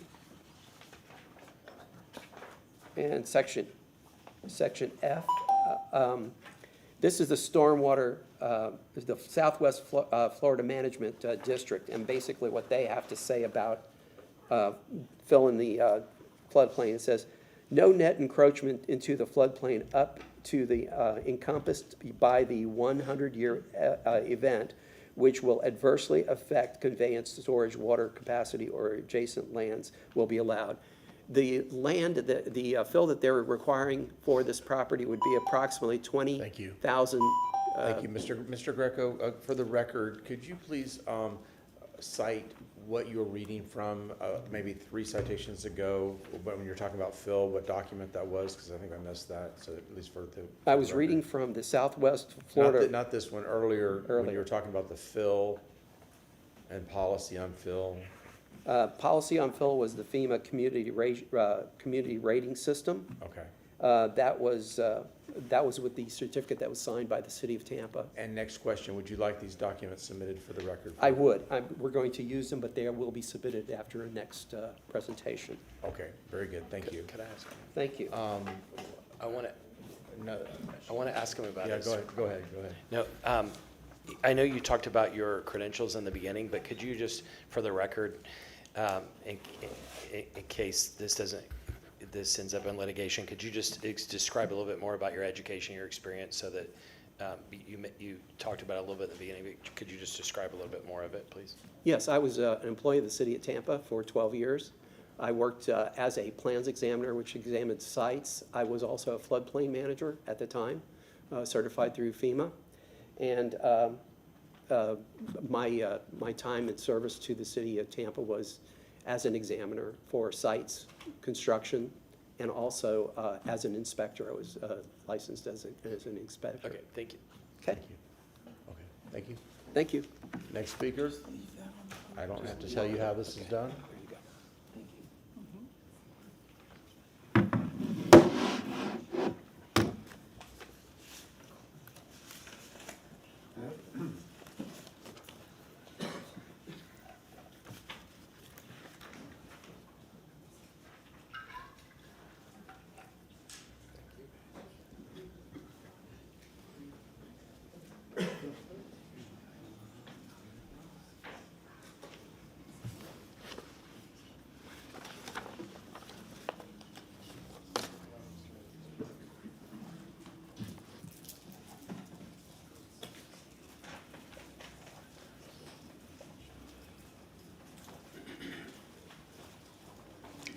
Ms. Bennett has 4 names.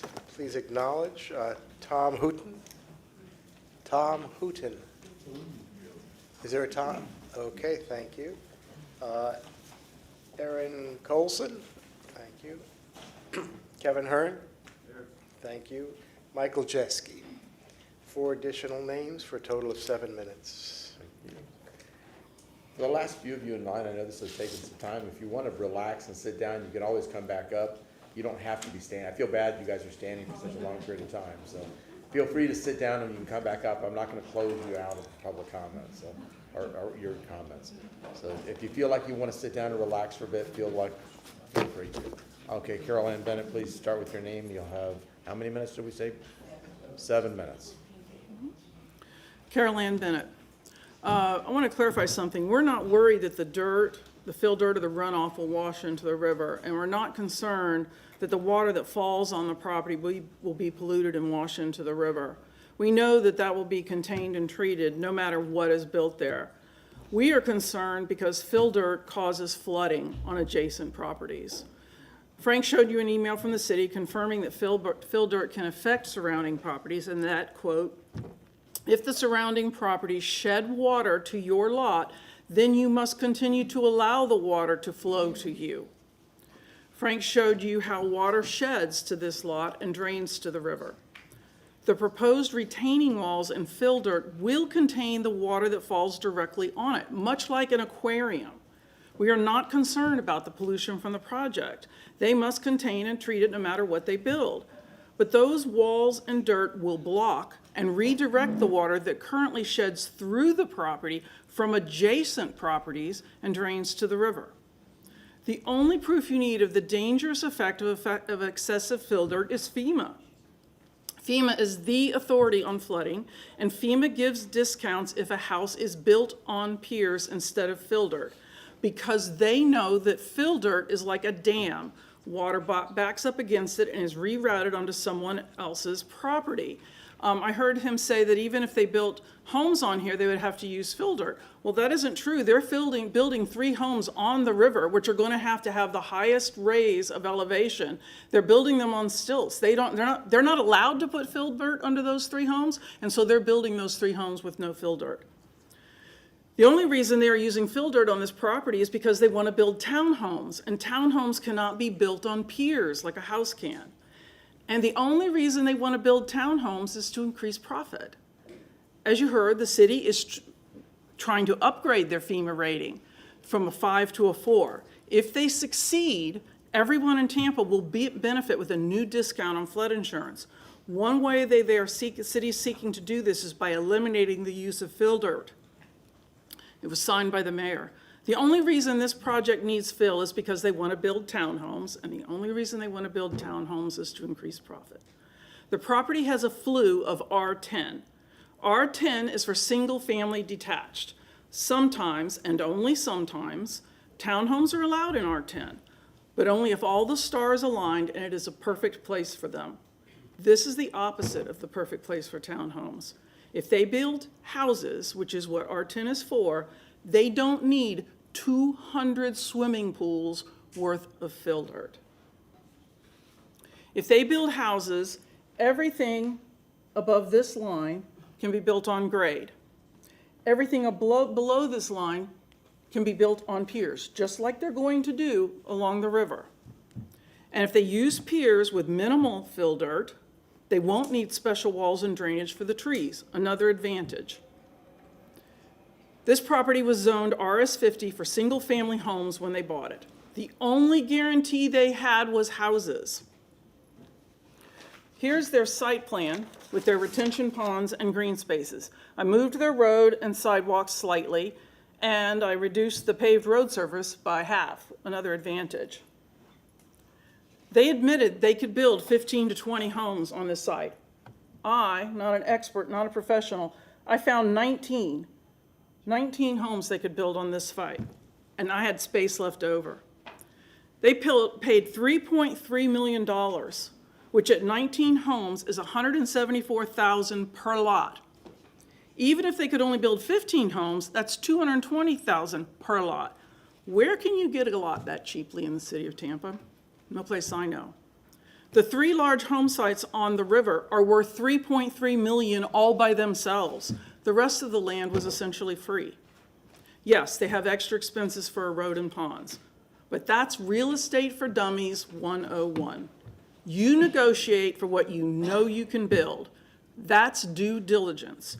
They didn't know they could build townhomes during negotiation because it wasn't zoned for townhomes, and R10 rarely allows townhomes. That's why they got a bargain basement price on 4.5 acres of riverfront property. Many deals like this are on a contingency. A higher price is paid only if a rezoning is approved. They didn't do that. They negotiated the single-family fire sale price, and now they are gambling that they can hit the jackpot with a rezoning. But none of that matters. None of it. You are not allowed to consider a developer's profit. I'm only telling you that to put it in perspective. A developer's profit is not competent and substantial evidence. A developer's due diligence or lack of due diligence is not competent and substantial evidence. What you are required to consider is harm to the surrounding area, harm to the flood insurance premiums every Tampa residents will pay, and if we can up our rating, everybody in the city will get a 5% increase discount on their flood insurance. And eliminating fill dirt is one of the keys to getting that upgrade in our rating. And you must also consider harm to the environment. The comp plan demands it. Please read the letter from the Sierra Club and deny this rezoning because it will harm many and it will benefit only a few. Thank you. Thank you. I'm going to submit Frank's documents for the record.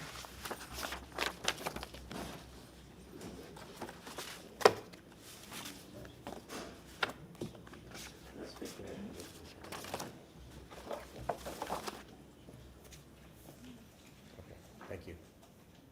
Next speaker, please. Do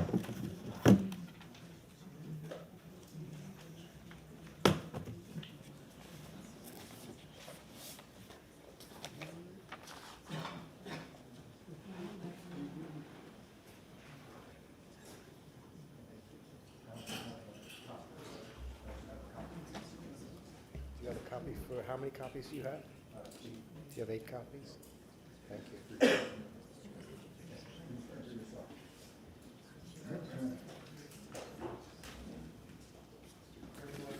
Sorry, Mr. Kramer has 1, 2, 3, 4, 5 names.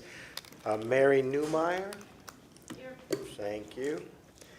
Gail Harris? Here. Thank you. Paul Boa? Here. Thank you. Larry Shaw? Here. Thank you. Mike Addison? Here. 5 names plus 3 equals 8 minutes. Thank you. Thank you, sir. Start with your name, please. You have 8 minutes. Thank you. My name is Henry Kramer. I go by Henry or Hank. I live at 5933 North Rome Avenue, which is a property that borders 6111 North Rome in the southeast corner. Our property also borders 5927 North Rome to the south and to the west. The 5927 property is also owned by 6111 North Rome LLC. I've pointed out here the locations, if you can see. 6111, 5927, the chocolate brown and the diagonal lines, and then 5933 placed right there. You may be able to see it better here, this aerial photo, 6111, 5927, and down in here, 5933. I'm the president of the Riverbend Neighborhood Civic Association, and I make my living as a property and casualty insurance agent, specializing in commercial properties. The largest part of my book of business is condominium and homeowners associations, all in the Bay Area. My efforts include or are based largely on providing a safe environment in all instances, as the president and as an account manager for insurance programs. I've worked with many developers, including Lennar, Westfield, Standard Pacific, Atlantic Gulf, and that work has included providing cover from land acquisition through construction of the associations to the association turnover. I've not yet experienced a development where risk and loss potential are so magnified and seemingly omnipresent. The impression of this rezone request to me is that it tries to do too much with too little space. And there's little substantial difference between this and the original. The reduction in the density comes from having to build bigger garages, primarily.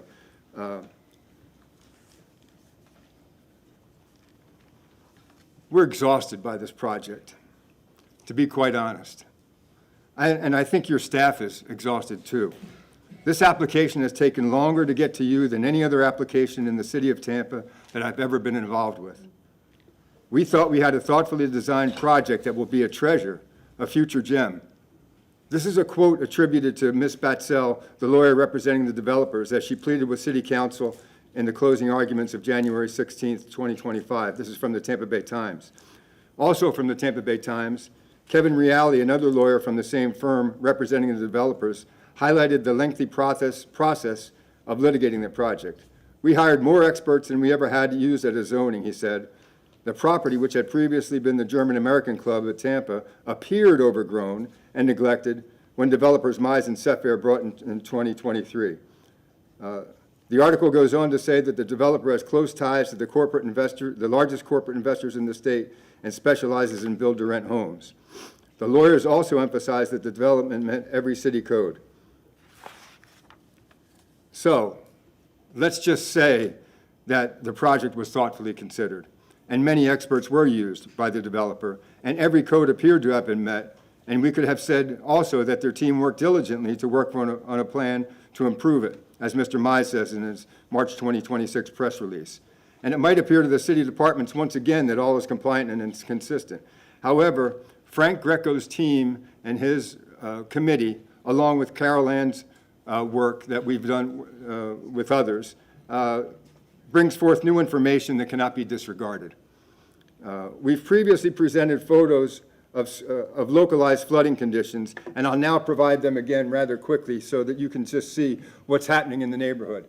This is a site diagonally across the street from 6111. This is 6402 Rome. This was built in 2023 on fill, and it is suffering from that. You can see this is any of these photos I'm going to show you are all from an X zone and all from an August 26, 2024 storm, not Helene and not Milton. So that's the front, and there's water in this house now. They're not happy with what's going on there.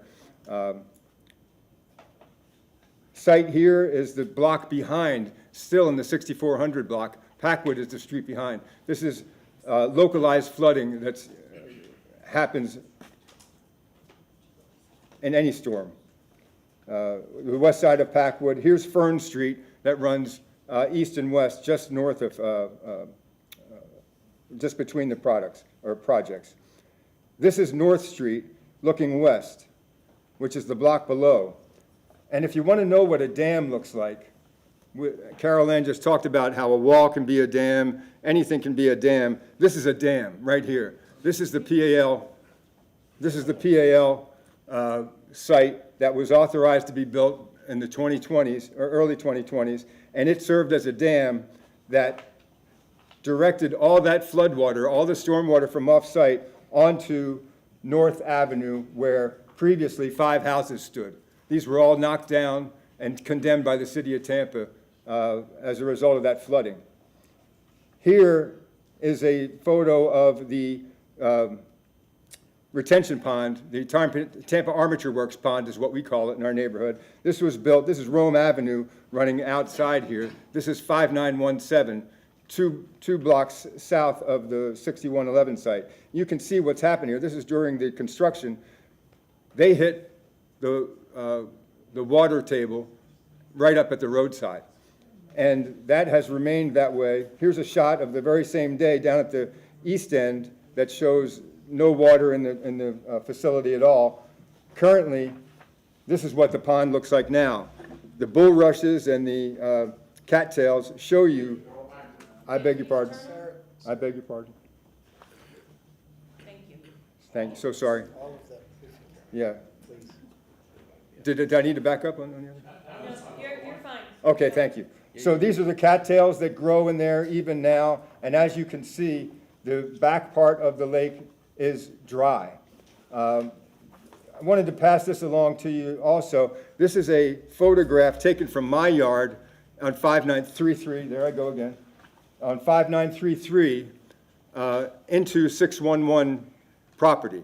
That's shot from over my fence. And you know what that is? That's an outflow coming out of the forced main that comes from the lift station across the way. That pipe that was referenced previously runs all the way across and down the river further, but there's a manhole cover here, and this thing spews and blows its top time and time again. And what you're seeing here is the flow coming out. I hate to tell you, but this is the toilet paper and such that comes out, and it comes out at such a rapid force that that's a hole that's and goes straight to the river. That's not 50, 75, 80 feet to the river. We're going to show you video of this so that you understand what's going on. The noted inconsistencies with the plan are placed ahead of you, but we got to talk about traffic a little bit. This is the first day of school this year. This is Rome Avenue from Mohawk. There's a school bus. This is from Mohawk looking north, and that's at 8 o'clock in the morning. That's only going to get worse. This traffic is out of control, and the intersection analysis we disagree with in that it hasn't addressed. Thank you, sir. Hasn't Your time has addressed. expired. Thank you very much. Thank you. So sorry. That's all right. Thank you.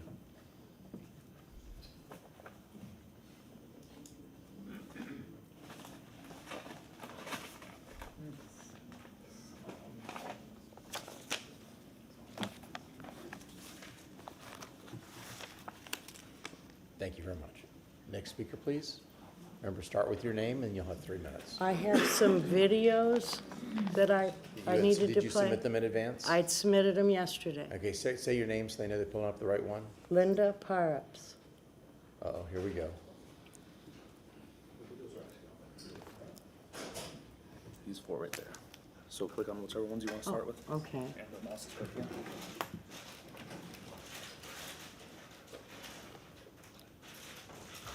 Okay, say your name one more time, and then we'll start your clock.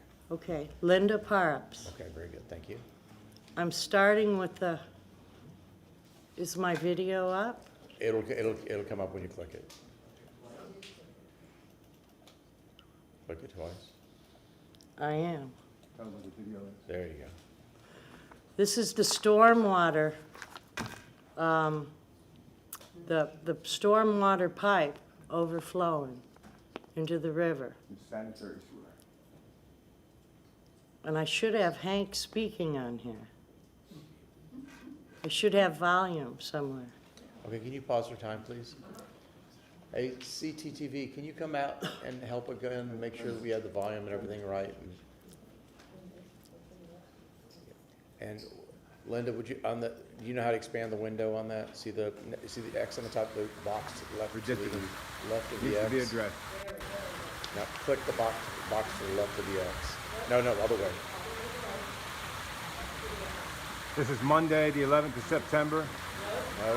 2:30 in the afternoon, this drain, the sewer has been overflowing all day. How do I get back to the other video? Just south of Hannah Street at the river. It's flowing Okay, you can directly see into the that, river. the sewer.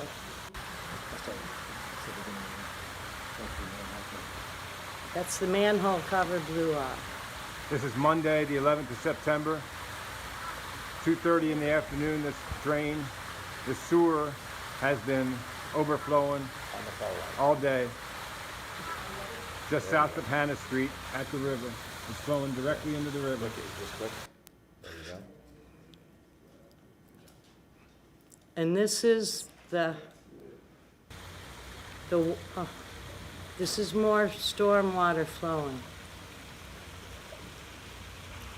I believe from adjacent property. Can I move to this one? Today is April And get 7th, the voice on. 2026, just after 9 o'clock in the morning. Can I'm you standing hear in the Hank talking? easement that services 5927, 5931, and 5933 as a drive. There's 10-unit building on either side of 5927 driveway here that bisects the property. There's a 10-unit building with associated hard structure. I'm following the rain, the light rain that's coming today, down the north side of the property that flows down towards the 5931 building that you're now seeing. In a puddle, large puddle that accumulates in front of that house. There's runoff that goes to the south, from the south buildings, and goes to the wetland and out to the river. The problem is the north side, where the water comes fully to the 5931 property, and then turns to the north and onto 5933, my property. This water now flows all the way to the north up against the fence that abuts the 6111 north property, and the flow of this light rain is going through the property all the way to the fence, where it's been necessary to cut a hole in the fence to allow the water to drain back onto 6111 North Rome and out to the river. Obviously, this puddle, this runway, this spillway is a danger to the property here and has flowed into the garage and onto the premises at 5933 several times in hard storms. This is a huge problem that needs to be addressed. And that's light rain. Today is April 7th, 2026, just after 9 o'clock in the morning. I think that's I'm all I standing have in the time. Your time has expired. Thank you very much. Thank you. Next speaker, please.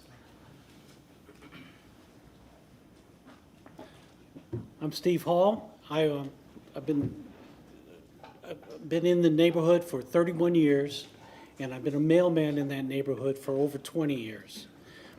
I'm not an expert on all this stuff, but I will talk about the traffic real quick. If you've ever been on 275, you know that in the morning, going down 275, going south, it is bumper-to-bumper traffic, is horrible. In the afternoon, it's going north is horrible. Well, Rome is the same way. When they did the study, they specified that they were concerned about how the traffic will flow into Hillsborough Avenue. Well, Hillsborough Avenue is a 6-lane highway, basically. So there's really no problem with adding this new traffic with these new this new property. However, what we have there, and I've seen this since I've been here, it's, again, 31 years, it's gotten so that at Sly, that's our concern, going north on Sly in the afternoon, it's bumper-to-bumper traffic, and people are weaving in and out and going into the neighborhoods, trying to take shortcuts, and that is our concern. Our concern is not with Hillsborough. I think that, like Hank was saying, that study was not really good because it doesn't address our needs. Our needs are having to do with going north, and you can't fix that with some mitigation money, because how do you mitigate it? Rome is going to stay the same size. Sly.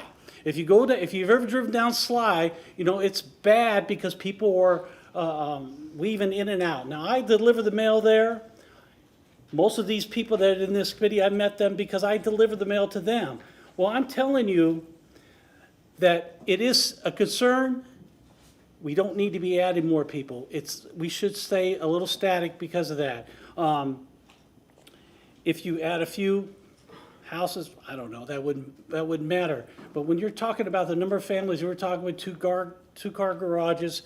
You're also the people that live there in those houses. They're going to regret living there because they're not going to be able to go in and out of Rome like you would think you should be able to. You can't because it's bumper-to-bumper traffic.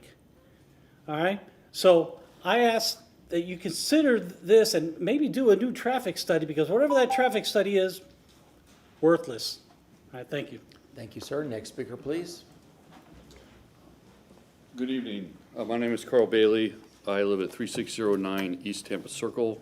I have been sworn in, and I want to say thank you for everybody, even counsel for opposition. 50 years in the Marine Corps, between my wife and me, it's good to see democracy in action, and I appreciate people doing that. I'm a dumb Marine. Boil is simple. This property hasn't been developed because it sits on a ditch. It sits on a creek, and all of the water drains to that creek and into the Hillsborough River, and always has. What the applicant is proposing is to go in and fill up that ditch. They'll have to fill it up to 12 feet plus 1, and that's going to flood their neighbors because the water won't go down the ditch. There's no accommodation for it. It's going to flood them. That's why, again, as coming from the Sierra Club, that's going to create perils for the environment around it. It's also going to create costs for you because you will now be dealing with stormwater drain issues that, if you vote for this, you created.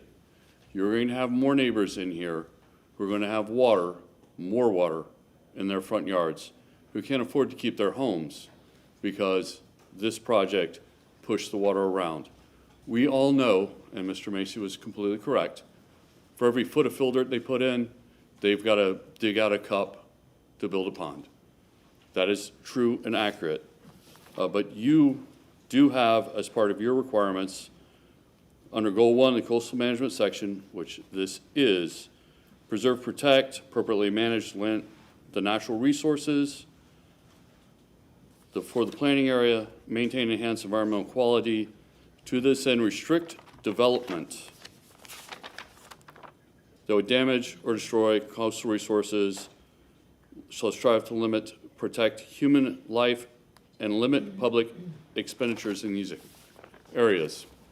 Approving this, you're going to have the community come to you and ask for you to spend more money to deal with the water that is naturally already draining out.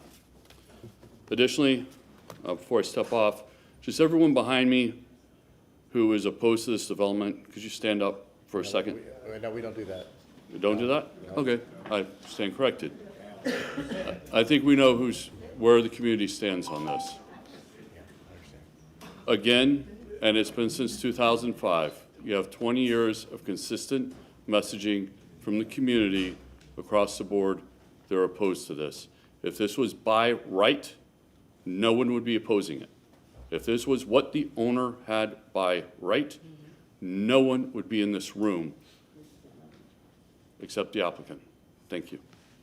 Yeah, just for clarification for those of you and for you, this is a quasi judicial hearing. Yes. It requires competent substantial evidence.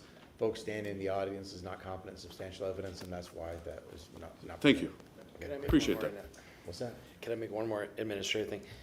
Just since we have a lot of people that may not have been here before, when you see us in long meetings like this, you'll see us getting up and walking in and out. We have TVs and audio all through the back room there, and so we're paying attention even, actually in the bathroom, but in the hallways and everything, we're paying attention. So if you see us get up and go, I hope you're paying attention to other things in the bathroom.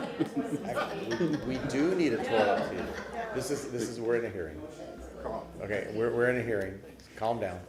Mr. Shelby, did you have something to add? I'll make some comments for the record after the. At this point? No, after the public comment. Okay, thank you.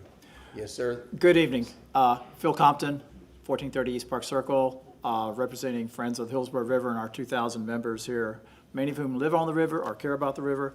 And it's nice to see y'all up here on the dais for me. It's great to see that art back there. Our home matters.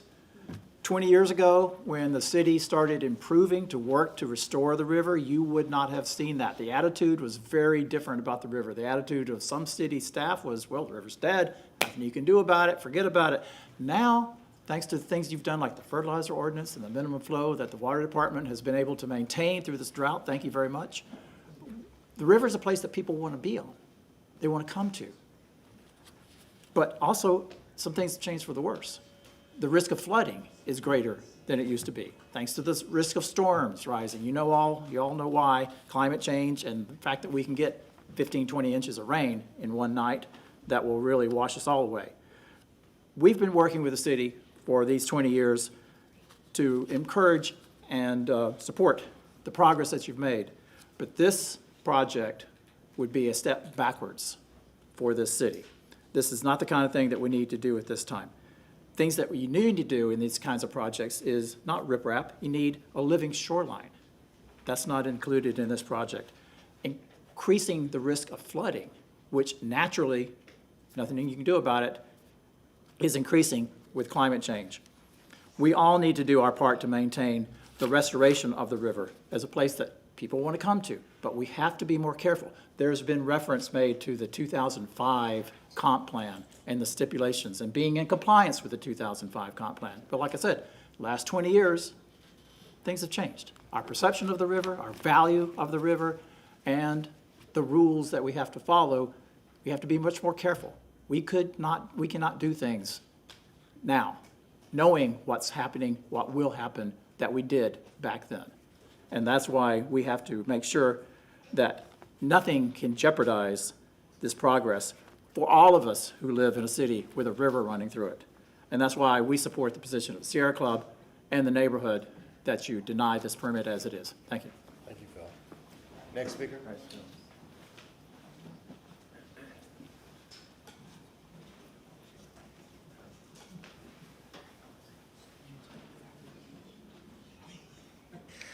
Mr. Shea has 4 names. Michael Koutsoukis? Here. Thank you. Wendy Koutsoukis? Here. Thank you. Tana Koutsuka? Thank you. And Prom Koutsoukis, if I mispronounced it, I'm sorry. I count 4 names plus 3. That is 7. Thank you for helping me. It's getting late. Thank you. Thank you, Mr. Shea. Start with your name. You have 3 minutes. Thank you. I'm sorry, 7 minutes, 7 minutes. It is getting late. You're right. 7 minutes.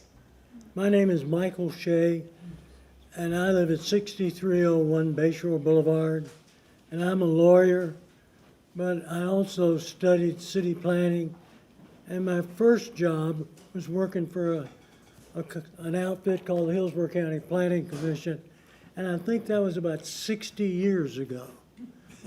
So, been around doing this a long time. I wanted to point out a couple of things about this. We talked about the FEMA and the 12 feet.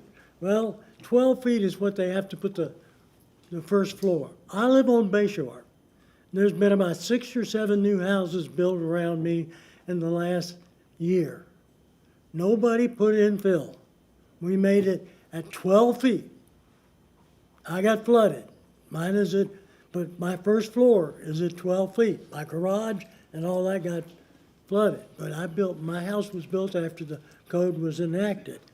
So the problem here is that the developer hasn't addressed the stormwater runoff to the west and from adjacent properties. And I had the pleasure of representing an old man named Gutierrez in Hillsborough County, where he had a house that got flooded because Hillsborough County allowed a subdivision to be built around him, a horseshoe around him. And it flooded because the stormwater flooded his house. He had cows and chickens and all kinds of things. We won that lawsuit. It was appealed.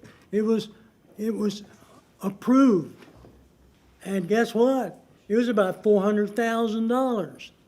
Now, I'm here to tell you that this developer could build some nice houses there. The same group is building to the south of this, the single-family houses. There's a decent property in doing that. So we think that you should help the mayor not allow fill so we all can get better insurance rates. I won't tell you how mine is. And the developer needs to consider redoing this project. And they've been here twice. They're good people, but they have not addressed the stormwater runoff from adjacent property and from property to the west. This was an old creek.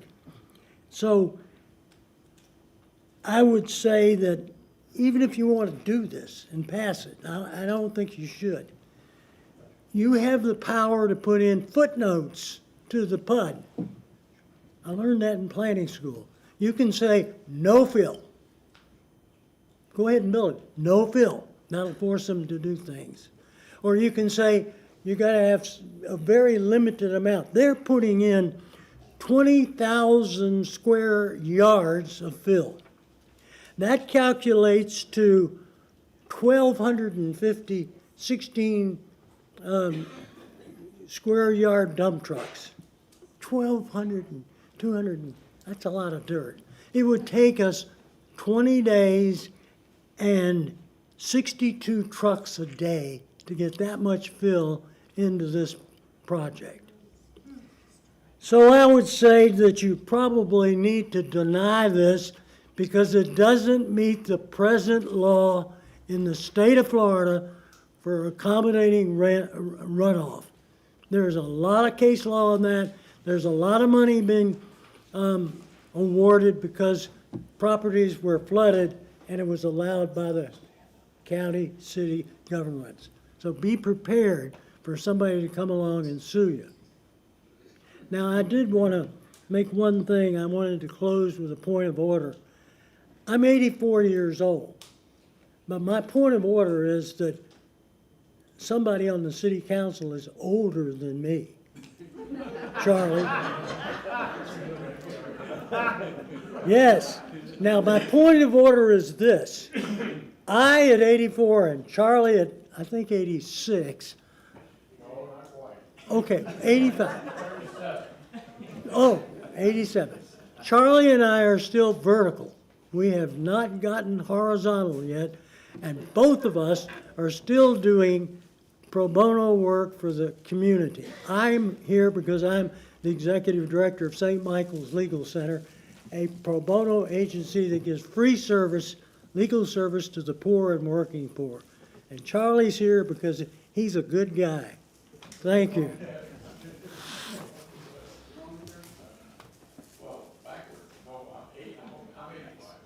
Okay.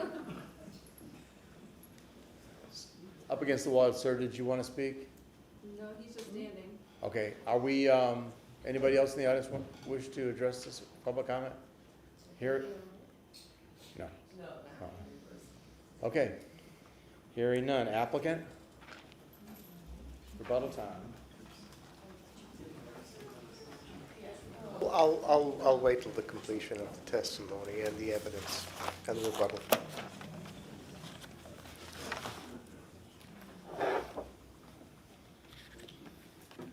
And clerk, you have the time, because we gave her extra time?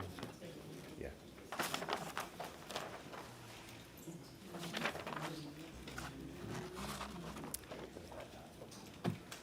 Okay. If I can, before you begin, I have a question, Ms. Batzel. Yes.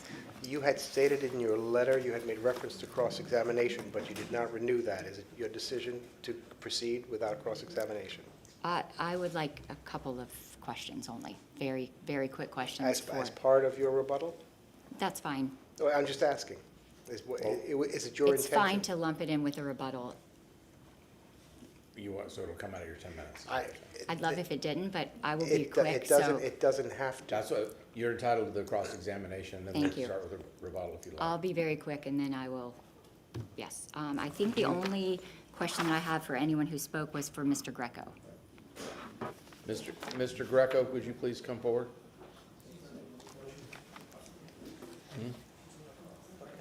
Cross-examination, yeah.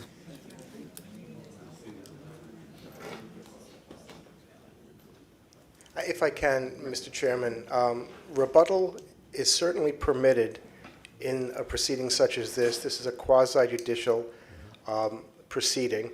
The law allows for this, and it should not be prejudicial to the attorney, the applicant, or either party. This is just part of the process.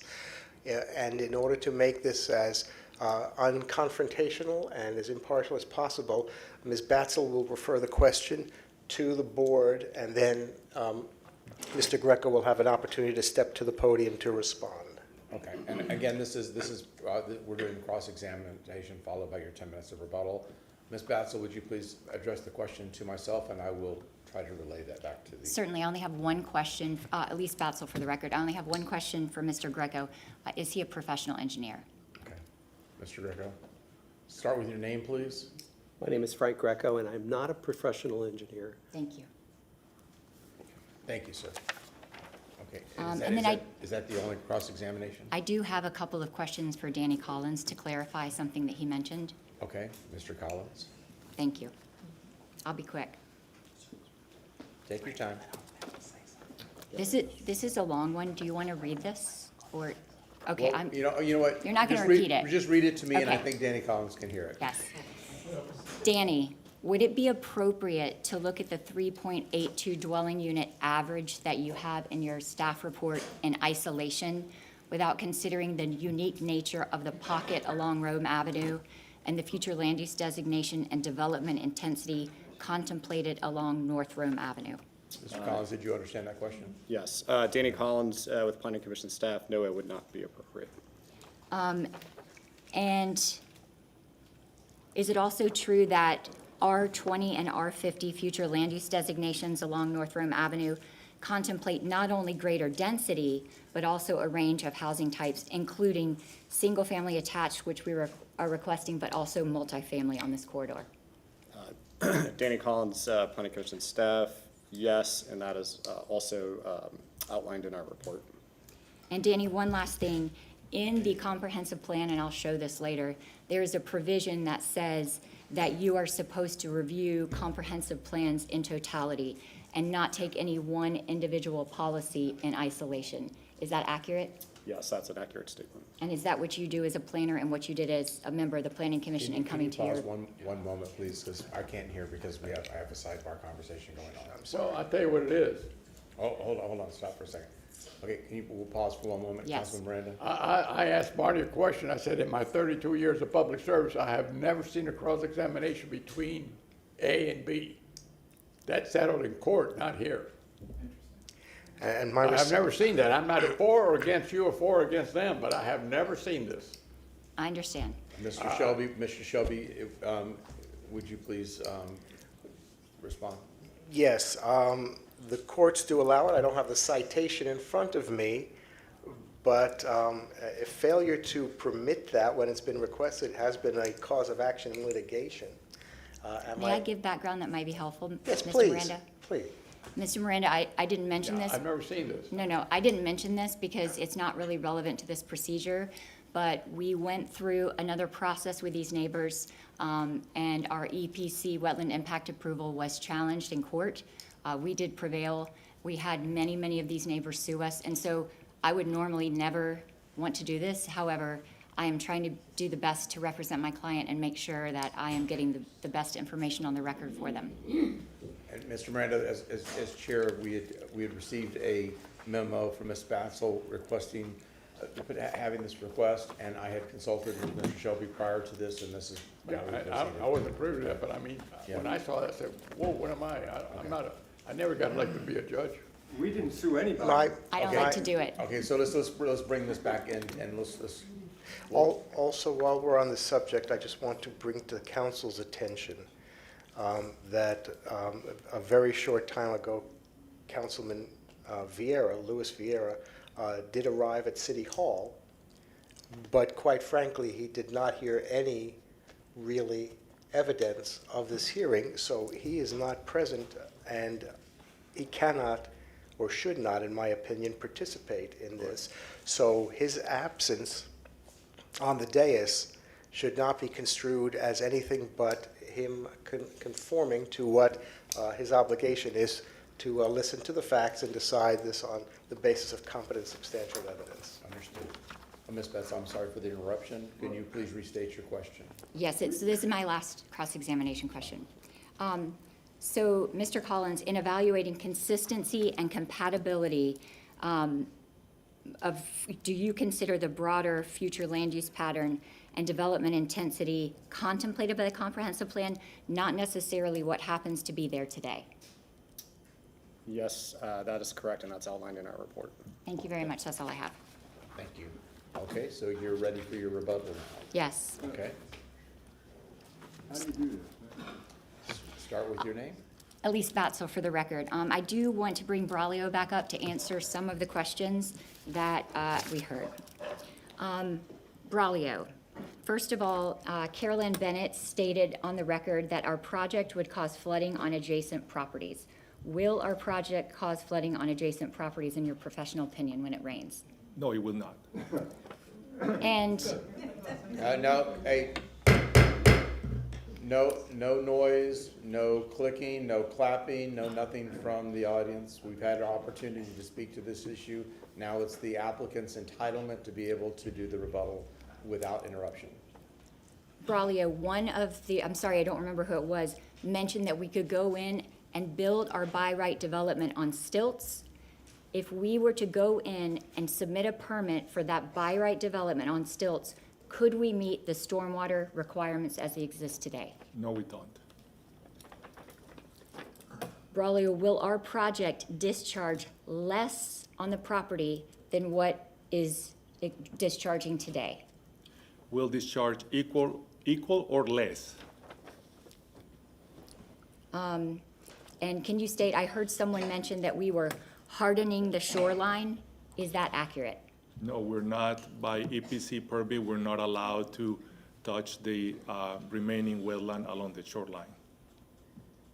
And does or will our project, when we go through permitting, have to meet state law, SWIFT mud requirements? Someone was mentioning that in order to proceed with development. 100% correct. Thank you. That's all I have.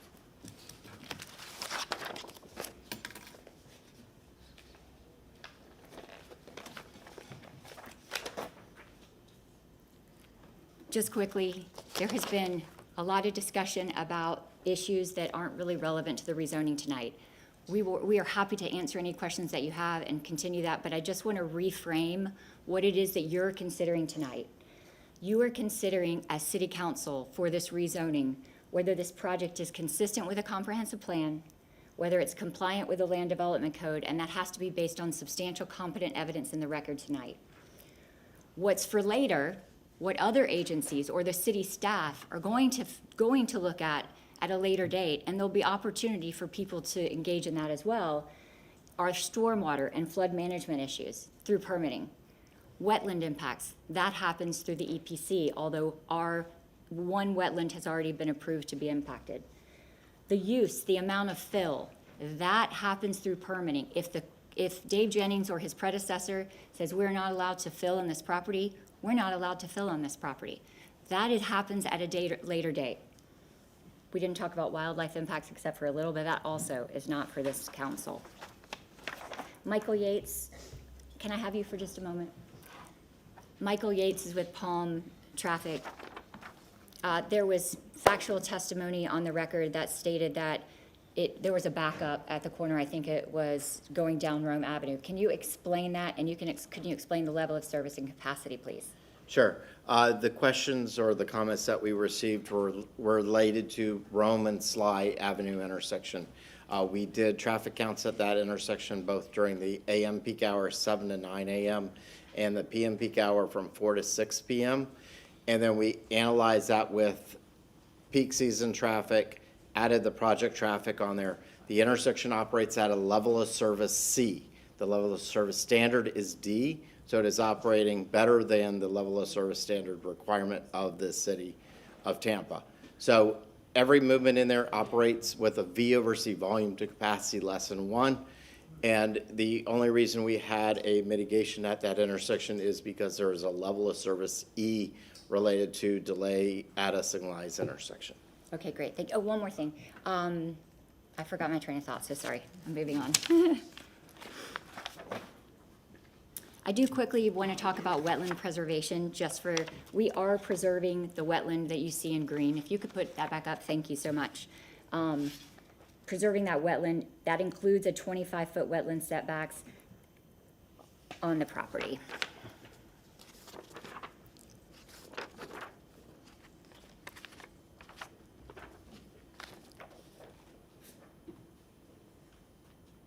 I want to talk about what competent substantial evidence we actually heard tonight regarding stormwater and fill.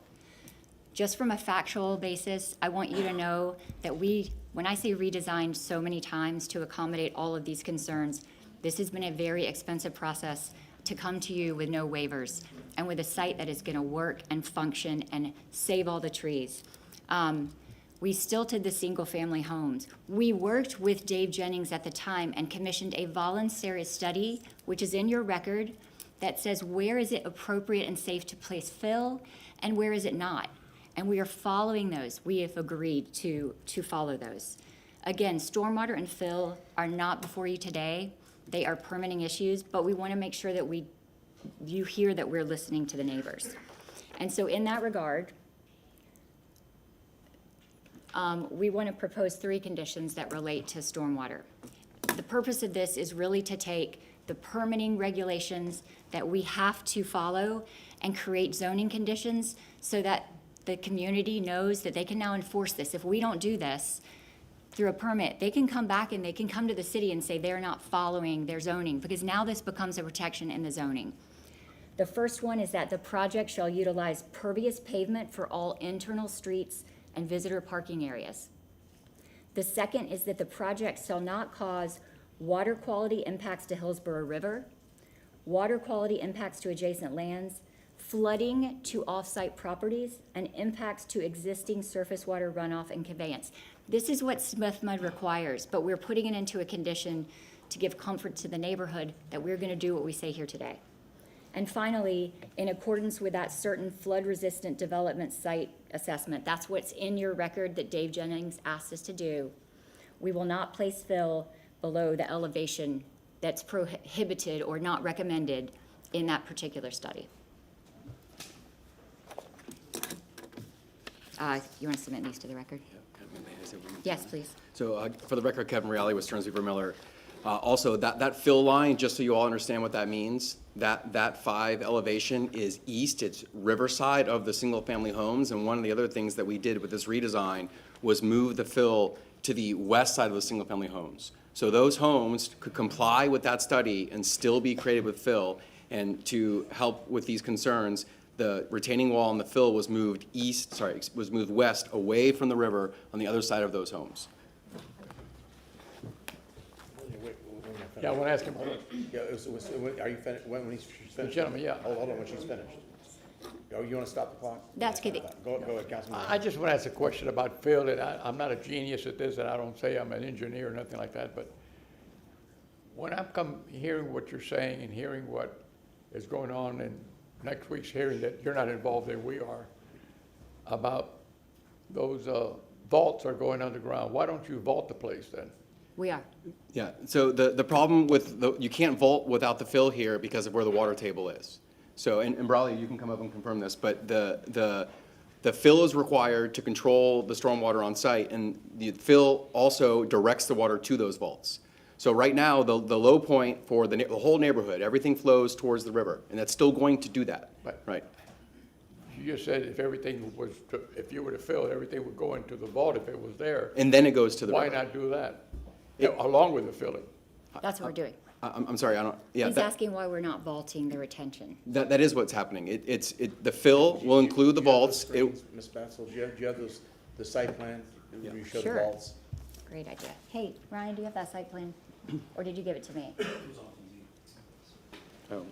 Okay. Staff has it too, I think. I have it here somewhere. Oh, here it is. Oh, here, if you could put the presentation back up, would you like to see where the vaults are located, sir? So it's on here. I can show this. Yeah, well, since there's a question, why don't we get that on the screen? Thank you. So this site plan here, these lines here are the pipes that convey stormwater. And then these sort of T-looking E things, that represents where the vault will be located. That's the boundary of a vault. And so that was one of the interesting things from Mr. Greco's presentation is he said, oh, there's a pipe that goes nowhere. No, that pipe goes between vaults. There's a vault between my fingers here, and there's a vault between my fingers here. Do you see the vault? No. Okay, that's the last warning. If there's an interruption in the audience, I'm going to ask you to leave, okay? Because you'll be out of order. Actually, this printout from the presentation shows the same thing, but you can, the red, so not the ponds, but these other pieces, the red shows approximately where the vault is, and that wasn't the intent of this exhibit, but you can see how the pipes connect the vaults. All of those are connected. And I see the red lines, but I don't see where it says vault. It doesn't. It's those things that are circled in red that are long and skinny and aren't colored blue. I know it's really hard to see because the color doesn't come out. But those are the locations of the stormwater vault. Right, and just to be clear, this is the general plan of how, the conceptual plan of how the stormwater system will work. We still have to put together full sets of construction drawings at the permitting stage that are going to detail all of this. And all of the engineers at the city and all of the engineers at Swift Mud are going to go through these with a fine-tooth comb to make sure that we're meeting each and every regulation. In fact, Mr. Greco, when he came up and he was citing a bunch of regulations, some of those are not applicable to us, but some of them are. And we're going to have to comply with all of those regulations when we go in to permit this site. And so, again, this is not an engineered drawing. This is a rezoning plan, but we're trying to provide information the best we can. Okay, Councilman Carlson has a question, then we'll get back to your rebuttal. No, maybe Braulio would answer this, but I know it's not completely designed yet, but these vaults, what will you design the capacity to be, and how does that compare to what you think the water will be in a heavy rainstorm on this? Introduce yourself. Thank you. I always forget that. Braulio Grajales, High Point Engineering for the record. So we have consulted formally with the Water Management District, or SWIFMA, twice in formal pre-application meetings. So the system that we currently show and vaults and ponds will be designed to attenuate for the 25-year, 24-hour storm event. Does that answer your question? Yep, thank you. You're welcome. Okay, we're going to start with your name, and then we're going to resume your rebuttal time. Elise Batzel, Stearns Weaver Miller. I just want to make a couple other comments based on things that the community said. Hank mentioned build-to-rent communities. This is not a build-to-rent community. This will be a platted townhome and single-family detached units along the river, single-family fee ownership development. Also, Mr. Kramer showed you where there is a easement that comes across the property and what's happening on his property. That is an easement that goes across our property, and we are not touching that easement. We will not affect anything that's happening right now.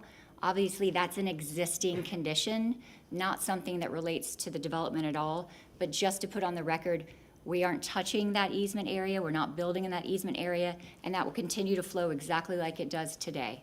We have to do that because there's an easement. And the very last thing I want to say about stormwater is your city stormwater, Charlie Rodriguez, he reviewed these plans to make sure that at the rezoning level, these plans are in compliance with the city regulations, and he did find that those are consistent. And finally, I would just like to say, now that I've heard all this testimony and seen these pictures and thought about it from their perspective, I understand, right? There is a lot of flooding in their neighborhood right now. And I would be upset and I would be concerned and I would want all of the details at this stage. And I'm sorry that we can't provide fully engineered plans yet, but we did do a lot of pre-engineering work in order to work with the neighborhood and try to give them information that gave them comfort. And hopefully that these conditions that we have offered will give an extra step. And there's many, many more processes to go through before this is ever built. But I do want to say that, and I think that Dan and Jay, who are the developers, they are here, would say the same thing. We really did work in good faith to try to make this the best development possible, to address the concerns, and then address as many concerns that weren't even relevant to the rezoning as we could. Thank you very much for your time. And that concludes your presentation and your rebuttal. Yes, it does. We're available for questions. Okay, great. Does council have any questions? Okay, would you like me to close? No, I'm sorry. There's. I just want to know if you've received that letter from the. I would have to object. I'm sorry. Yeah, Beyond time, Michael. that part of the presentation. Okay, we have a motion to close from Councilwoman Hurtak, a second from Councilman Maniscalco. All those in favor say aye. Aye. Opposed? The ayes have it. Mr. Shelby. Martin Shelby, City Council Attorney. Council, you have in front of you, as I customarily do, provide you with the plan development, the PD code criteria. The one page, one side of it is related to 27-139 sub 4. That's the waivers. That is not applicable, as you heard from the testimony, that, or from the staff report, there are no waivers involved in that, so that is really not relevant to this hearing.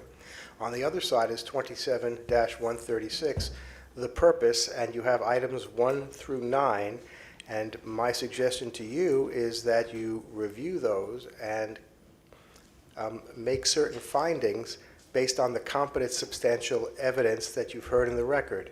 Again, you have heard people who have identified themselves as experts, and whether you recognize them, please be advised that the opinion of experts is competent substantial testimony, but the opinion of lay people who are not experts is not competent substantial testimony. However, the facts that they raise, if you make certain findings of fact based on their testimony, then that can be used as competent substantial evidence in your decision. That being said, If council wishes to review those, you also have been provided in the course of this by staff reports, by the Planning Commission, the comprehensive plan, and also the city's code. And I would suggest that you do certainly, when you make your motion, you base it on the competent substantial evidence, and you make that clear for the record. And as well, if there are other council members, other than the maker of the motion, who have facts that they want included in the record, that you don't miss an opportunity to support the motion by adding factual basis. And if there is a discussion otherwise, then you can do so as well. Thank you. Reverend, let me clarify something. I want to just clarify something for the public, because I'm sure there were some people that wanted to interject. I want to make sure you all, so the public hearing is closed. We're not taking any further testimony, so no other evidence will be submitted for this hearing. The reason why I've made these motions and had this discussion with y'all about you not being able to do it, this is a quasi-judicial hearing. It is governed by law and procedure, and it is an orchestrated production, a beginning, a middle, and an end, that we follow these rules and procedures. And it's very important in a quasi-judicial procedure that council follows those, so whatever decisions that we make, they are upheld further down the line. So if we were to waver from those procedures, it would jeopardize our position and our findings. Okay? Okay. Councilwoman Hertog. Thank you. I'll just make a motion and I'll tell you why. I move to deny REZ 26-57 for the property located at 6111 North Rome Avenue due to the failure of the applicant to meet its burden of proof to provide competent and substantial evidence that the development, as conditioned and shown on the site plan, is consistent with the comprehensive plan and city code. Mainly, that it's not even comprehensive plan and city code, it's the plan development code criteria. This does not, with section 27-136, subsection 6. It does not promote and encourage development where appropriate in location, character, and compatibility with the surrounding impacted neighborhood, built environment, and existing geography.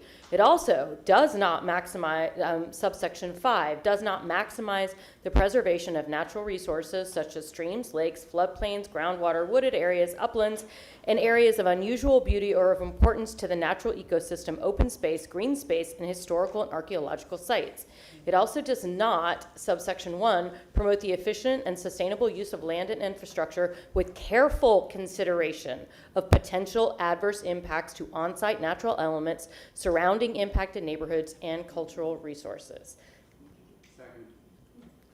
I have a motion from Councilwoman Hertog, a second from Councilman Maniscalco. And let me explain. Okay, go ahead. Let me explain why. I understand that there's a lot of conversation about water tonight, but that's not what this was about to me. This is a density issue. This neighborhood is not ready for this much density. All you have to do is look around it. Yes, the parcel south of that has already been rezoned for RS 35. They are building to that. The rest of the community is not ready for the density that is there. And for anyone to say that it is remotely close is wrong.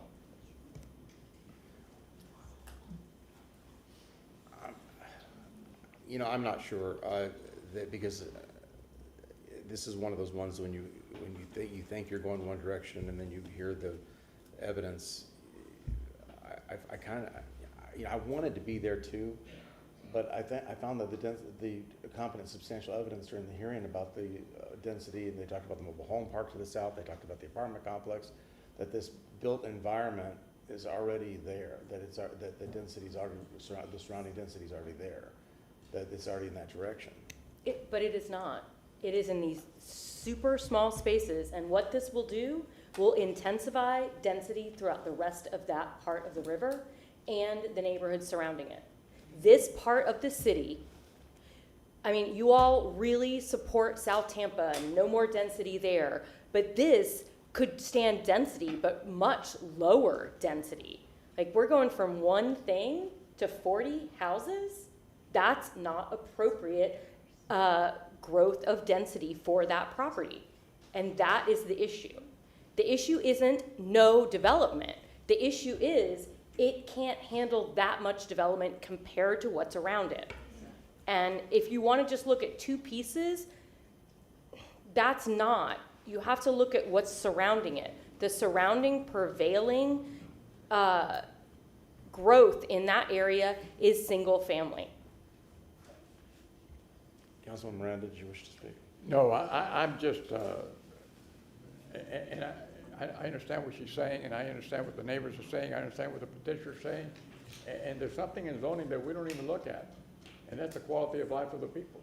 And I'm not talking about this zoning, I'm talking about all zonings in the city. We're getting to the point now we don't have the land anymore. We got 3.5%, 4% left, and it's getting harder and harder to get these things across, and the public is getting more and more frustrated with the system. Not necessarily us, but with the system that we have.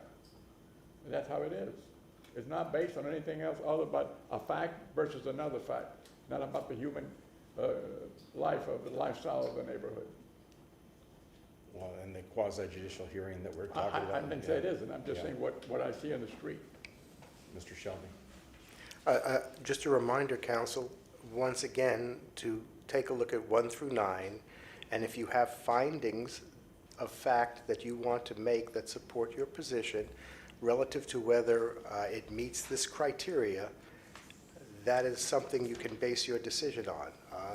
Just as you heard during the hearing, people standing up and voting with their feet to say whether they support or don't support is not competent substantial evidence.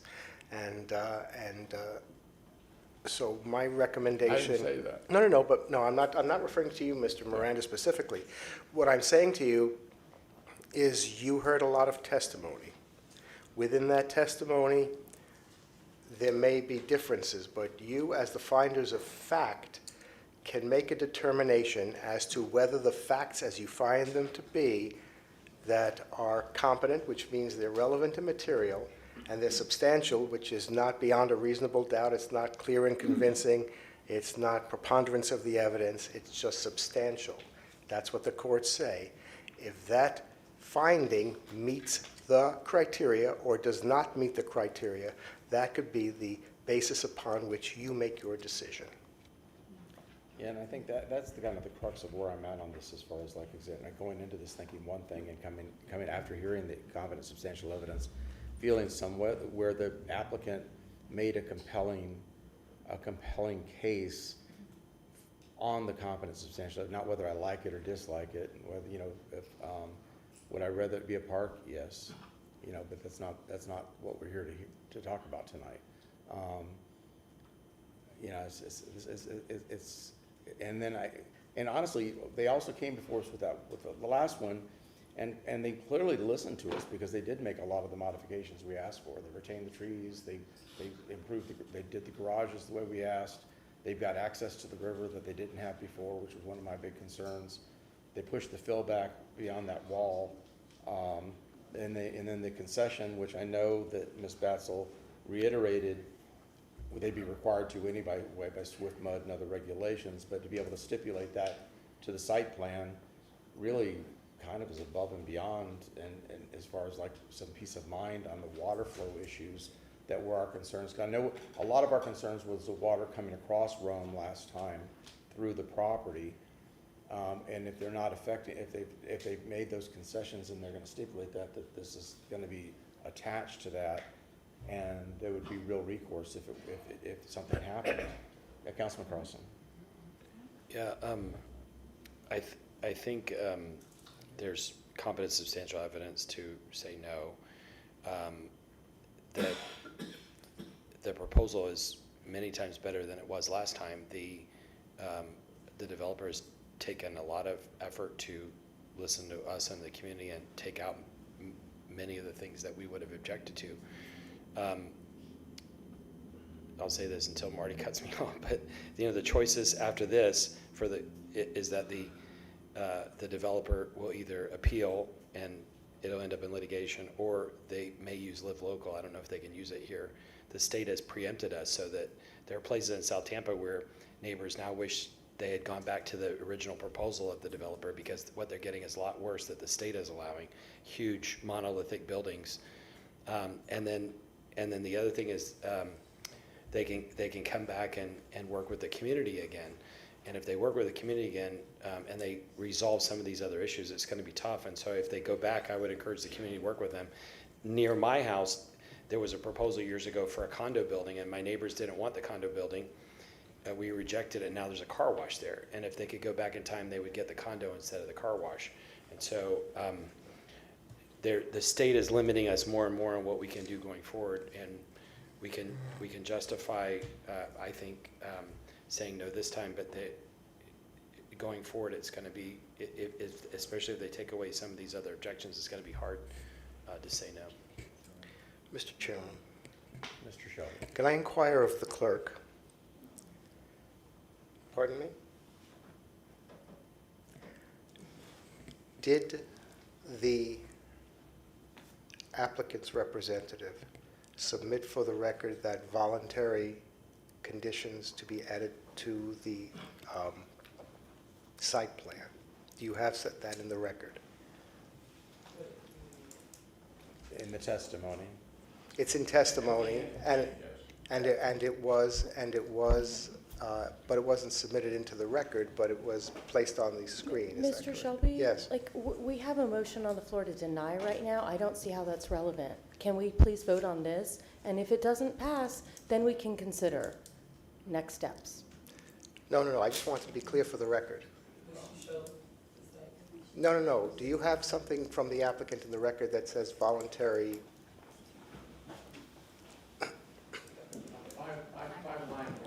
If you don't, I mean, I could reopen it and we could ask that, but no, I don't want to reopen it. I just want to be clear. I think the testimony was clear that it The was testimony was clear, but the action was not reflected in the record. I just want to be clear for the record.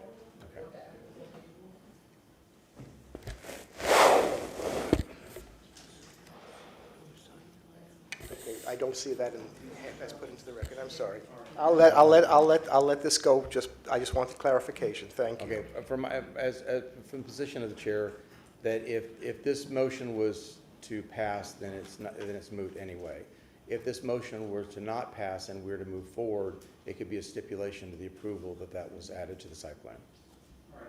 Okay, so I have a motion to deny from Councilwoman Hurtek. I have a second from Councilman Maniscalco. Clerk, would you please call the vote?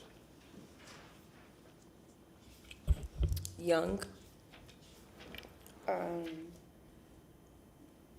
Vote is to deny. The motion is to deny. Yes, and to particularly, as we're, going through the criteria, for me, it's really Section 5, maximizing the preservation of the natural resources. I can appreciate, both sides, but for me, just as we're talking about just denial, that would be my reasoning, just to explain why. Carlson. Yes. Miranda. Yes. Maniscalco. Yes. Hurtek. Yes. Clendenin. Yes. Okay, motion carried with Vieira absent. Okay, it is 9:01. We're going to take a 9-minute break. Let's be back at 9:10. Also, counsel, before you do that, just a reminder, there is an appeal period, so please do not discuss this with the press and with the public.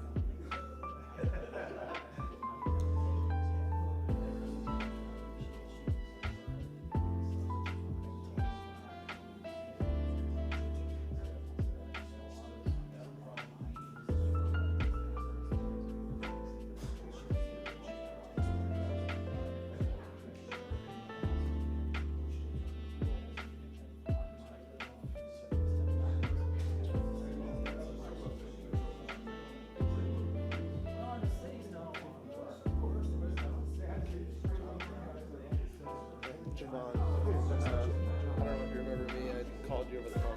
Oh, for sure. Yeah. So, never met you, so I thought I'd shake your hand. I appreciate every time you answer, and it's always helpful. Yeah. So, this is my first time. I don't really know what to do, but we'll figure it out. Thank you.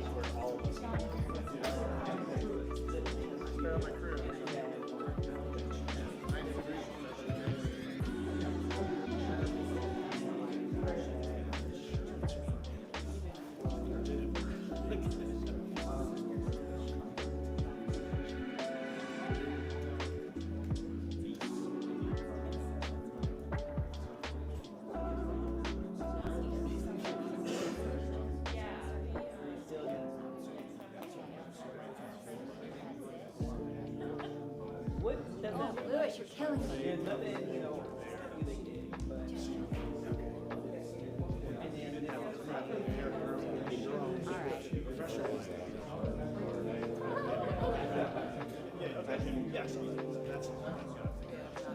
know when you're ready.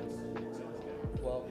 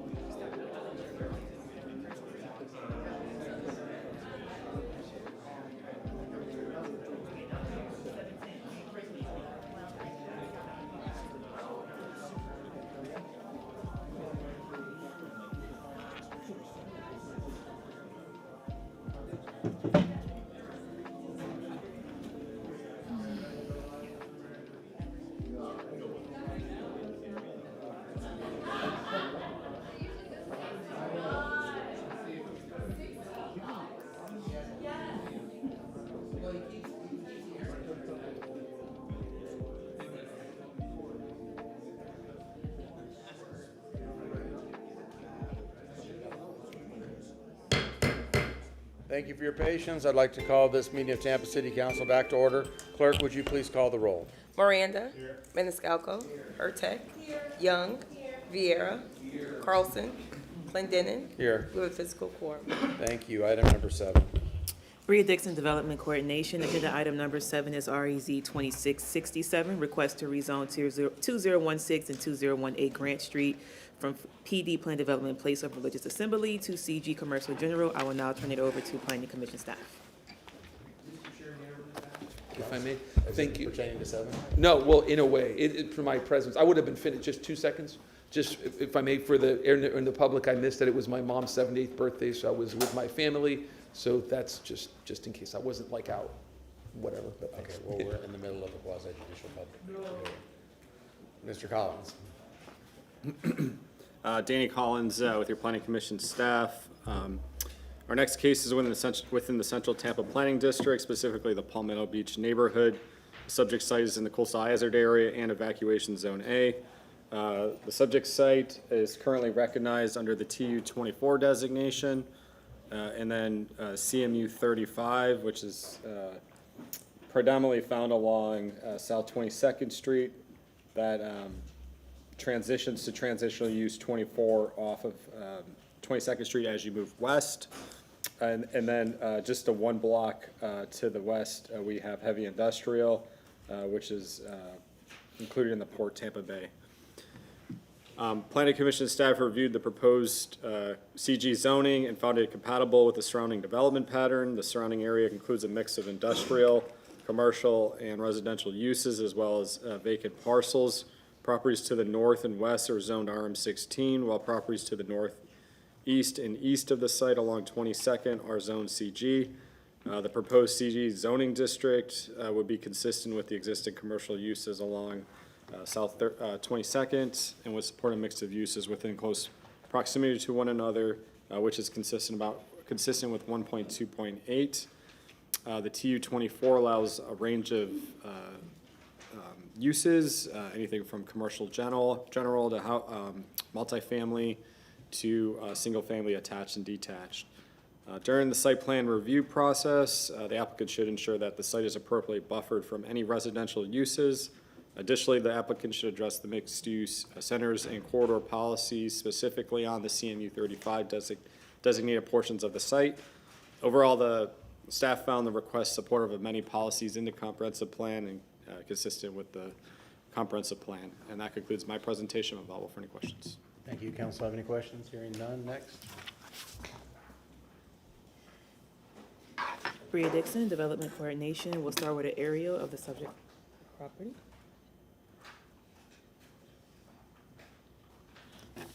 The subject parcel is outlined here in red. The subject site is located in the north side of the West Grant Street between South 22nd Avenue as well as South 22nd Street. Properties to the immediate west are zone RM16 residential multiple family and develop with single family detached residences. To the immediate north is also zoned residential RM16, as well as CG Commercial General. One parcel is vacant, one contains a single-family detached detached residence. Eastward, the adjacent property is zoned CG Commercial General, and to the south, there is a PD for a warehouse. This is a survey of the subject property. Once again, it is outlined here in red, and it is comprised of two parcels, one to the east, one to the west. The frontage is 150 feet here along East Grant Street, and together they also border a alley to the north. I have photos. Subject property. Subject property. Single family detached to the north. Sorry, another single family detached to the north. East, south. This is the alley looking towards South 22nd, alley looking towards South 20th, and parcel to the west. Development coordination and compliance staff reviewed the application and find the request to be consistent with the City of Tampa land development regulations. I'm available for any questions. Any questions? Hearing none. Applicant.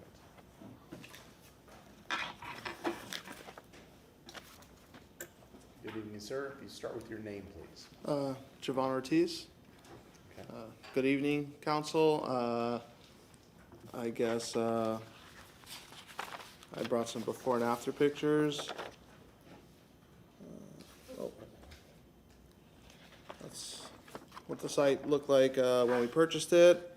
Our proposal is basically to turn this site into some type of commercial business. And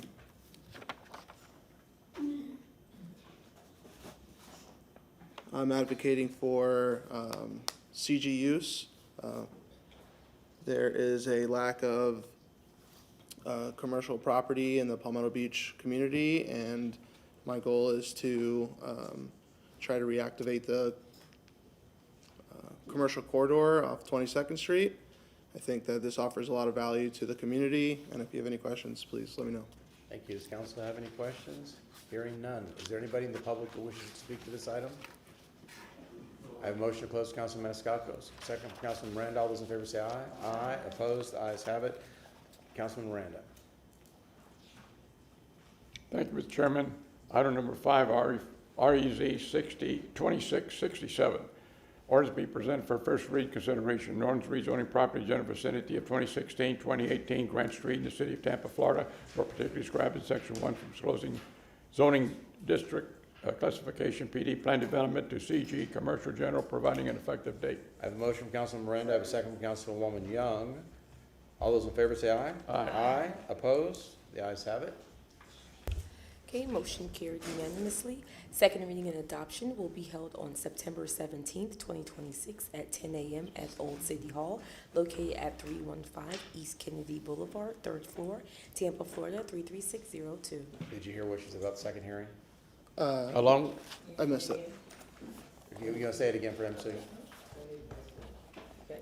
Second reading and adoption will be held on September 17th, 2026 at 10 a.m. at Old City Hall, located at 315 East Kennedy Boulevard, 3rd floor, Tampa, Florida, 33602. Thank you very much. Thank you. Have a good night. Okay, before we start this, item number 8, this will be a first for me. I received some ex parte communication from a family member, kind of a distant third, distant cousin. But that being said, in an abundance of caution, I need to recuse myself from this particular public hearing. I've never done that before. I'm going to hand the gavel over, and this is after consultation with Mr. Shelby. I would like to hand the gavel over to Lynn Hertek. Yes. Martin Shelby, City Council Attorney. May I, before the Chair Pro Tem takes the gavel. Mr. Clendenin, thank you for disclosing ex parte communication. And on that basis, and an abundance of caution, your reasoning, as we discussed, I believe, is to ensure a proceeding free of potential bias or prejudice. Correct. I understand. I thank you very much. Thank you. And with regard to your Form 8B, that'll be prepared for you, and it'll be submitted at the next regular meeting next week. It'll still be timely. Very good, thank you so much. Y'all have fun. Hi. Hi, good evening, Council. LaShawn, Dock Development Coordination. Item number 8 is REZ 2675. This is for the property at 5250 East Broadway Avenue. The request is to rezone the property from PD Plan Development. This was approved in 2021 under REZ 2199. It allows for a residential multiple family and strip shopping center and all CI uses. The request is to rezone to PD for the uses of warehouse, all commercial intensive CI uses, and accessory open storage. I would like to state for the record that I did provide an updated staff report. There were a couple minor revisions that I made on this report. One is for the applicant and the owner names. I put in bold the changes that were made. Under the prior applications, also correcting the year from 21 to 25.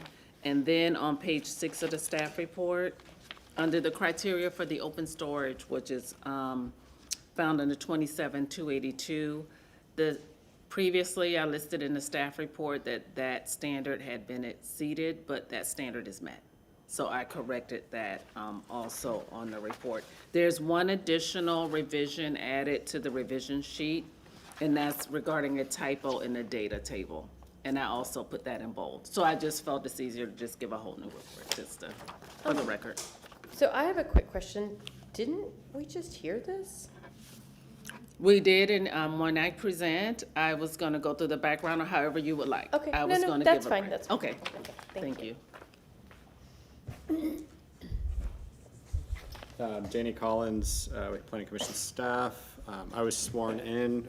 Our next case is in the Central Tampa Planning District, specifically the East Side Commercial Neighborhood. Subject site is in Evacuation Zone D. It currently has 2 future land use designations. To the south along Broadway, we have TU 24.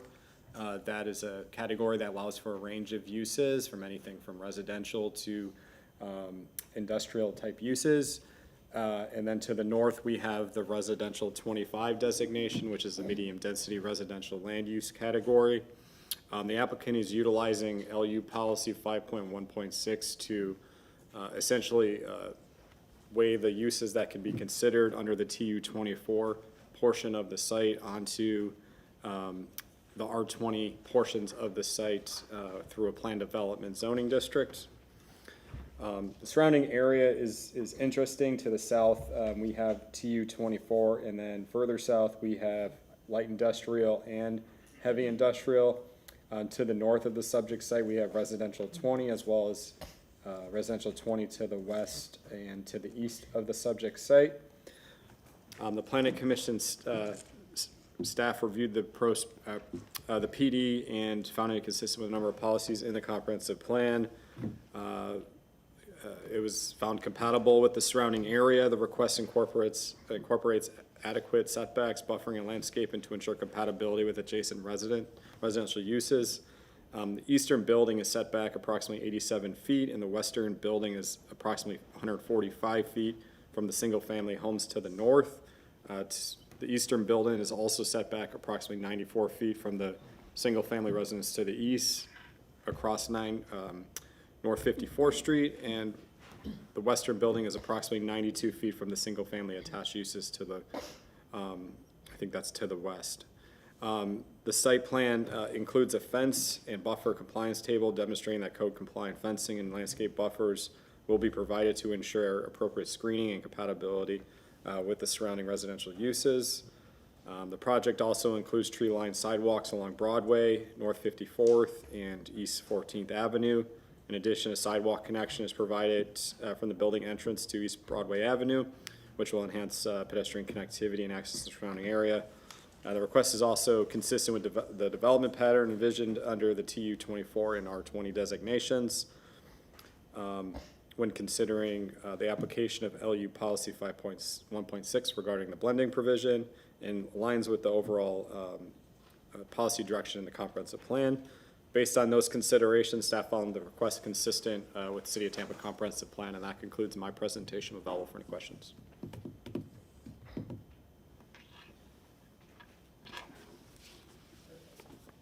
Yes, sorry.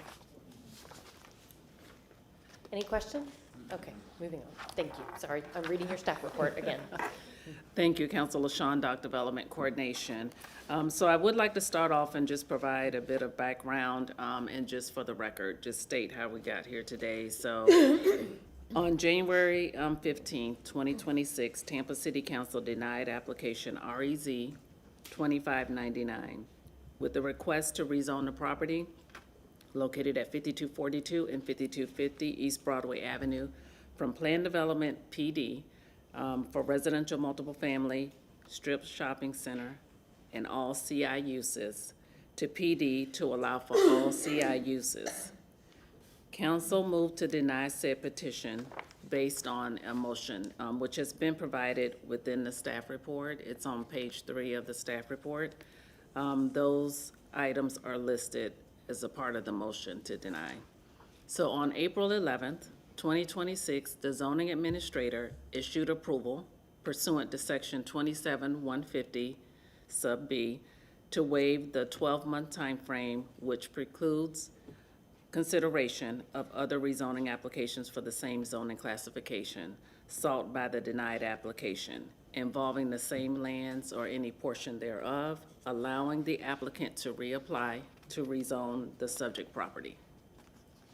And that is the application before us today to rezone. So generally, aren't they supposed to be substantial in difference? It is actually where they would address the motion, the reason for the denial. Okay. And so what was included in the report, I didn't want to read it all into the record, but if you like, I certainly that's fine. can. That's But fine. if they address the reasons for the motion, then it could be reconsidered. Okay. Okay. So the request before you, as mentioned, would allow for the warehouse use, all commercial intensive uses, as well as accessory open storage. The maximum building height proposed is 35 feet. The property itself contains 314,672 square feet. Parking required at 12 spaces, and they are providing 23 spaces.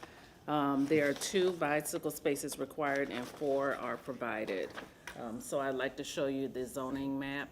This is the aerial of the subject property. The property is outlined in red. This is Broadway Avenue. Just for orientation, to the north, further north is East Columbus Drive.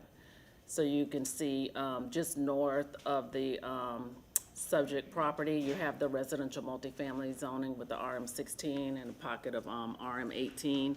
To the south of Broadway Avenue, you have your industrial zoning with the IG zoning, and some of those industrial uses with it, commercial intensive and industrial uses with open storage and vehicle repair along Broadway Avenue.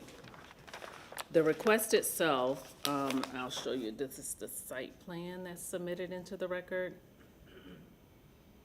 Let me zoom out just a little bit. So there are 2 buildings proposed, each containing 30,000 square feet. And those are the ones identified in red. So access to the site is on Broadway, only on Broadway. At this point of access, you have the entry and the exit, and then you're able to enter the site and exit at this point on the property, and then there's a 2-way entry here, an exit, and then there's a point of entry here. You can see the surface parking spaces are located here, and also those buildings are designed where a vehicle can pull in, a truck can pull in and pull into a bay, and then pull out and circulate around the site. And I'll show you in the picture some of the surrounding uses that are surrounding the property. And if open storage is to occur on the property, it would be in this location identified in yellow. Open storage in this CI zoning district is only allowed as an accessory use, so that is why the use is listed as accessory for open storage. None at all? Accessory open storage. Okay. Accessory, yeah. It can be anywhere, but those yellow is different pervious pavement. Oh, okay. I'm sorry, I've been reminded that the open storage could be anywhere and It's not not open just. storage, only accessory. Only accessory open storage, not as a primary use. And that'll be clarified on the final version. So this is the elevations. This is building one. The top is the east elevation, and then the west elevation is near the bottom. And then this is the north elevation, and then this is the south elevation. So both buildings are the same, but they have been provided for you, the elevations for both. And then I have pictures of the property. So this property is fairly large, it's over 7 acres. So on Broadway Avenue, there's 473 feet of frontage. So I'll just try to take you around quickly. That's the north boundary of the site. This is the south. This is on Broadway Avenue. I can go through, I don't need to show each one, I think. That also is the subject property. The site currently is vacant. So that's the east boundary of the property. There's another view of the east. It's just moving further along. That's the east. So surrounding the subject property, this is north. To the north, there's single-family detached, then there's also single-family semi-detached. This one will be better. This is a view of the semi, the 2 units to the north. This is a view east of the site, and this is if you're on 56th Street looking north. Directly east of the site on Broadway, that's the commercial. East of the site on 54th Street is residential. This is west of the site, the commercial, that's at Broadway. And then I have pictures of the residential that is located west. These are the 2-unit locations. And these are west of the site, and that's on North 52nd Street. So with this request, there are no waivers requested. The DRC staff reviewed the request, finds it consistent. There are changes to be made between first and second reading. And that concludes my presentation. I'm available if you have any questions. Anyone with questions? Okay, applicant?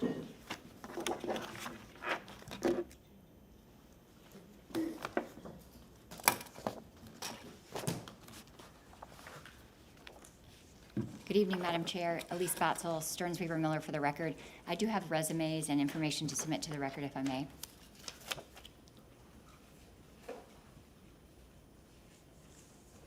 Mr. Shelby, do you want a motion to accept those, or no?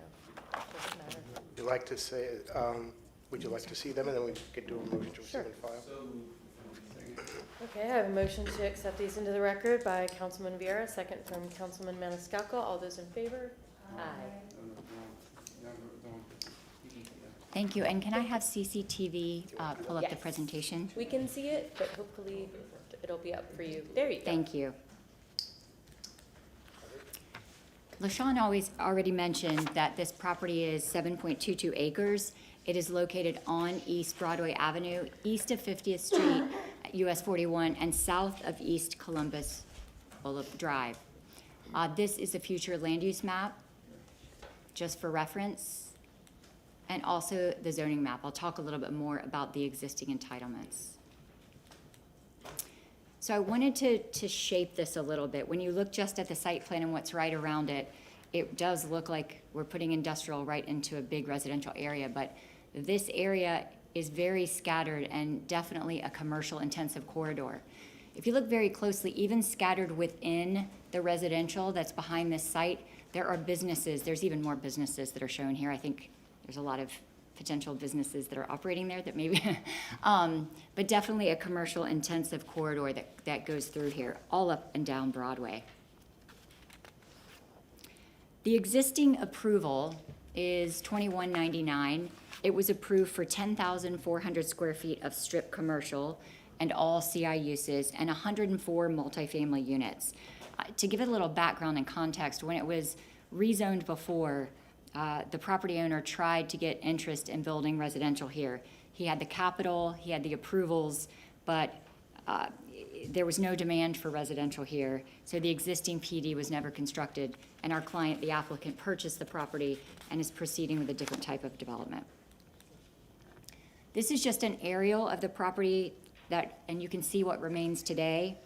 It is definitely underdeveloped and underutilized along this commercial corridor, and it's been several years since the closure of the mobile home park formerly located on the site. The request tonight is the approval of a PD allowing two 30,000 square foot warehouse buildings. As LaShawn said, she mentioned open storage. The open storage would only be accessory to the uses within the warehouse building, not open storage as a primary use.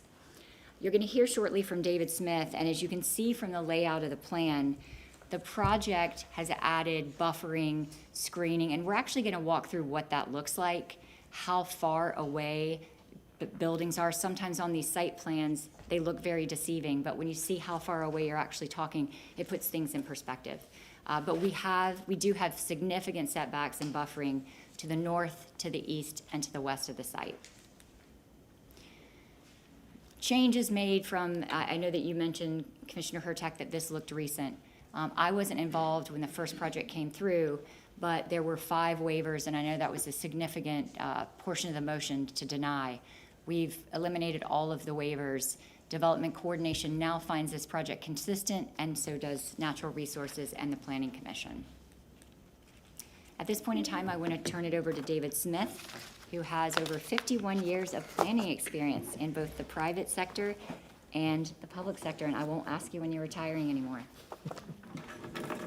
All that means is I'm old. So, David Smith, 401 East Jackson Street, Director of Development and Zoning for Stearns Weaver Miller. Lisa's kind of set the stage, if I can get this to turn. Well, guess my picture's just so good to move.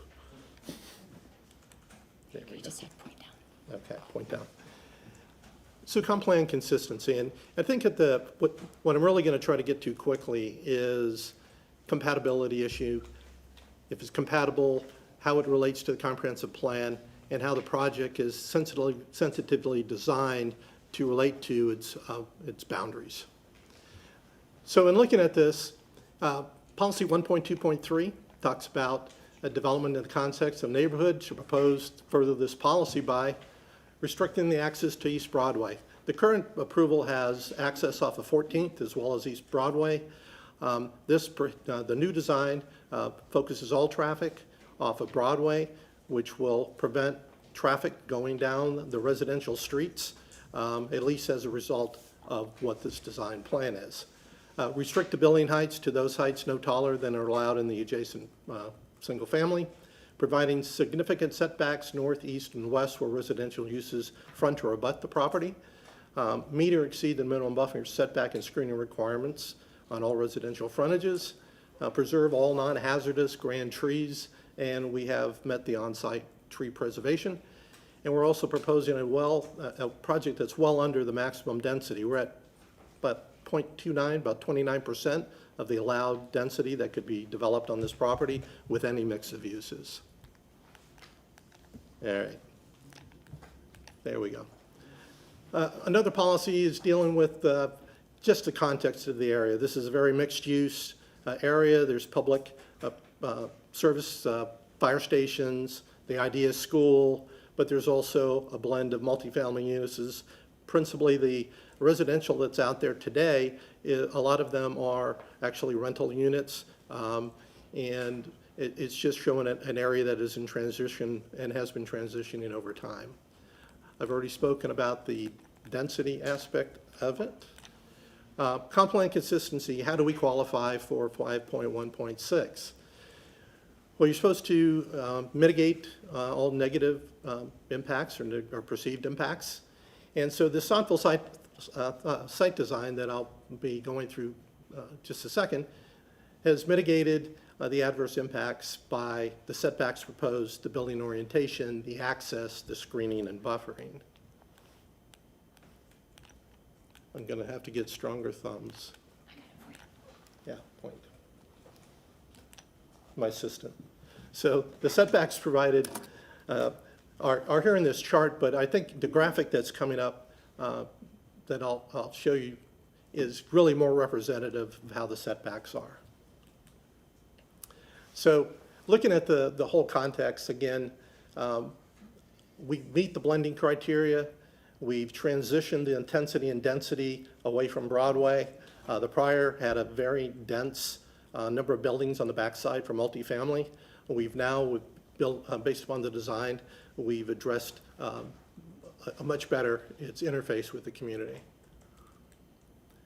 So this graphic shows you essentially on the left, this graphic, it shows you the setbacks that are currently provided from the building to the property line. So again, looking at the building to property line, we have on the west 156 feet. To the north, we have 208 feet from one building and about, I think it's 137 feet and 88 feet. And then to the east, we have one of about 95 feet. Well, when you look at the actual units on site, if you can get to that, you see that there's significant separation between the buildings on site and the adjacent buildings. We have upwards of 250 feet on the west. We have 158 feet, 155 feet on the north side where there's actually a highway or actually a road. And then on the east, we have 150 feet. And that we use that graphic to show the building on 54th because that's actually the only single-family home that actually fronts that property on that side. Next slide. So again, looking at the key points, significant setbacks, building orientation, limiting the access to all traffic coming off of Broadway, and then the screening and buffering. So the screening and buffering, we've asked for no waivers. We actually exceed the buffer requirement on the eastern boundary where the single-family residence exist. This just shows the code compliance, and this is on the site plan. If we can go to the next slide. But here's the real representation of what's going on here. So when you look at on the east side we have a road, we have the sidewalks that's going to be constructed, and we have a 10-foot buffer where a 5-foot buffer be required. In that buffer, we're preserving a significant number of trees that already exist on our site and off our site, and we're supplementing those trees with additional power line compatible trees at 20 foot on center, and we have shrubbery that's going to be placed 5 feet on center, and all that landscaping is on the outside of the fence, so it benefits the community. It's not put on the inside of the fence where it would only benefit the development. Next sheet. So on the north, this is where 14th Street is. We have again a 5-foot buffer, fence, same set of additional plantings. The right-of-way's a little bit wider there on the project frontage, so the sidewalk is close to the road. This section faces 3 sets of duplexes and then 3 single-family homes. Next. On the south, again, the south is a buffer that we are putting in, but no fencing is required around Broadway, and that's really not the focus of the buffering anyway. We're trying to protect the adjacent residential uses. So on the west, a couple things here. I want to put a graphic on the Elmo that kind of gives you a better feeling here. CCTV, could you switch to the Elmo? Yeah. So what I wanted to show here is all along the western boundary, there's an existing drainage ditch, and the existing drainage ditch has significant vegetation existing natural all along it. On the left side of the illustration or the photo, you can see the fence. That's an existing fence that's going to be replaced with the new fencing and screening on the site. So on the western side of the property, which is where we have, actually abut residential properties, we have a very significant buffer. We can go back to the other, back to the presentation, please.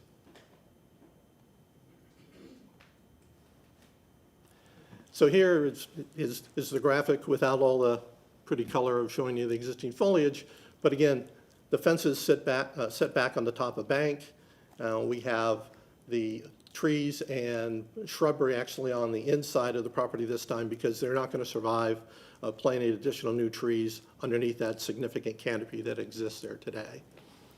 Next. So when you look at compatibility and all the potential negative impacts of the project, access limited to Broadway, building orientation central to the site with active areas on Broadway. Maximum height 35 feet, no taller than existing single-family homes could be built. Buffering meets or exceeds the code, and we have, where we abut, we have very significant buffer that will also be evidenced by the site plan. We have very low FAR, 0.18, which is 29% of what's allowed, and we have 109 trees that are being planted on the site. We're meeting the tree preservation requirements. And I think all these together render this project very compatible and actually is an infill transitional project. You know, the density intensity that could build otherwise for multifamily uses and retail on the front is actually a more intensive combination of uses, and it puts more traffic on the residential streets, whereas this proposed development provides a sensitive design, limited intensity, and much more compatible with an area. It's also a better use. All the other uses you see on Broadway basically are Euclidean zoning. They didn't have a plan, they didn't have a placement, they weren't required to have buffers, and this is everything that those aren't. Next slide. The Planning Commission found this compatible, and it's in my professional opinion that based upon the site design that has been discussed, that this site is consistent with the comp plan, compatible, and meets the burden for mitigation of any perceived impacts. And I'll turn it back to Elise, unless there's questions. Yeah. Any questions? Okay. Thank you very much. So I want to introduce the owner of the property. I think it was you, Councilmember Maniscalco, who said, I want to speak for the people because they can't speak for themselves. Well, there's no organized association, but she's been canvassing the neighborhood and speaking with neighbors. You can put the slide back up, please. And we just wanted to share a few of the comments from the neighbors, and I'd like you to do that personally. Thank you. Hi. Just introduce yourself. I'm Janu Sivanason. And in owning this property and going back and forth to this property, I've been approached by neighbors all the time. They come up and accost me and say, are you going to do something here? I hope something's happening soon, because they view this property as an issue for their neighborhood because it's been empty for decades. And it attracts people who like vacant properties and dump and do things they don't want to have done there. And so I knew they were supportive, but I went back and I tried to do it in a more organized way. And I think there's some notes that maybe, Elise, that you have. Oh, they're here. I have addresses and phone numbers and names of people that are immediately surrounding and in the adjacent streets. And they all focused on job creation. People ask me, could I apply for a job? They're very focused on seeing kind of the mixed use way of the community. And one person in particular actually volunteered and said, we don't want to see any houses here. It's just going to make my rent go up. I want to see something where I can make money at a job. You. Okay, sorry. Okay. Any questions? Okay. Is there anyone in the public that wishes to speak to this tonight? Move to. Second. Okay, I have a motion from Councilman Maniscalco to close and a second from Councilwoman Miranda. All in favor? Aye. Any opposed? Okay, anyone have anything to say about this one? Well, I'll just say that I'm still, I still would love to see housing here, but I respect what's been done. I respect what the community wants. I particularly like seeing that there will be sidewalks around all three sides of the property. Sidewalks are very lacking in that neighborhood, a neighborhood that people walk a lot in. This is still not my favorite use of this, but I can accept it. Councilmember Carlson, would you be willing to read this? Yeah. Move file number REZ 26-75, ordinance being presented for first reading consideration, ordinance rezoning property in the general vicinity of 5250 East Broadway Avenue in the city of Tampa, Florida, and more particularly described in section 1 from zoning district classification PD plan development to PD plan development warehouse, all commercial intensive CI uses and accessory open storage, providing effective date. So I have a motion from Councilmember Carlson, a second from Councilmember Maniscalco. Councilmember Young. No, I kind of agree with you, Councilman Hurtak. It's not I feel with so much space, we have so many, opportunity of what can be put there, but I can appreciate the revisions that were made, and thank you, for taking the time to do that. But, I would, with so much space, so much opportunity, but thank you for making the revisions. Okay. So I have a motion and a second. All those in favor? Aye. Any opposed? Okay. Okay, motion carried with Clendenin abstaining. Second reading and adoption will be held on September 17th, 2026 at 10 a.m. at Old City Hall, located at 315 East Kennedy Boulevard, 3rd floor, Tampa, Florida, 33602. Okay. Thank you for your time. Our fearless leader is coming back now. Councilman Clendenin, before you move on, you have a Form 8B sitting in front of you, waiting for your signature. And you can have it received and filed at this time. Move to receive and file. Thank you. I have a motion from Councilman Carlson, second from Councilwoman Hurtak. All those in favor say aye. Aye. Opposed? The ayes have it. Thank you for your patience. Thank you, Councilwoman Hurtak.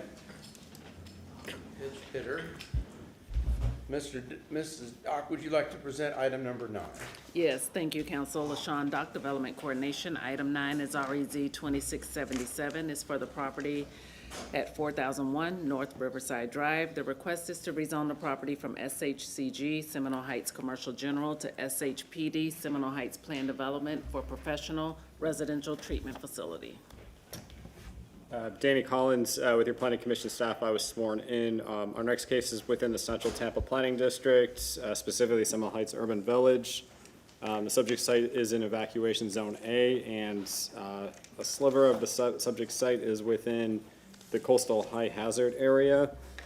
Here's the adopted future land use map. The subject site's currently designated CMU 35, which surrounds the site on all sides. CMU is predominantly found along this corridor here. It transitions to residential 10 to the south.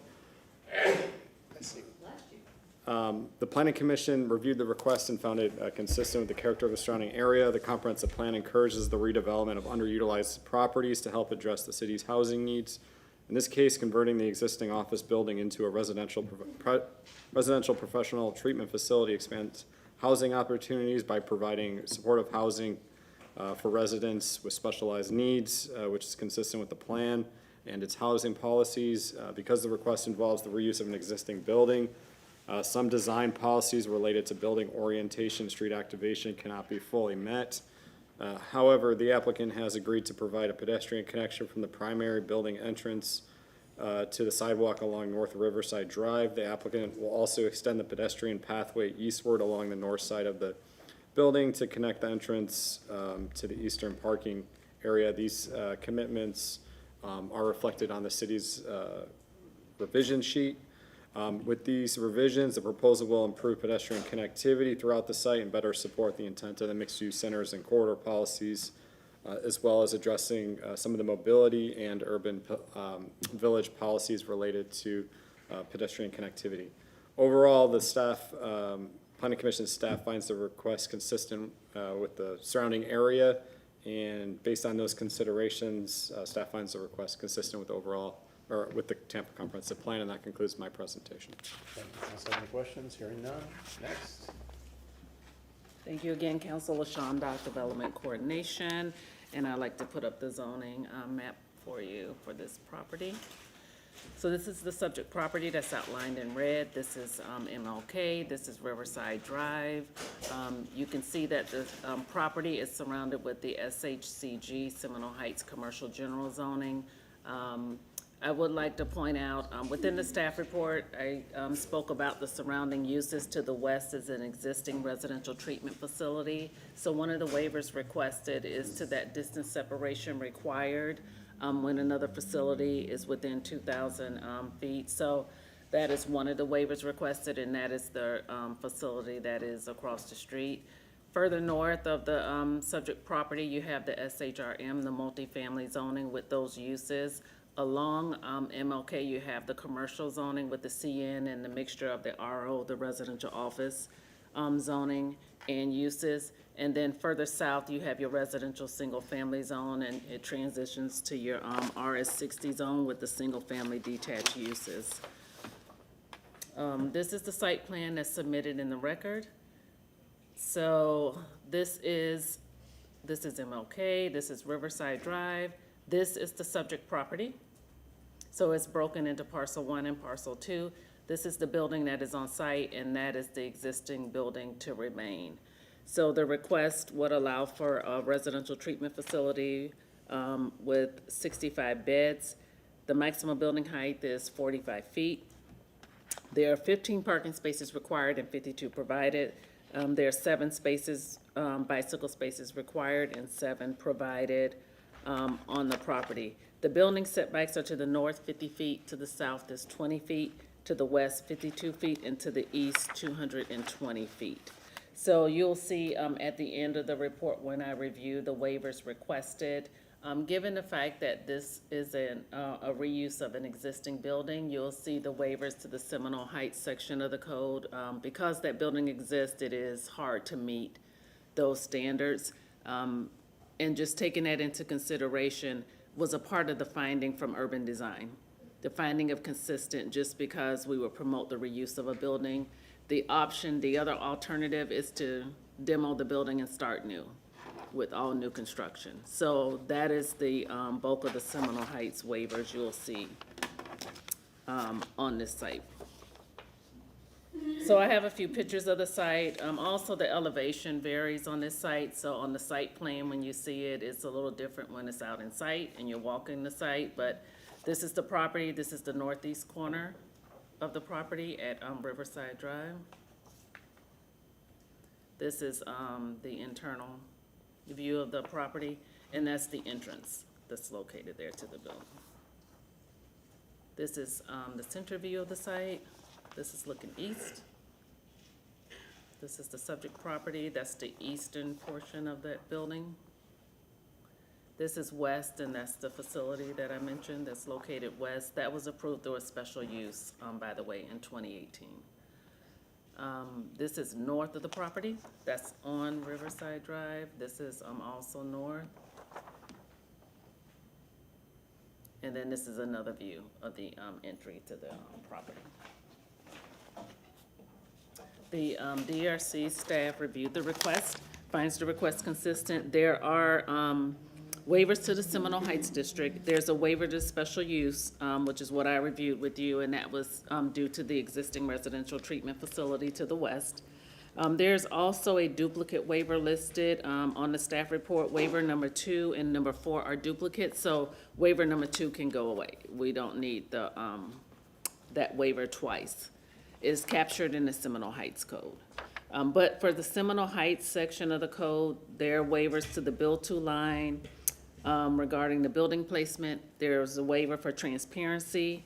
There's a waiver for the parking placement to allow it at 0 feet instead of 15 feet, which is the required in the Seminole Heights district from the front yard when parking is located on the property. And then also the last waiver for Seminole Heights is to allow the reduction in the drive aisle. The drive aisles that you see are at 22 feet in width.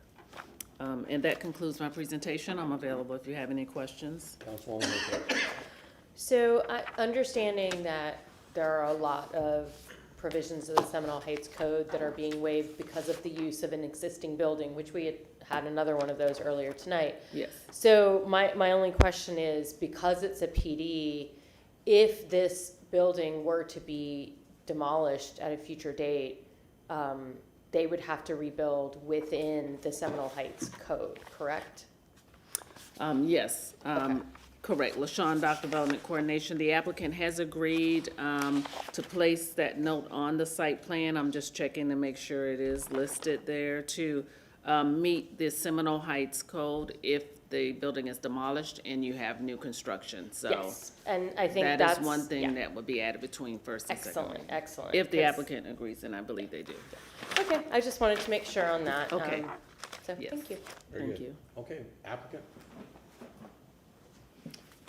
Truett Gardner, 400 North Ashley Drive. Honored to be here on behalf of Riverside Recovery. Truly an amazing organization that does amazing things, including to some people that are very close to me. And they have done such a good job. They need to expand.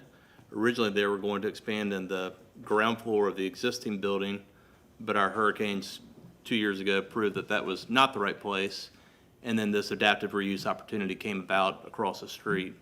And so that's what they're pursuing. As far as the condition you mentioned, this is an adaptive reuse that necessitates the overwhelming majority of the waivers. And should this building be demolished, we completely understand and agree that it would have to be built to code. So with that, I'll stand down for any questions. Megan Smith in my office has a few slides, and then Samantha Alberry, who's the president and CEO of Riverside, would also just like to address council as well. Thank you. Good evening, Megan Smith, 400 North Ashley Drive, Gardner Brewer Hudson. Gonna pop through this really quickly. So wanted to just touch base. LaShawn did a great job orientating you guys to the site. So as you see, located on Martin Luther King and Riverside Drive. The office building that we see there is constructed in 1983, and so our request is to adaptively reuse the facility for a professional residential treatment facility. This would have been a special use 2 application, but because of reusing the existing building, we have the waivers that are accompanying it with the application tonight. The building as it sits today is a little over 20,000 square feet, 45 feet in height. Access will be on Riverside Drive and Martin Luther King. And then the eastern portion of the site is going to remain as is. There is some surface parking there, but there are monitoring wells in the back, so there's a little field area that you'll see on an aerial view. Quickly wanted to touch on the waivers, and if you have any questions, we're happy to answer those further. There is the distance separation waiver. As Truett mentioned, the main facility is located along the river, so that is the one that we're requesting the waiver from. So this is just an expansion of those services, taking them across the street, out of coastal high hazard area, and then really being able to utilize that existing building to finish those needs that the facility has. Transportation is for that driveway width, and then the urban design requirements that LaShawn went through. And again, happy to put the note on the site plan saying that we will look at those and come back through if any redevelopment happens. Staff has reviewed the application, and all parties have found it to be consistent and are recommending approval. And we appreciate their review and time as we work through the pieces of this application. And with that, I'm going to hand it over to Samantha Alberry. She is the president and CEO of Riverside Recovery, and so she can kind of share a little bit about the facility and the great impact they've had on our Tampa community. Thank you. Good evening, council members. Kind of good night at this point, but my name is Samantha Alberry. I am president and CEO of Riverside Recovery. I've been with Riverside for 9 years since we've opened the doors. I've worked in multiple different capacities, so operations, compliance, HR, and ultimately in the role that I have today. I've had the privilege of watching Riverside since before we even opened, so I have really got to see it evolve and grow over time. Since opening our doors in 2017, we have served more than 6,700 individuals and families. They've trusted us with their care. Today, we employ 113 staff members. We provide a full continuum of care, so detox all the way through outpatient treatment. We are licensed by the Florida Department of Children and Family Services. We're accredited by the Joint Commission, the Commission on Accreditation of Rehabilitation Facilities, the American Society of Addiction Medicine. We're also a teaching facility, so we partner with USF, with UT, St. Leo, many other local universities. We have psychiatry rotations previously with USF Morsani College of Medicine. We also work with transplant teams at Tampa General, HCA, Advent Health. We treat very medically complex individuals that a lot of other centers cannot service. We also operate a specialized professionals program, so we serve physicians, nurses, attorneys, aviation professionals, executives. And while our reach and reputation has grown significantly over the last 9 years, Riverside remains overwhelmingly local. So 82% of the individuals that we serve come from within 50 miles of the facility. And 37% of the individuals we serve come from Hillsborough County specifically. So this year, as we celebrated our 9th anniversary, Riverside was awarded the #1 residential addiction treatment center in the state of Florida by Newsweek, and it is our 5th consecutive year of being recognized. We had every intention, as Truett said before, that we were going to expand on our ground floor when the hurricane came. It flooded the ground floor of our flagship location, and so we were unable to continue with our expansion. We kind of said as the flood waters went away, so did like our hopes and dreams of expanding down there, and then we were presented with the opportunity to purchase the building across the street. So if Riverside could go somewhere and provide these services, a really extremely important next level of care, I cannot imagine a better location, a more responsible location to do it. Relapse is highest with the services that we would be providing. So directly across the street, we have our flagship location. We have medical nursing 24/7 staff and infrastructure that we've built over there. For 9 years, our employees have come to work there. Thousands of patients and families have trusted us. Healthcare professionals have trained there. Hospitals have entrusted us with their complex clients. And we've weathered hurricanes. We have really built our roots right there in that area, and we can continue investing here. So we are proud to call Tampa our home, and we are asking for the opportunity to continue serving this community for many years to come. So thank you for your time and consideration. Thank you very much. Does that conclude your presentation? It does, yes. Okay, very good. Is there anybody in the audience that wishes to speak to this item? I have a motion to close from Councilman Maniscalco.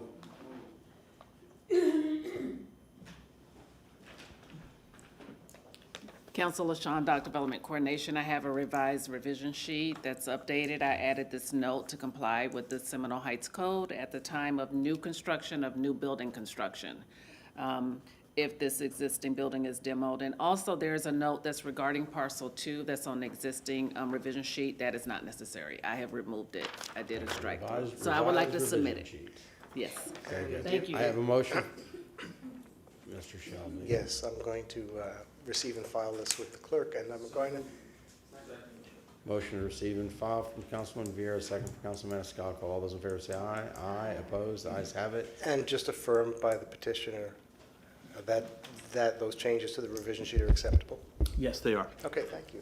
Okay, noted. I have a motion to close from Councilman Maniscalco, second from Councilman Vieira. All those in favor say aye. Aye. Opposed? The ayes have it. Councilman Vieira, would you please read item 9 with the revised revision sheet? Yes, sir. Move an ordinance presented for first reading consideration ordinance rezoning property in general vicinity of 4001 North Riverside Drive, City of Tampa, Florida, more particularly described in Section 1 from zoning district classification SHCG, Seminole Heights Commercial General, to SHPD, Seminole Heights Plan Development, Professional Residential Treatment Facility, providing an effective date with the revisions. With the revised revision sheet.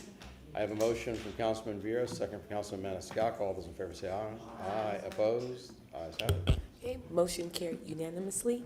Second reading and adoption will be held on September 17th, 2026 at 10 a.m. at Old City Hall, located at 315 East Kennedy Boulevard, 3rd floor, Tampa, Florida, 33602. Thank you. Okay, it's a long time coming. We're at the last item of the night. This is going to be quick, easy, and brilliant.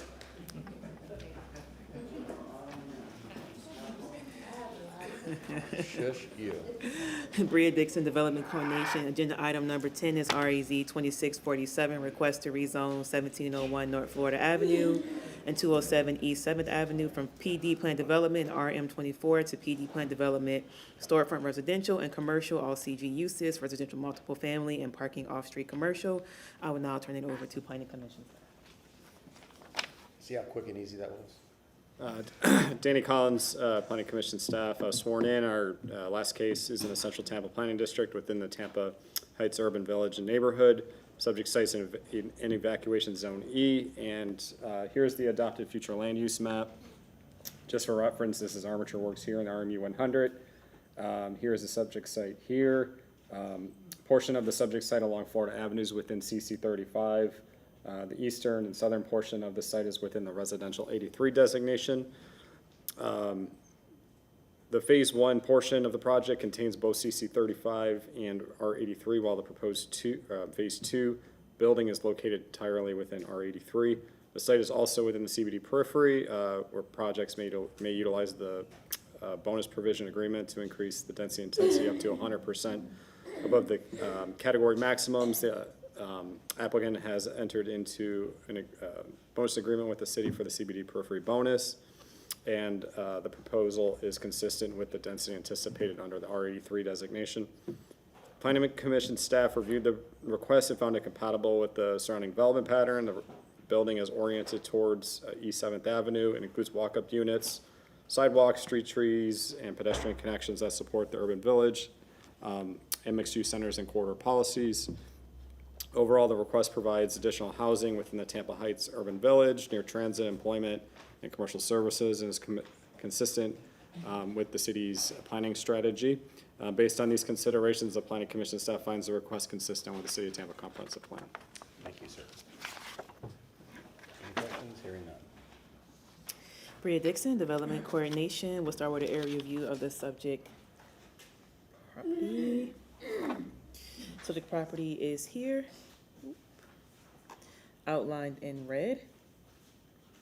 It is comprised of 2 phases, and it is currently located in the Tampa Heights Historic District. The subject site is east of North Florida Avenue, as well as west of North Morgan, and it is south of East Oak. Phase 1 to the north, which is this part right here, was approved in 2021 and recently completed construction as a storefront residential structure with non-residential uses on the ground floor and 320 residential units above. Current proposal requests the development of the adjacent vacant parcel here to the south to be developed as phase 2. Surrounding uses include multiple family residential plan development to the east, plan development currently operating as a Salvation Army to the south, as well as a mix of commercial uses along the west and a congregate living facility to the east. Here is site plans.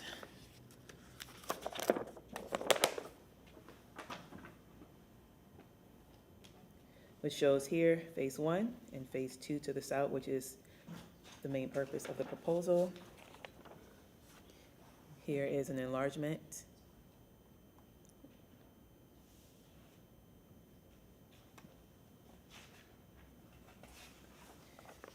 And then the details of phase 2, which are before us today.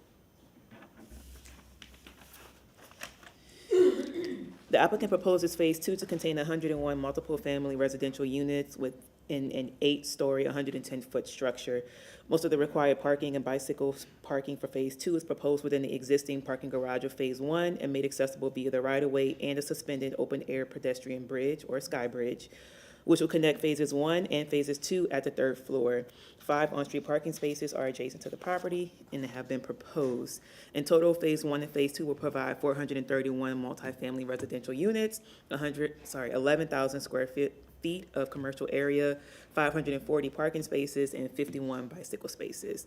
On July 9, 2026, the Architectural Review Commission reviewed this request as ARC 26300 and recommended denial for reasons that the existing scale, height, width, massing, residential setbacks, orientation, and site coverage, which is connected via the Sky Bridge, is already beyond what may have been historically found in the Tampa Heights Historic District. Nevertheless, the existing conditions were not found to constitute a harmful impact on the surrounding historical district. Following a tie vote of 2-2, A recommendation of denial was issued in accordance with the ARC rules and procedures. Here are proposed elevations. So this is currently what is there for Phase 1 on the east and 7th Avenue. From North Florida Avenue as well as Oak Avenue. And this is the proposal for Phase 2, where you can see that pedestrian bridge connection at the east elevation, and here's the north elevation, as well as the west elevations here, and the south elevations. I also have photos.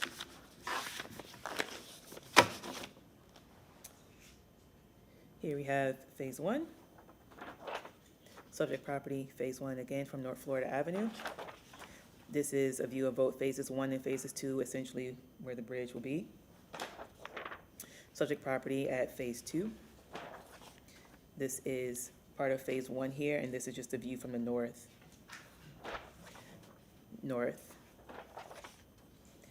Property to the north, to the east, additional residential units to the east, residential units to the east as well.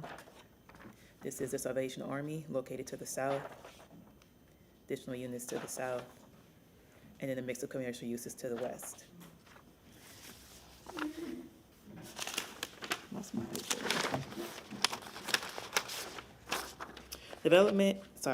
The applicant is requesting 4 waivers from section 27-283 to reduce the number of requiring loading berths from 5 to 2, a 60% reduction. Waiver number 2, from section 27-284 to reduce the required tree retention from 50% tree retention of 50% for sites over 1 acre to 0%. Section 27-283 to allow commercial traffic access to a local street from East 7th Avenue and East Oak Avenue. And then waiver number 4, section 27-283 to allow loading to occur in more than one continuous maneuver, to allow loading to occur with a single 30-foot truck, and to allow maneuvering in the right-of-way. Development Review and Coordination staff reviewed the petition and finds the request inconsistent with the applicable City of Tampa land development regulations.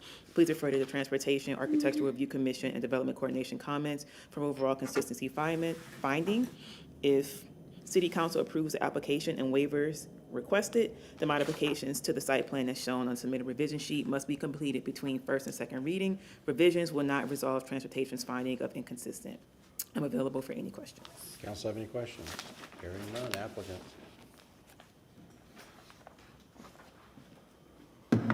Good evening, council. My name is Tyler Hudson. My address is 400 North Ashley Drive. Joining me this evening, in addition to my colleague Alex Shaler, is Patton Shalura, principal with Logi Capital, who is the developer of this project. He's also the eldest of the Chilbros ice cream dynasty. I'm going to share a quick presentation. There's no Alpine cake, I'm sorry. Thank you. I was going to ask whether. Can you guys see it? Can you guys see it? Right now, if he had brought a 5-gallon container. And do you agree you can be? We did talk about it. I thought it was Free probably of not bias and prudent for a prejudice. first reading.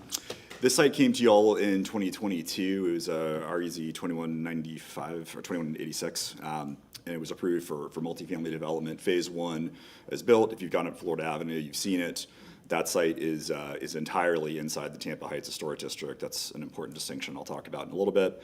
Phase 1 is now open. There's almost 500 people who are new residents, new neighbors in Tampa Heights who call that development home. Across the street, parcel of land came available. It's owned by St. Joseph's Hospital. By right, with RM24 zoning, you could fit maybe a handful of townhomes on it. But because the Phase 1 building has so much extra parking, we're able to do a magic trick, and that this might be the first project I've ever brought before you for an apartment building that has 0 on-site parking. Parking would be across the street. And so that allows a project like this to bring in a really nice amount of density. 100 units is on the smaller side. Most of what you all see is usually between 250 and 325 units. So it is smaller scale. But the magic is to be able to use some of the unutilized extra parking that's just sitting there right across the street in order to make a site like this work with the amount of density that R83 really calls for. This is what it looks like. We don't have the colorful version. Ricky Pederica can talk more about the trees. We are proposing type 1 trees on the northwest and south side. The east side has overhead power lines, so we don't want to make commitments we can't make work. On the bonus side, we are proposing a 10% set aside. It's 101 units, so that's 10.1 affordable housing units. We round up from all the time with that, so it's actually 11 affordable housing units. It's worth noting that the phase 1 we referred to that's already built also had a 10% set aside requirement. I do want to say, because we went back and forth with staff on that, we are asking that we have the flexibility to put those 11 units either all partially somewhere between the phases. It's a singular development, but for different reasons, it might make sense to have some of those set aside units across the street. I will say that the building across the street is much more heavily amenitized. This will be an apartment building. The building to the north has a couple more bells and whistles due to its size. On waivers, some of these waivers are already approved. I don't like to come in here presumptuously and say, well, they're already approved. This one is a little different because part of the PD is already built. The loading waiver, we only have one building across the street, which is significantly larger. It's worked out fine. We only want to have one waiver in this smaller building as well. Natural resources, the retention waiver down to 0 was already approved. Ricky can talk more about this. I don't think there's any trees that we feel are really worthy of preservation. Natural resources, I think, did find this consistent, hopefully partially based on what we're proposing to put back. The two areas of inconsistency, transportation is the loading waiver, which I think in the rankings is maybe the second or third most requested and granted waiver by this council. I do want to talk about historic preservation a little bit because we used the word denial. That's fair, but it was really more of a deadlock. The building is not in the historic district. The historic district runs down the middle of the street. So when we have that walkway we showed, which is sometimes called a sky bridge, which that's like a little bit of a strong word, but they got the chance to review that walkway, and there was a motion to recommend the rezoning. Again, they're just looking at the walkway, technically half of it, but that's not reasonable. So they were only looking at the walkway.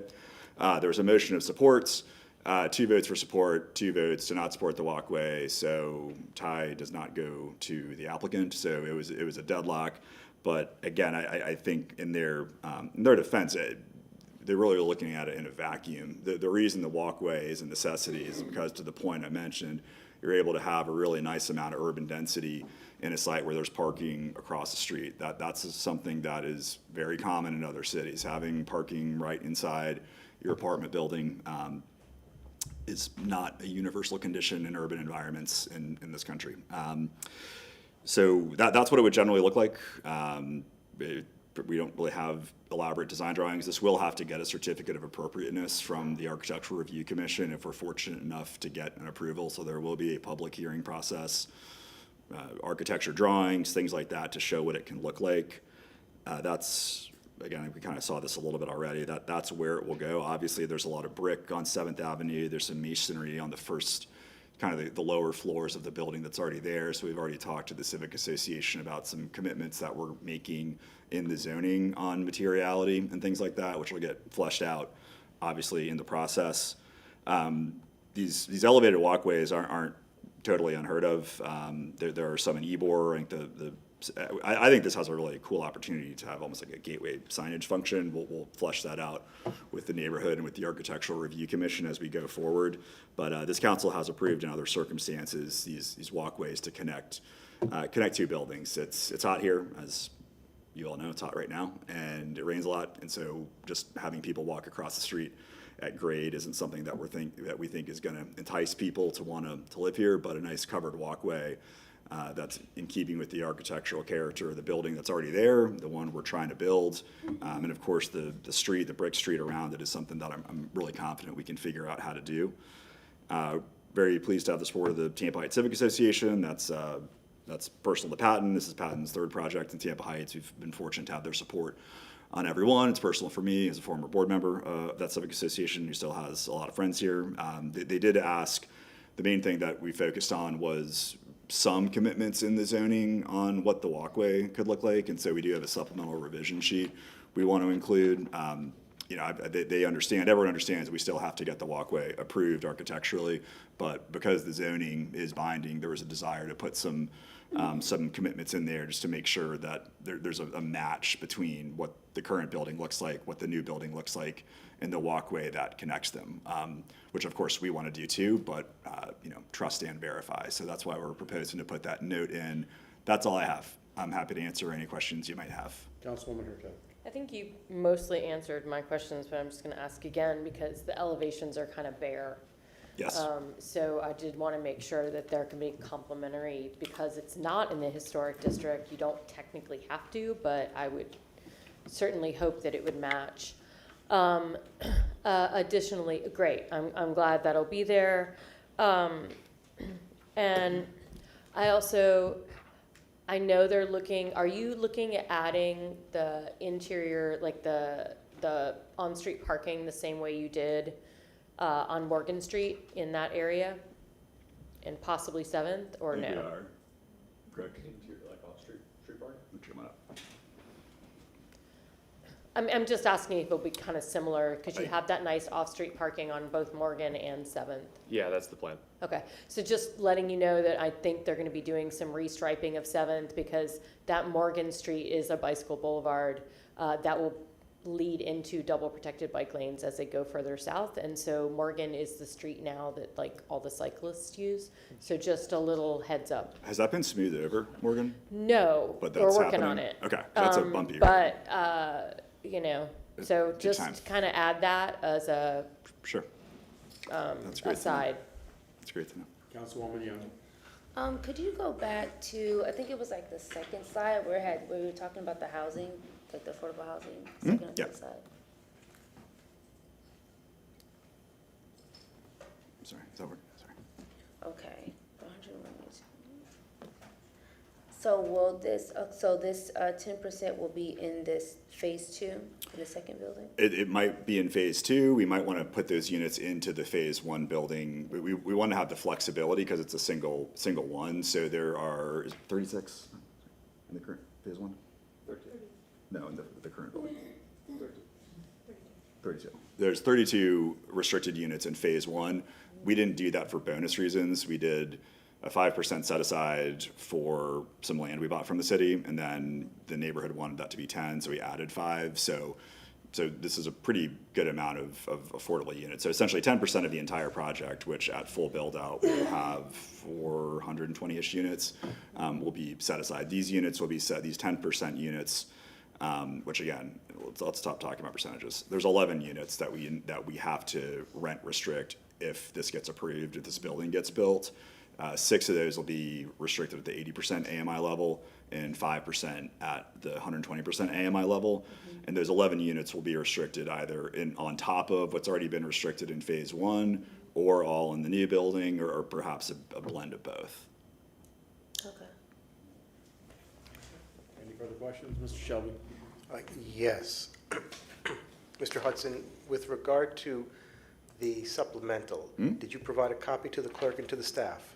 Staff has it. Staff has it?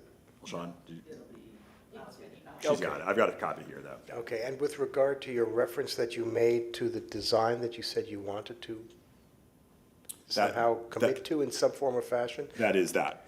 That's in the four corners. That's in the so four it's not corners of that graphic, paper. it's by writing, or just? It's by text. By yeah. text. Yeah, we thought about doing it graphically, but turns out that's harder. So we did it by text. Can we receive and file that, please? Motion to receive and file. All those in favor say aye. Aye. Opposed? Ayes have it. Anything else, Mr. Chairman? And this is on top of the revision sheet that already exists. So the motion includes the staff revision sheet and the supplemental provided by the applicant. Correct. That's our desire. Thank you. Okay, any other discussion? Anybody in the public wish to speak to this item? Ricky, you sure you don't want to speak to this? We have a motion from Councilman Vera, a second from Councilman Maniscalco. All those in favor say aye. Aye. Opposed? Ayes have it. And I'll just say that this is kind of the density that we're anticipating for this area. Anyway, this is part of what the streetcar is counting on to have this kind of for the extension and this kind of density along that route. So good job. Okay, Councilwoman Young. Yeah, I think it is. Yeah. File number REZ-26-47, ordinance being presented for first reading consideration, ordinance rezoning property in the general vicinity of 1701 North Florida Avenue and 207 East 7th Avenue in the city of Tampa, Florida, more particularly described in Section 1 from zoning district classification PD Plan Development RM24 Residential Multifamily to PD Plan Development Storefront Residential / Commercial all CG uses residential multifamily and parking off-street commercial, providing an effective date. I have a motion from Councilwoman Young, a I second need to from read the Council. resolution. No, that'd be the second reading. I have a motion from Councilwoman Young, a second from Councilman Maniscalco. To the revision sheet, yeah. With the revision sheet and the supplement. That I don't know. You're welcome. Okay, we have a motion, I have a second. All those in favor say aye. Aye, opposed, ayes have it. Okay, motion carried unanimously. Second reading and adoption will be held on September 17th, 2026 at 10 a.m. at Old City Hall, located at 315 East Kennedy Boulevard, 3rd floor, Tampa, Florida, 33602. I heard Mr. Maniscalco whisper, how dare he walk into this council chamber without a 5-gallon bucket of ice cream. Next time. Are you going to take the other rights flavors and mix them together? Okay, interesting. Good. Well, that concludes our regularly scheduled program. New business. Councilman Carlson. I have three. We mentioned Andy Hughes earlier. Guido, do you want to make that motion, or do you all know who Andy was? Okay, I'd just like to make a motion to create a off-site posthumous commendation for Andy Hughes. I motion Councilman Carlson, second Councilman Maniscalco. All those in favor say aye. Aye, opposed, ayes have it. Thank you. Have the name? It's Huse. Yeah, his last name is Huse. Thank you. I don't know if anybody else is planning to do this, but the Rays have asked us to put their item to put a vote for their contract on the August 27th agenda. So unless somebody else wants to do it, I'll make a motion to do that. I have a motion from Councilman Carlson, a second from Councilman Vieira. Discussion. I don't, what contract? Yeah, I mean, that's, Well, I also would make it, by the way, subject to them having it on base by 5 o'clock tomorrow. I mean, I haven't seen it. I haven't seen it either. So, yeah, I mean, if it's not in on base by 5 o'clock tomorrow, sure, yeah, I mean. So with the condition. Yeah, so I make a motion to put the Rays contract vote on the August 27th agenda, provided that it's in on base by 5 o'clock tomorrow. Yeah, I mean, I'm still not gonna vote for it, but I understand it. I have a motion from Councilman Carlson, a second from Councilman Vieira. All those in favor say aye. Aye, opposed, ayes have it. Okay. Okay, you want the note? Okay. Okay, who are the nays? Councilman Miranda? The three of you. Carlson's motion for Vieira second with the raised contract, so motion carried with her tech voting no. It's actually also Maniscalco. Oh, all three of you, okay. Motion carried with her tech, Maniscalco, and Miranda voting no. Okay. Hey, I got a long motion that was given to me by, so the West Tampa neighborhoods have been organizing, and they have some concerns about the impact of the stadium, and they want the Planning Commission to help them. I've spoken to, and they have also spoken to Commissioner Cohen, and I think also Myers, and I spoke to Elizabeth Zornita, and she gave some input into this motion, so I'll just read it. Motion to enable and direct the Hillsborough County Planning Commission to complete a development impact study for the purpose of providing recommendations on a new West Tampa Stadium District Master Plan. Within this development impact study plan, Hillsborough will evaluate transportation and land use impacts anticipated for surrounding areas related to the proposed stadium and an assumed 8 million square feet of new commercial development at the Hillsborough College campus. The study in the West Tampa Stadium District Master Plan shall include recommendations for improvements addressing critical issues such as parking demand, transit opportunities, transportation, local businesses, local and regional connectivity, district branding and aesthetics, historic preservation, density, and housing affordability. Plan Hillsborough will come back to City Council on, they're recommending 3 weeks. No, sorry, to give us an update on the process that they would propose, not to give the answer. How would that work with the? It's a separate process than the contract, but the contract they can't finish this before the contract, but parallel to that, they would like a planning process. Yeah, I don't know. I think a planning process is a great idea, but that should happen way before a contract is signed. Yeah. That's absolutely, I mean, why would we, what if they come back with a plan saying it's a bad In idea? contradiction with this. Yeah, I think that's a great idea, but it should absolutely, it would be instead of your motion to bring the contract forward next week.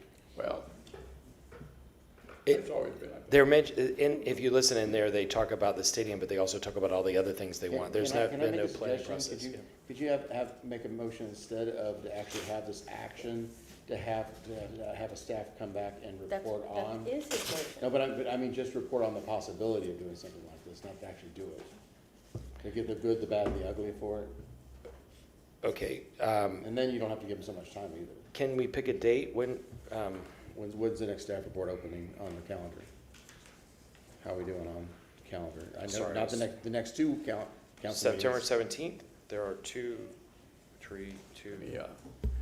Yeah. So motion to ask Melissa Zornita from the Planning Commission and Jamie Jones from West Tampa Heights Neighborhood Association come to us with a proposal on studying for planning the larger West Tampa area. Okay, I have a motion from Councilman Carlson. Is there a second? Second from Councilman Vera. So what you just said, that's your motion? Yeah, take away the And rest of the Mr. long Chairman, part. where on the agenda does that appear? Under staff reports. Under staff reports. And we have an opening. Is there any discussion? I will support it if we move the vote of the contract till after that. Like, it just doesn't make any sense to me. But this is them coming to tell us what the feasibility of doing something, and then we'll actually know what the facts are anyway. But it's not just a pit. This is no harm. But it sounds like y'all have basically made your minds up. But this So is no like harm y'all about are that. voting for this But this is contract. bigger than just that. This is bigger All than four just, of you. this is bigger than just the 120 acres, because he's talking about the larger district too. Yeah, and this is more than, it's a lot, I don't know if you heard everything I read, but the stadium is a part of it, but they're asking for planning for their entire area and how the neighborhoods integrate with each other and the branding and aesthetics and. But we don't the even only know thing if they- the stadium's going But, there. but if you take out the word stadium, they still want this, so I can read the whole thing and take out the word stadium. There's no harm. It's not, There's no harm. this is not dependent on whether we Okay. do the stadium or not, they still want this. Okay, well, They've never had a master plan over than the overlay district. Yeah, so let's hear what the staff has to say about it. So we have a motion, we have a second. All those in favor say aye. Aye. Opposed? I oppose it. I oppose everything. Yeah, You're not in black, Councilman. Today is not one of those meetings. His neighborhood is West Tampa Heights, by the way, so. Could we have? I'll handle that. Could we have the clerk announce So whatever you're the vote opposing, is? Miranda? Pardon me? Are No. you opposing? You said no? Okay. Kurtek, were you no as well? No, it's fine. I mean, a plan for looking at the area. Okay, so motion carried with Miranda voting no. Okay, very good. Is that it? Yeah. Okay. Councilman Vera. Thank you, Mr. Chairman. 3 quick things, if I may, this morning. We heard from Mr. Tom DeGeorge on small venues over in Ybor City, and I had discussed his doing perhaps a report on suggestions specifically we can act on, and to have it to us by a date certain we can discuss it. So I move, if I may, that be given to us with a receive and file on October 15th on the agenda. And yes, ma'am. I have a mo,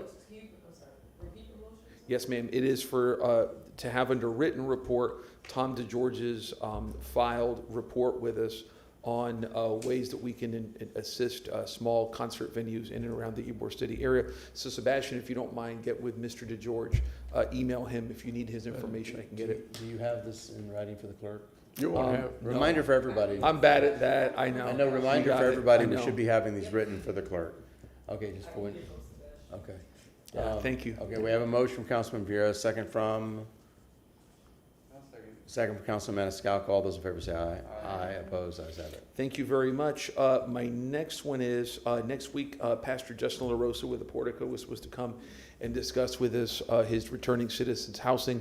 He is undergoing some serious health challenges now, as you all know, and has requested that this be moved to October 15th under staff reports, when he and staff can come and we have that open. So if I may, I move that for October 15th. And it'll be taken off of the agenda for next week as well. Okay, remove it from the agenda for next week. We're going to just continue this to October 15th. Yes, sir. So you have a motion from Councilman Vieira, second from Councilman Carlson. All those in favor say aye. Aye, opposed, ayes have it. And everybody, please pray for Justin. He's going through difficult. He's a good man, and thank you for that, sir. Then my last one is, Michael Gonzalez. I know some of us are going to go to that Crew of West Tampa thing on Saturday. Michael's gone through some very difficult times. His mother just passed, and he's apparently being crowned the king of the coronation ball. I just wanted to off-site, not in the formal program.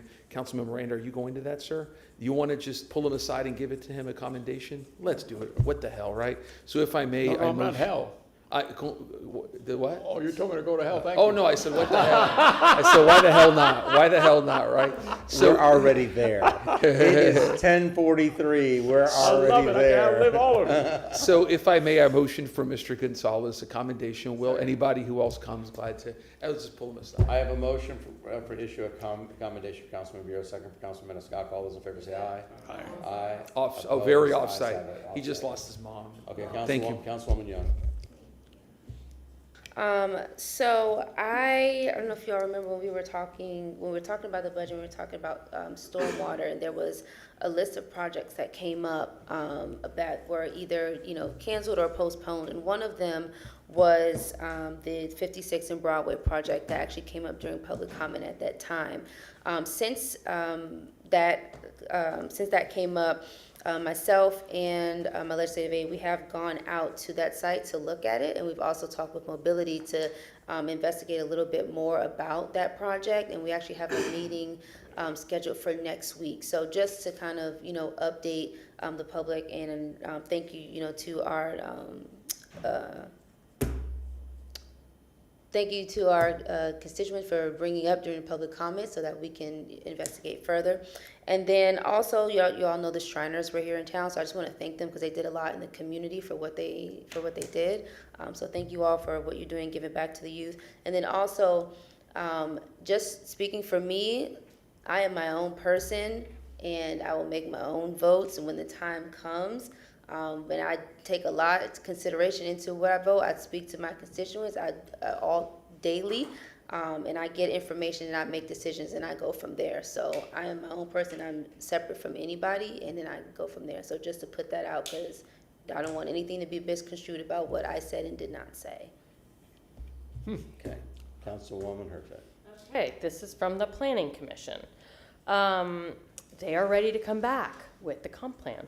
So, request by the Planning Commission to set adoption hearings for the future land use section update TACPA 24-04, housing section update TACPA 2405, and coastal management section update TACPA 2406 to the comprehensive plan for October 22nd, 2026 at 5:01 p.m. and to direct the legal department to provide the city clerk with the form of notice for advertising the public hearings. Second.